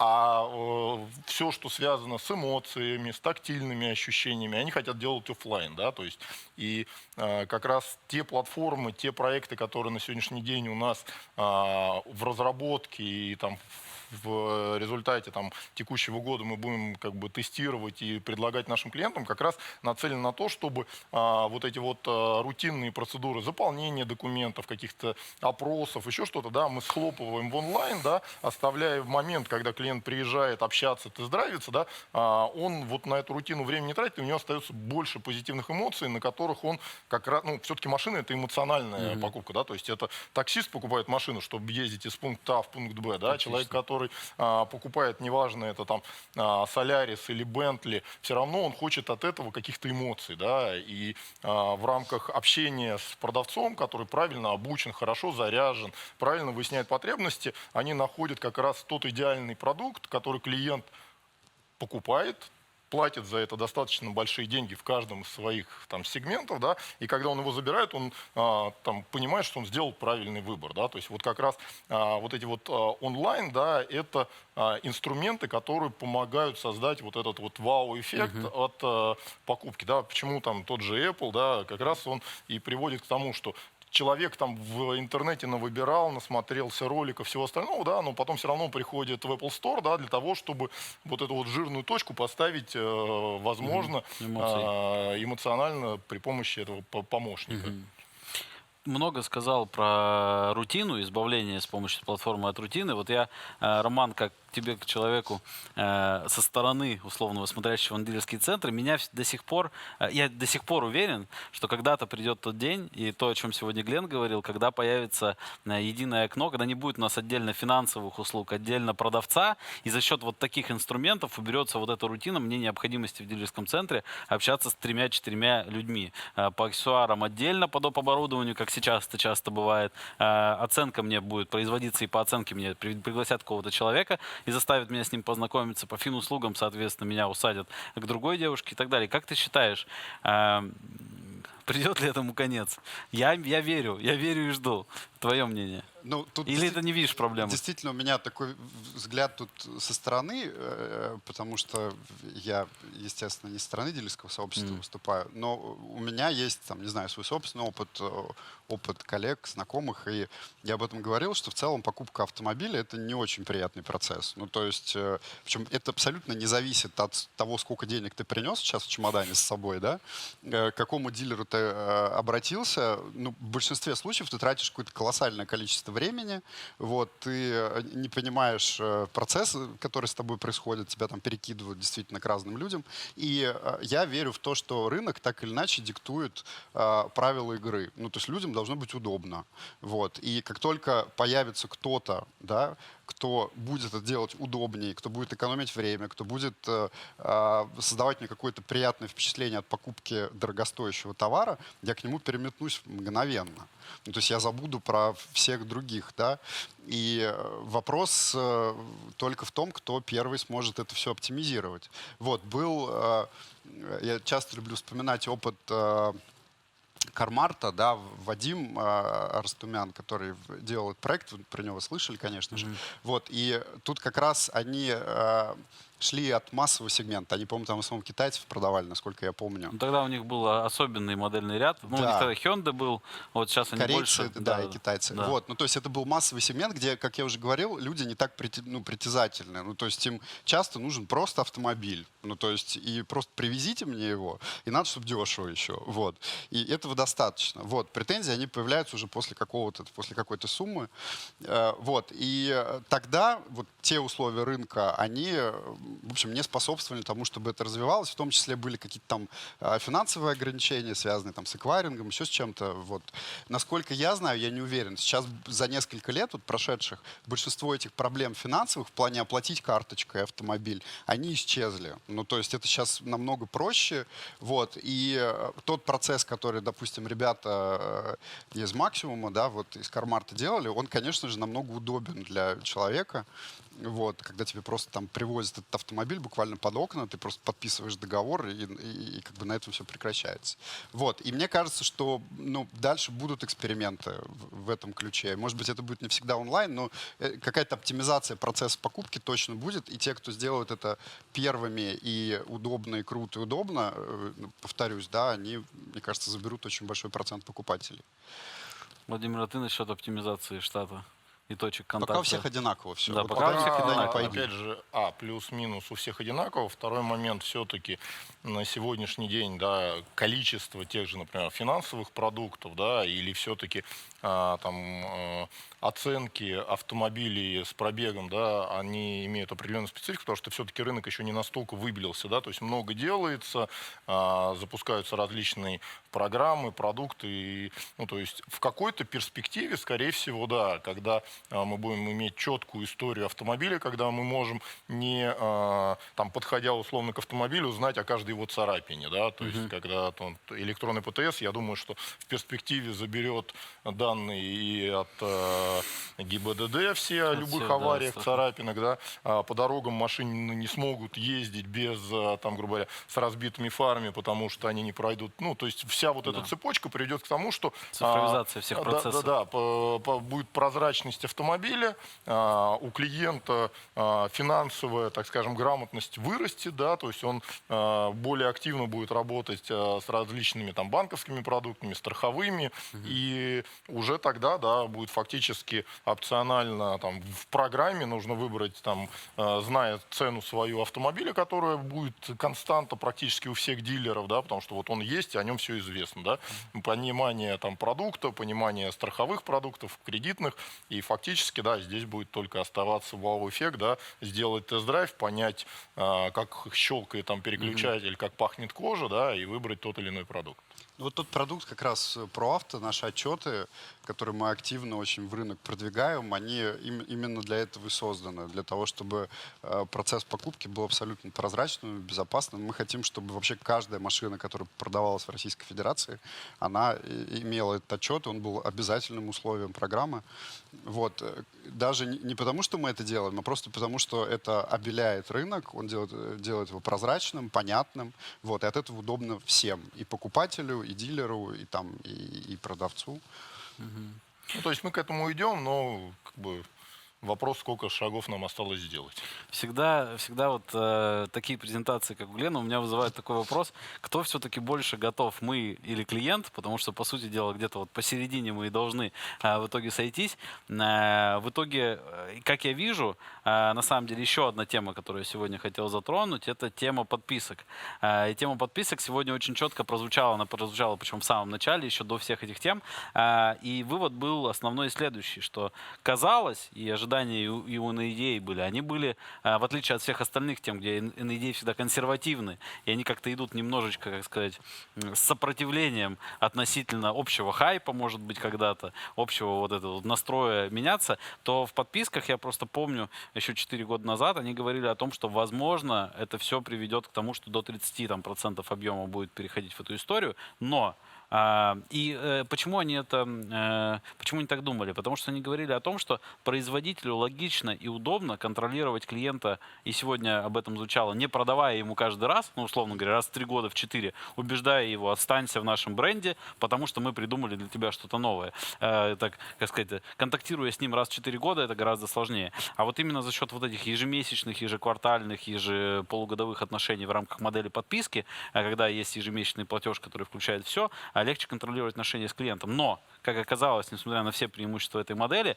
то, о чем говорил сегодня Глен, потребитель оказался не готов, точнее, оказалось, что он не настолько осведомлен, как думали. Думалось, что он реально понимает не остаточную стоимость, как сказать-то, эксплуатационные расходы и вот эти вот все платежи, которые есть, он их осознает и понимает, из чего они состоят, но оказалось, что вот этот новый платеж, который предлагался теперь как ежемесячный, в который входит все, клиент не мог понять, это много или мало, потому что он привык к лизингу, он привык к кредиту, он привык еще к каким-то историям. Вы разделяете именно причины, почему подписка не летит, как эти причины, как эту причину? Или все-таки вы видите другие предпосылки тому, что она пока не стала такой массовой? Или наоборот, вы считаете, что нет, она уже давным-давно массовая? Саня, ты что? Все уже у нас есть. Основной нюанс, да, по подписке — это все-таки манера владения, манера потребления автомобиля как услуги. Почему скорее это должно было полететь в Америке, но почему-то не полетело? Потому что там как таковой собственности автомобилей сейчас нету. То есть там это лизинг для физических лиц, там кредит, еще что-то, да. То есть количество автомобилей, находящихся в собственности, оно, ну, как бы непропорционально там с нашим рынком, да. То есть это в основном там какие-то более старые автомобили, не в тех сегментах, где там играют там производители, да. То есть все машины новые, они практически не покупаются за кэш. Это первый момент. Второй момент очень важный, то, что относится к нашему рынку, да, у нас средний срок владения автомобиля почти в 2 раза выше срока кредита. То есть человек, беря кредит, платя там 2 года, да, потом еще 3 года пользуется этим автомобилем, не платя условно никаких платежей. И фактически вот это вот основной как бы тормоз для как бы любых там подписок, там лизинг для физических лиц, да. То есть в там, Америке сформировалось, что ему не надо владеть, он каждый месяц, ну, живет условно в кредит и просто платит, да. У нас, у людей, как бы другая чуть-чуть ситуация, даже когда им предлагают производители очень хорошие кредитные продукты, да, они их досрочно гасят, да, разрывая, чтобы не каждый день вот эта вот ситуация, там, дамоклов меч, что тебе нужно что-то платить, не висела. Да. И третий очень важный момент, что на нашем, к сожалению, нестабильном рынке и определенные нестабильные экономические ситуации в стране, да, то есть все-таки, когда у тебя есть определенная собственность, да, есть какая-то там небольшая уверенность в завтрашнем дне, да, что если завтра ты потеряешь работу, то у тебя останется машина, ты поедешь там, не знаю, таксовать, и что-то получится, да. В ситуации с подпиской ты теряешь работу, не платишь, тебе привозят, забирают на эвакуаторе, и ты ни с чем не остаешься. Поэтому вот эти 3 основных... По мне так супер. И слава богу. Я понимаю, да, то есть поколенческая история. И вот эти 3 основных фактора, да, подписка, да, это нишевый продукт, который будет пользоваться в определенных сегментах, да, то есть если я владею, например, небольшой машиной до города, а мне нужно там с семьей съездить в отпуск в Крым, да, там, или в Сочи, да, то я возьму на месяц на подписку, я не знаю, там, минивэн и воспользуюсь этой опцией. Но как бы вот в долгую, и что это займет, там, 30-50%, но, к сожалению, пока вот эти первые 2 пункта не будут так скажем, вживлены в нашу ДНК, а я думаю, что это не очень скоро произойдет, то, соответственно, можно как сказать, спокойно наблюдать за другими рынками и об этом дискутировать, как о неком хайповом продукте. Я абсолютно согласен с Владимиром, я чуть-чуть разверну. Тут, мне кажется, два фактора. Есть фактор ментальности, и если, допустим, смотреть на Германию, где молодые поколения, их, наверное, уже как минимум 2, они, в принципе, не владеют ничем. Ну, то есть они все арендуют, у них это абсолютно в профайле. Вот. И понятно почему. Потому что это стабильная экономика, это отсутствие всяких дефолтов, гутобанков, МММов. Ну, то есть у нас в нашей ментальности постоянное фоновое ощущение, что тебя кинут, что ты останешься с голой, попой, вот, что если ты вот себе это имущество в виде квартиры, там, не знаю, машины, дачи не заимеешь, то, значит, умрешь в скором времени в старости от голода. Вот, и этот фактор, мне кажется, ключевой. И второй фактор — это фактор цены, потому что подписка все-таки очень дорогая. Ну, то есть я приоткрою секрет, что мы в Яндексе довольно детально эту тему изучали и делали как минимум несколько подходов к этой теме и пытались понять, стоит ли нам сейчас туда идти. И долго считали и поняли, что, ну, скорее всего, человек российский едва ли будет платить 35-40 тысяч рублей за то, что тебе не принадлежит, при том, что ты можешь, в принципе, в кредит платить 50. Ну, то есть он с большей вероятностью возьмет кредитную машину. И пока не очень верится, что эта история может стать массовой. При этом любой бизнес, который идет в эту тему, он берет на баланс, ну, какое-то большое количество физического имущества. Вот, и непонятно, насколько эта экономика может сойтись. Но при этом мы видим, что есть, опять же, наши любимые коллеги из Сбербанка и многие другие, которые сейчас идут в эту тему. Интересно, что у них получится. Мы с интересом наблюдаем.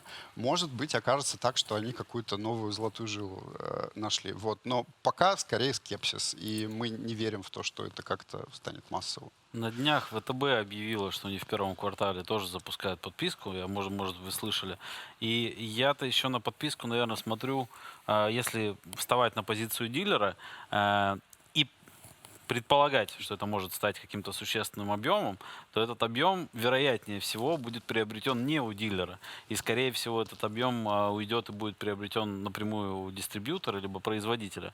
Вот. И с этой точки зрения, наверное, развитие этой модели мы, как дилерское сообщество, должны, наверное, воспринимать как определенную угрозу. И для нас, наверное, вот это то, о чем вы говорите, про культурную разницу и вот эту особенность, для нас это хорошее купленное время, условно купленное, которое пока нам позволяет в меньшей степени при таких вливаниях, которые делают гиганты, потому что они готовы субсидировать ставку. Я помню, Яндекс.Драйв в прошлом году запускал подписку, я не помню, там не такое большое количество автомобилей было, меня удивила цена, там было 19 800 или 20 400 рублей в месяц за Polo, Volkswagen. И я примерно считал, да, я просто примерно считал, во-первых, как там можно заработать, а если там можно заработать, то почему бы это не взять? Там причем были пятерки за тоже какие-то очень вменяемые деньги.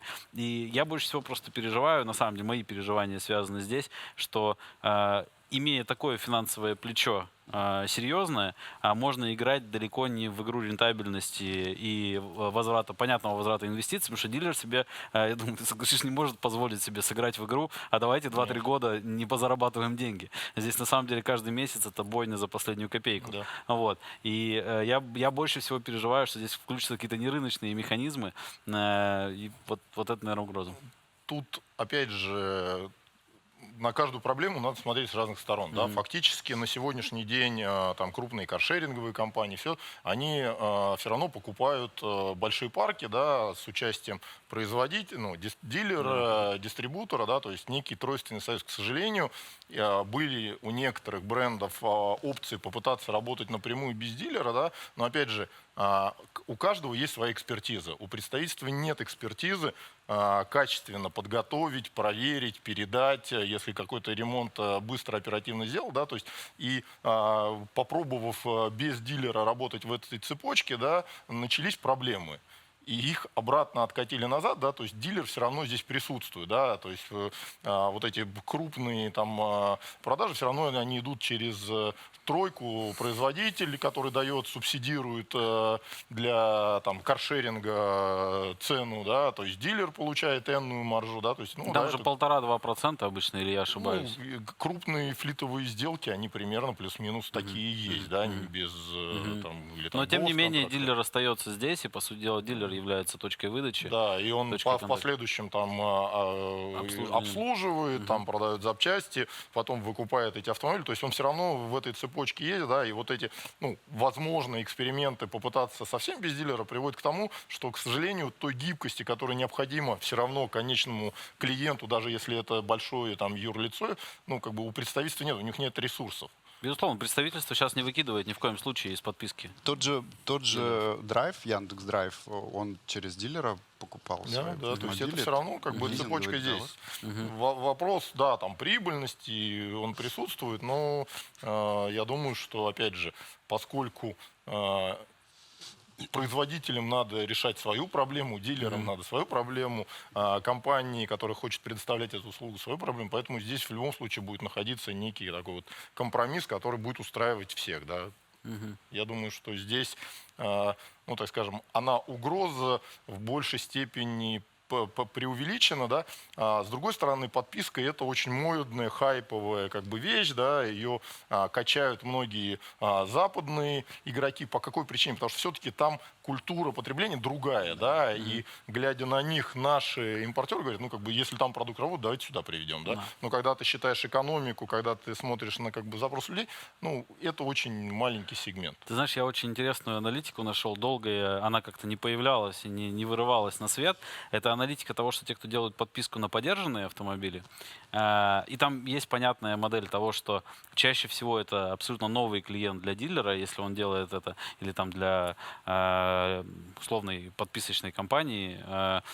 Очень интересная штука, что оказалось, что 60% или там 70% всего объема у двух крупнейших игроков подписки на подержанные автомобили — это клиенты, которые берут машины для того, чтобы работать в Uber.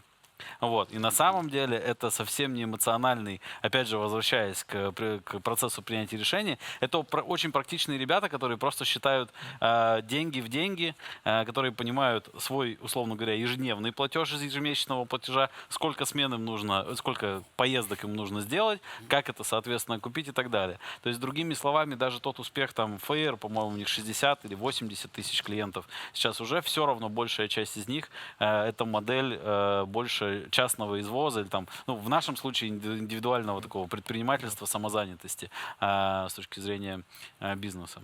Ну, интересно, что мы обсудили, как мы готовы меняться. Вот. Мы обсудили, как потребитель меняется. Вот. Но есть еще один большой как раз тройственный союз, как ты правильно сказал.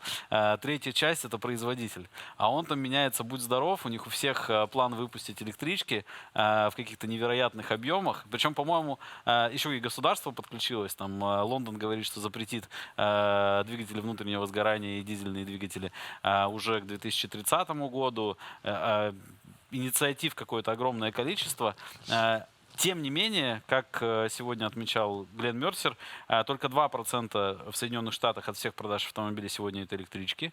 Они, глядя на то, что всего за последние 2 года в Европе также было 2, но за последние 2 года выросло объем продаж до 8, они в свою очередь прогнозируют в Европе, в США, извините, до 2025 года рост в объеме продаж всего автомобилей, электричек и гибридов до 7,5%, и до 30 года они прогнозируют 19,5%. Вот. Мы будем позади. Понятно, что это наши досужие разговоры с какой-то точки зрения, но мы все равно как-то... Для нас, если я правильно понимаю, это вопрос сервиса, это вопрос сервисного обслуживания, доходов сервиса, инфраструктуры, это такой множественный вопрос, но тем не менее, это штука, которая может нас повлиять в каком-то долгосрочном периоде. Насколько, по вашему мнению? Ну, ключевое для того, чтобы у нас это полетело, даже там те же налоговые или там таможенные какие-то льготы, да, это, к сожалению, ну, достаточно небольшой такой трамплин, да, то есть электрички на нем подпрыгнут, да, но никуда не взлетят. Потому что основное это инфраструктура, да, то есть если у тебя там в радиусе условно говоря, там 10 минут нет зарядных станций в нужном количестве, и это не покрывается на расстоянии, не знаю, там 1000 километров, ты знаешь, что ты можешь этим спокойно пользоваться, то, к сожалению, ну, как бы это будет оставаться нишевым продуктом. Я на сегодняшний день фактически, да, там попробовал все на российском рынке представленный электрический автомобиль, да, это определенный другой уровень как бы взаимодействия с автомобилем, это круто, да, там это условно, опять же, экологично, да, но, к сожалению, все упирается в инфраструктуру, да, то есть если ты в день условно проезжаешь где-то там до 100 километров, там 150, да, ты себя чувствуешь комфортно. Если твои пробеги в день 200 плюс, да, при среднем текущих машин это там 300 с небольшим километров, да, то когда этот показатель на табло начинает там каждые там 10 минут сокращаться там на 5-10%, а ты понимаешь, что вероятность того, что ты где-то подзарядишься быстро, да, она вот очень такая призрачна, да, то ты понимаешь, что вот это вот ощущение неизвестности, да, оно, наверное, не очень позитивно, да. Я как-то в пустыне Невады так с двигателем внутреннего сгорания столкнулся. У меня ощущение неизвестности в темноте. Фильм «Брат 2», да? Да, это вообще страх абсолютный был.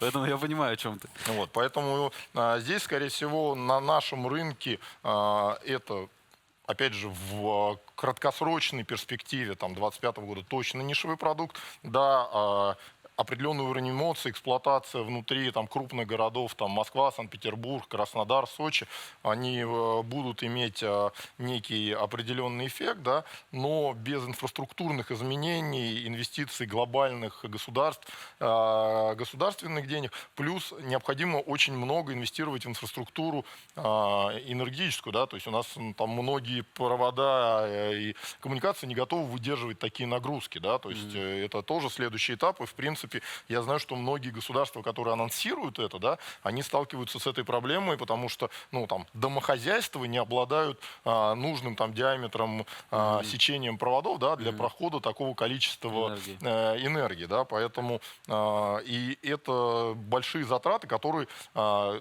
государство может спонсировать, да, но мы видим уже яркий пример, когда государство перестает, и в Америке это было, и, по-моему, в Норвегии, да, субсидировать эти вещи, да, автоматически продажи прямо останавливаются, да, то есть люди как бы не готовы, хотя вроде бы там субсидии небольшие, да, там, грубо говоря, на машине в 50 тысяч, там, да, там 3-5 тысяч, да, но как только их отключают, люди сразу останавливают как бы выбор в эту пользу. Поэтому здесь, наверное, будут еще много сюрпризов, потому что многие вещи анонсированы, да, они приводят к тому, что производители должны пересматривать под эти требования свои производственные программы, да, но вот как это будет, очень будет интересно посмотреть.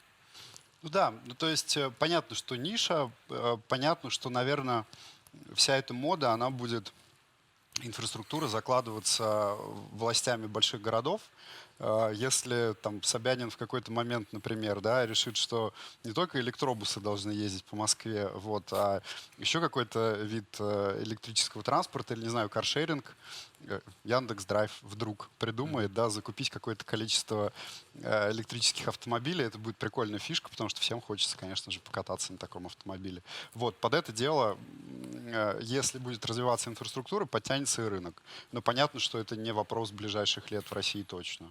Есть один нюанс, который мы не можем прогнозировать. Если кто-то изобретет батарейку, которая образно будет давать пробеги, там, не знаю, там, кстати, 1000, уже что-то 1500. Да, вот если это произойдет, это приведет к определенной революции. Да? Но вот на сегодняшний день быстрая зарядка и большой промежуток времени езды, да, то есть ты заправился, неделю ездишь. Тогда это может привести к какой-то революции и очень сильному переделу рынка, да, то есть кто-то уйдет вообще из производителей, из брендов, да, а кто-то займет очень большой сегмент. Но вот пока о таком, к сожалению, никто не слышал, да, потому что я думаю, что такие аккумуляторы в первую очередь начнут появляться на каких-то там гаджетах, там, я не знаю, там, косилках, еще чем-то, но там такого пока нет, поэтому можно пока расслабиться. Ты знаешь, действительно, я вот послушал тебя, что может быть грамотный портфель рынка, портфель брендов может оказать гораздо большее влияние, нежели уменьшение заездов на сервис из-за снижения числа двигающихся частей. То есть там просто вопрос того, что у тебя карпарк твой, который ты можешь обслужить, он станет меньше. Поэтому, да, это интересная мысль. Ну и еще один момент очень важный. Здесь как бы не надо бояться вот этого сегмента, да, потому что все равно напродано очень большое количество автомобилей. Их надо будет обслуживать. Это первый момент. Второй момент. Я думаю, что электрические машины, да, они имеют меньше опций, которые нужно там чинить, да, но как мы понимаем, как любой гаджет, да, то есть там, видимо, будет другой уровень поломок, да, то есть это программные какие-то глюки, еще что-то, да, то есть там нам надо перестраиваться чуть-чуть в другую как бы цепочку, да. Я думаю, что, опять же, если брать РОЛЬФ, да, мы участвуем во всех программах производителей с электрическими автомобилями, в частности, для того, чтобы чувствовать вот эти вот изменения. Что интересно по поводу карпарка. Действительно, карпарк останется с двигателями внутреннего сгорания. Еще даже если завтра мы представим, что все продается только электрички, тем не менее 4-5 лет — это тот сегмент, который мы обслуживаем. И поэтому вообще исследование, которое делает NADA, если я правильно понимаю, то зачем они его начали 7 лет назад делают, последние 5 лет обновляют, оно должно ответить на вопрос, и вот такая заключительный такой вывод и мысль от вас, оно должно ответить на вопрос, сколько времени и какой длительности инвестиционные проекты, будь то покупка дилерских групп или там строительство новых дилерских центров, вложения капитальные в дилерский бизнес, какой длительности мы можем еще окупить, потому что, ну, представим, если мы знаем о том, что завтра через 5 лет карпарк кончится, если мы знаем о том, что продажи и большая их часть уйдет за пределы дилерских центров, где вот они пытаются ответить на вопрос, до 2025 года вроде дилеры есть, до 30-го вроде тоже есть. Вы с этим глобально согласны, что 5-7 лет у нас еще смело мы можем планировать свою карьеру и взаимодействие с дилерскими группами? Я думаю, что у нас на самом деле, как я уже говорил ранее, и дальше есть, есть ли жизнь там в следующем тысячелетии? Есть, да, только она будет другая. Возможно, будут какие-то другие опции, другие финансовые продукты, другие продукты автомобильные, да, и их надо будет все равно продавать, обслуживать, ремонтировать, там что-то менять, что-то чинить, поэтому, ну, как бы бизнес будет другой, просто он будет трансформироваться. Эволюция, да, эволюция. Она будет эволюция, да, и в какой-то момент времени, ну, как, я не знаю, даже когда будут машины летать, все равно с ними что-то надо будет делать. Поэтому бизнес будет, но он будет постоянно трансформироваться. Я вспоминаю как раз вот, я называю это «надо», в Новом Орлеане, и я там был, я не помню, сколько это лет было назад. Столетие, 3 года назад, мне кажется. Да, где-то года 3 назад. И там выступал президент Форда. Вот, и он как раз рисовал вот этот город будущего. Это было очень красиво. Там слайды были какие-то у него сумасшедшие. Город, где беспилотные автомобили, они управляются единым центром компьютерным, и нет аварий, и нет частного владения, и все электрическое, ничего не ломается, и так далее, и так далее. И сидят эти такие возрастные мужички в пиджаках, дилеры, они активно хлопают. Вот, и мы такие, они вообще понимают, что они вот сейчас приговор им подписывают просто вот устно. Вот, и, ну, конечно, это вопрос там какого-то далекого будущего, особенно для России. Вот, и в этот момент, кстати, мы в какой-то мере и себе тоже приговор подписываем, потому что Авто.ру — это же сервис по купле-продаже автомобилей, да, и если этот город будущего будет, то зачем Авто.ру? Вот, и нам тоже нужно будет как-то, видимо, искать новые смыслы, новые модели вместе с дилерским сообществом и вместе с людьми, которые будут так или иначе автомобилями пользоваться. Вот, но пока мне кажется, что это все-таки разговоры про какое-то далекое будущее. Пока что бизнес для нас, для всех есть, и для Авто.ру, и для дилеров. Вот, и я надеюсь, что это и 5 лет, и 7, может, даже 10. В общем, этот тройственный союз будет жить, и будет жить, развиваться, и будет прибыльным. Я вас сегодня благодарю за то, что вы выделили время. Спасибо. Отлично провел, правда, я этот час. Очень приятно было, что вы поделились своими мыслями. Владимир, Роман, спасибо большое. Спасибо. Вот. А я обращаюсь к тем, кто сегодня провел этот первый замечательный день, провел с нами. У нас впереди еще невероятно много интересного. Четверг и пятницу мы будем стартовать пораньше, мы будем стартовать в 10 утра каждый день. У нас также будет по 10 каждый день семинаров. Они также будут идти 2 потоками. Если завтра это будут продажи и сервис, то в пятницу это будут персонал и цифровые каналы продаж. Мы очень ждем вас завтра.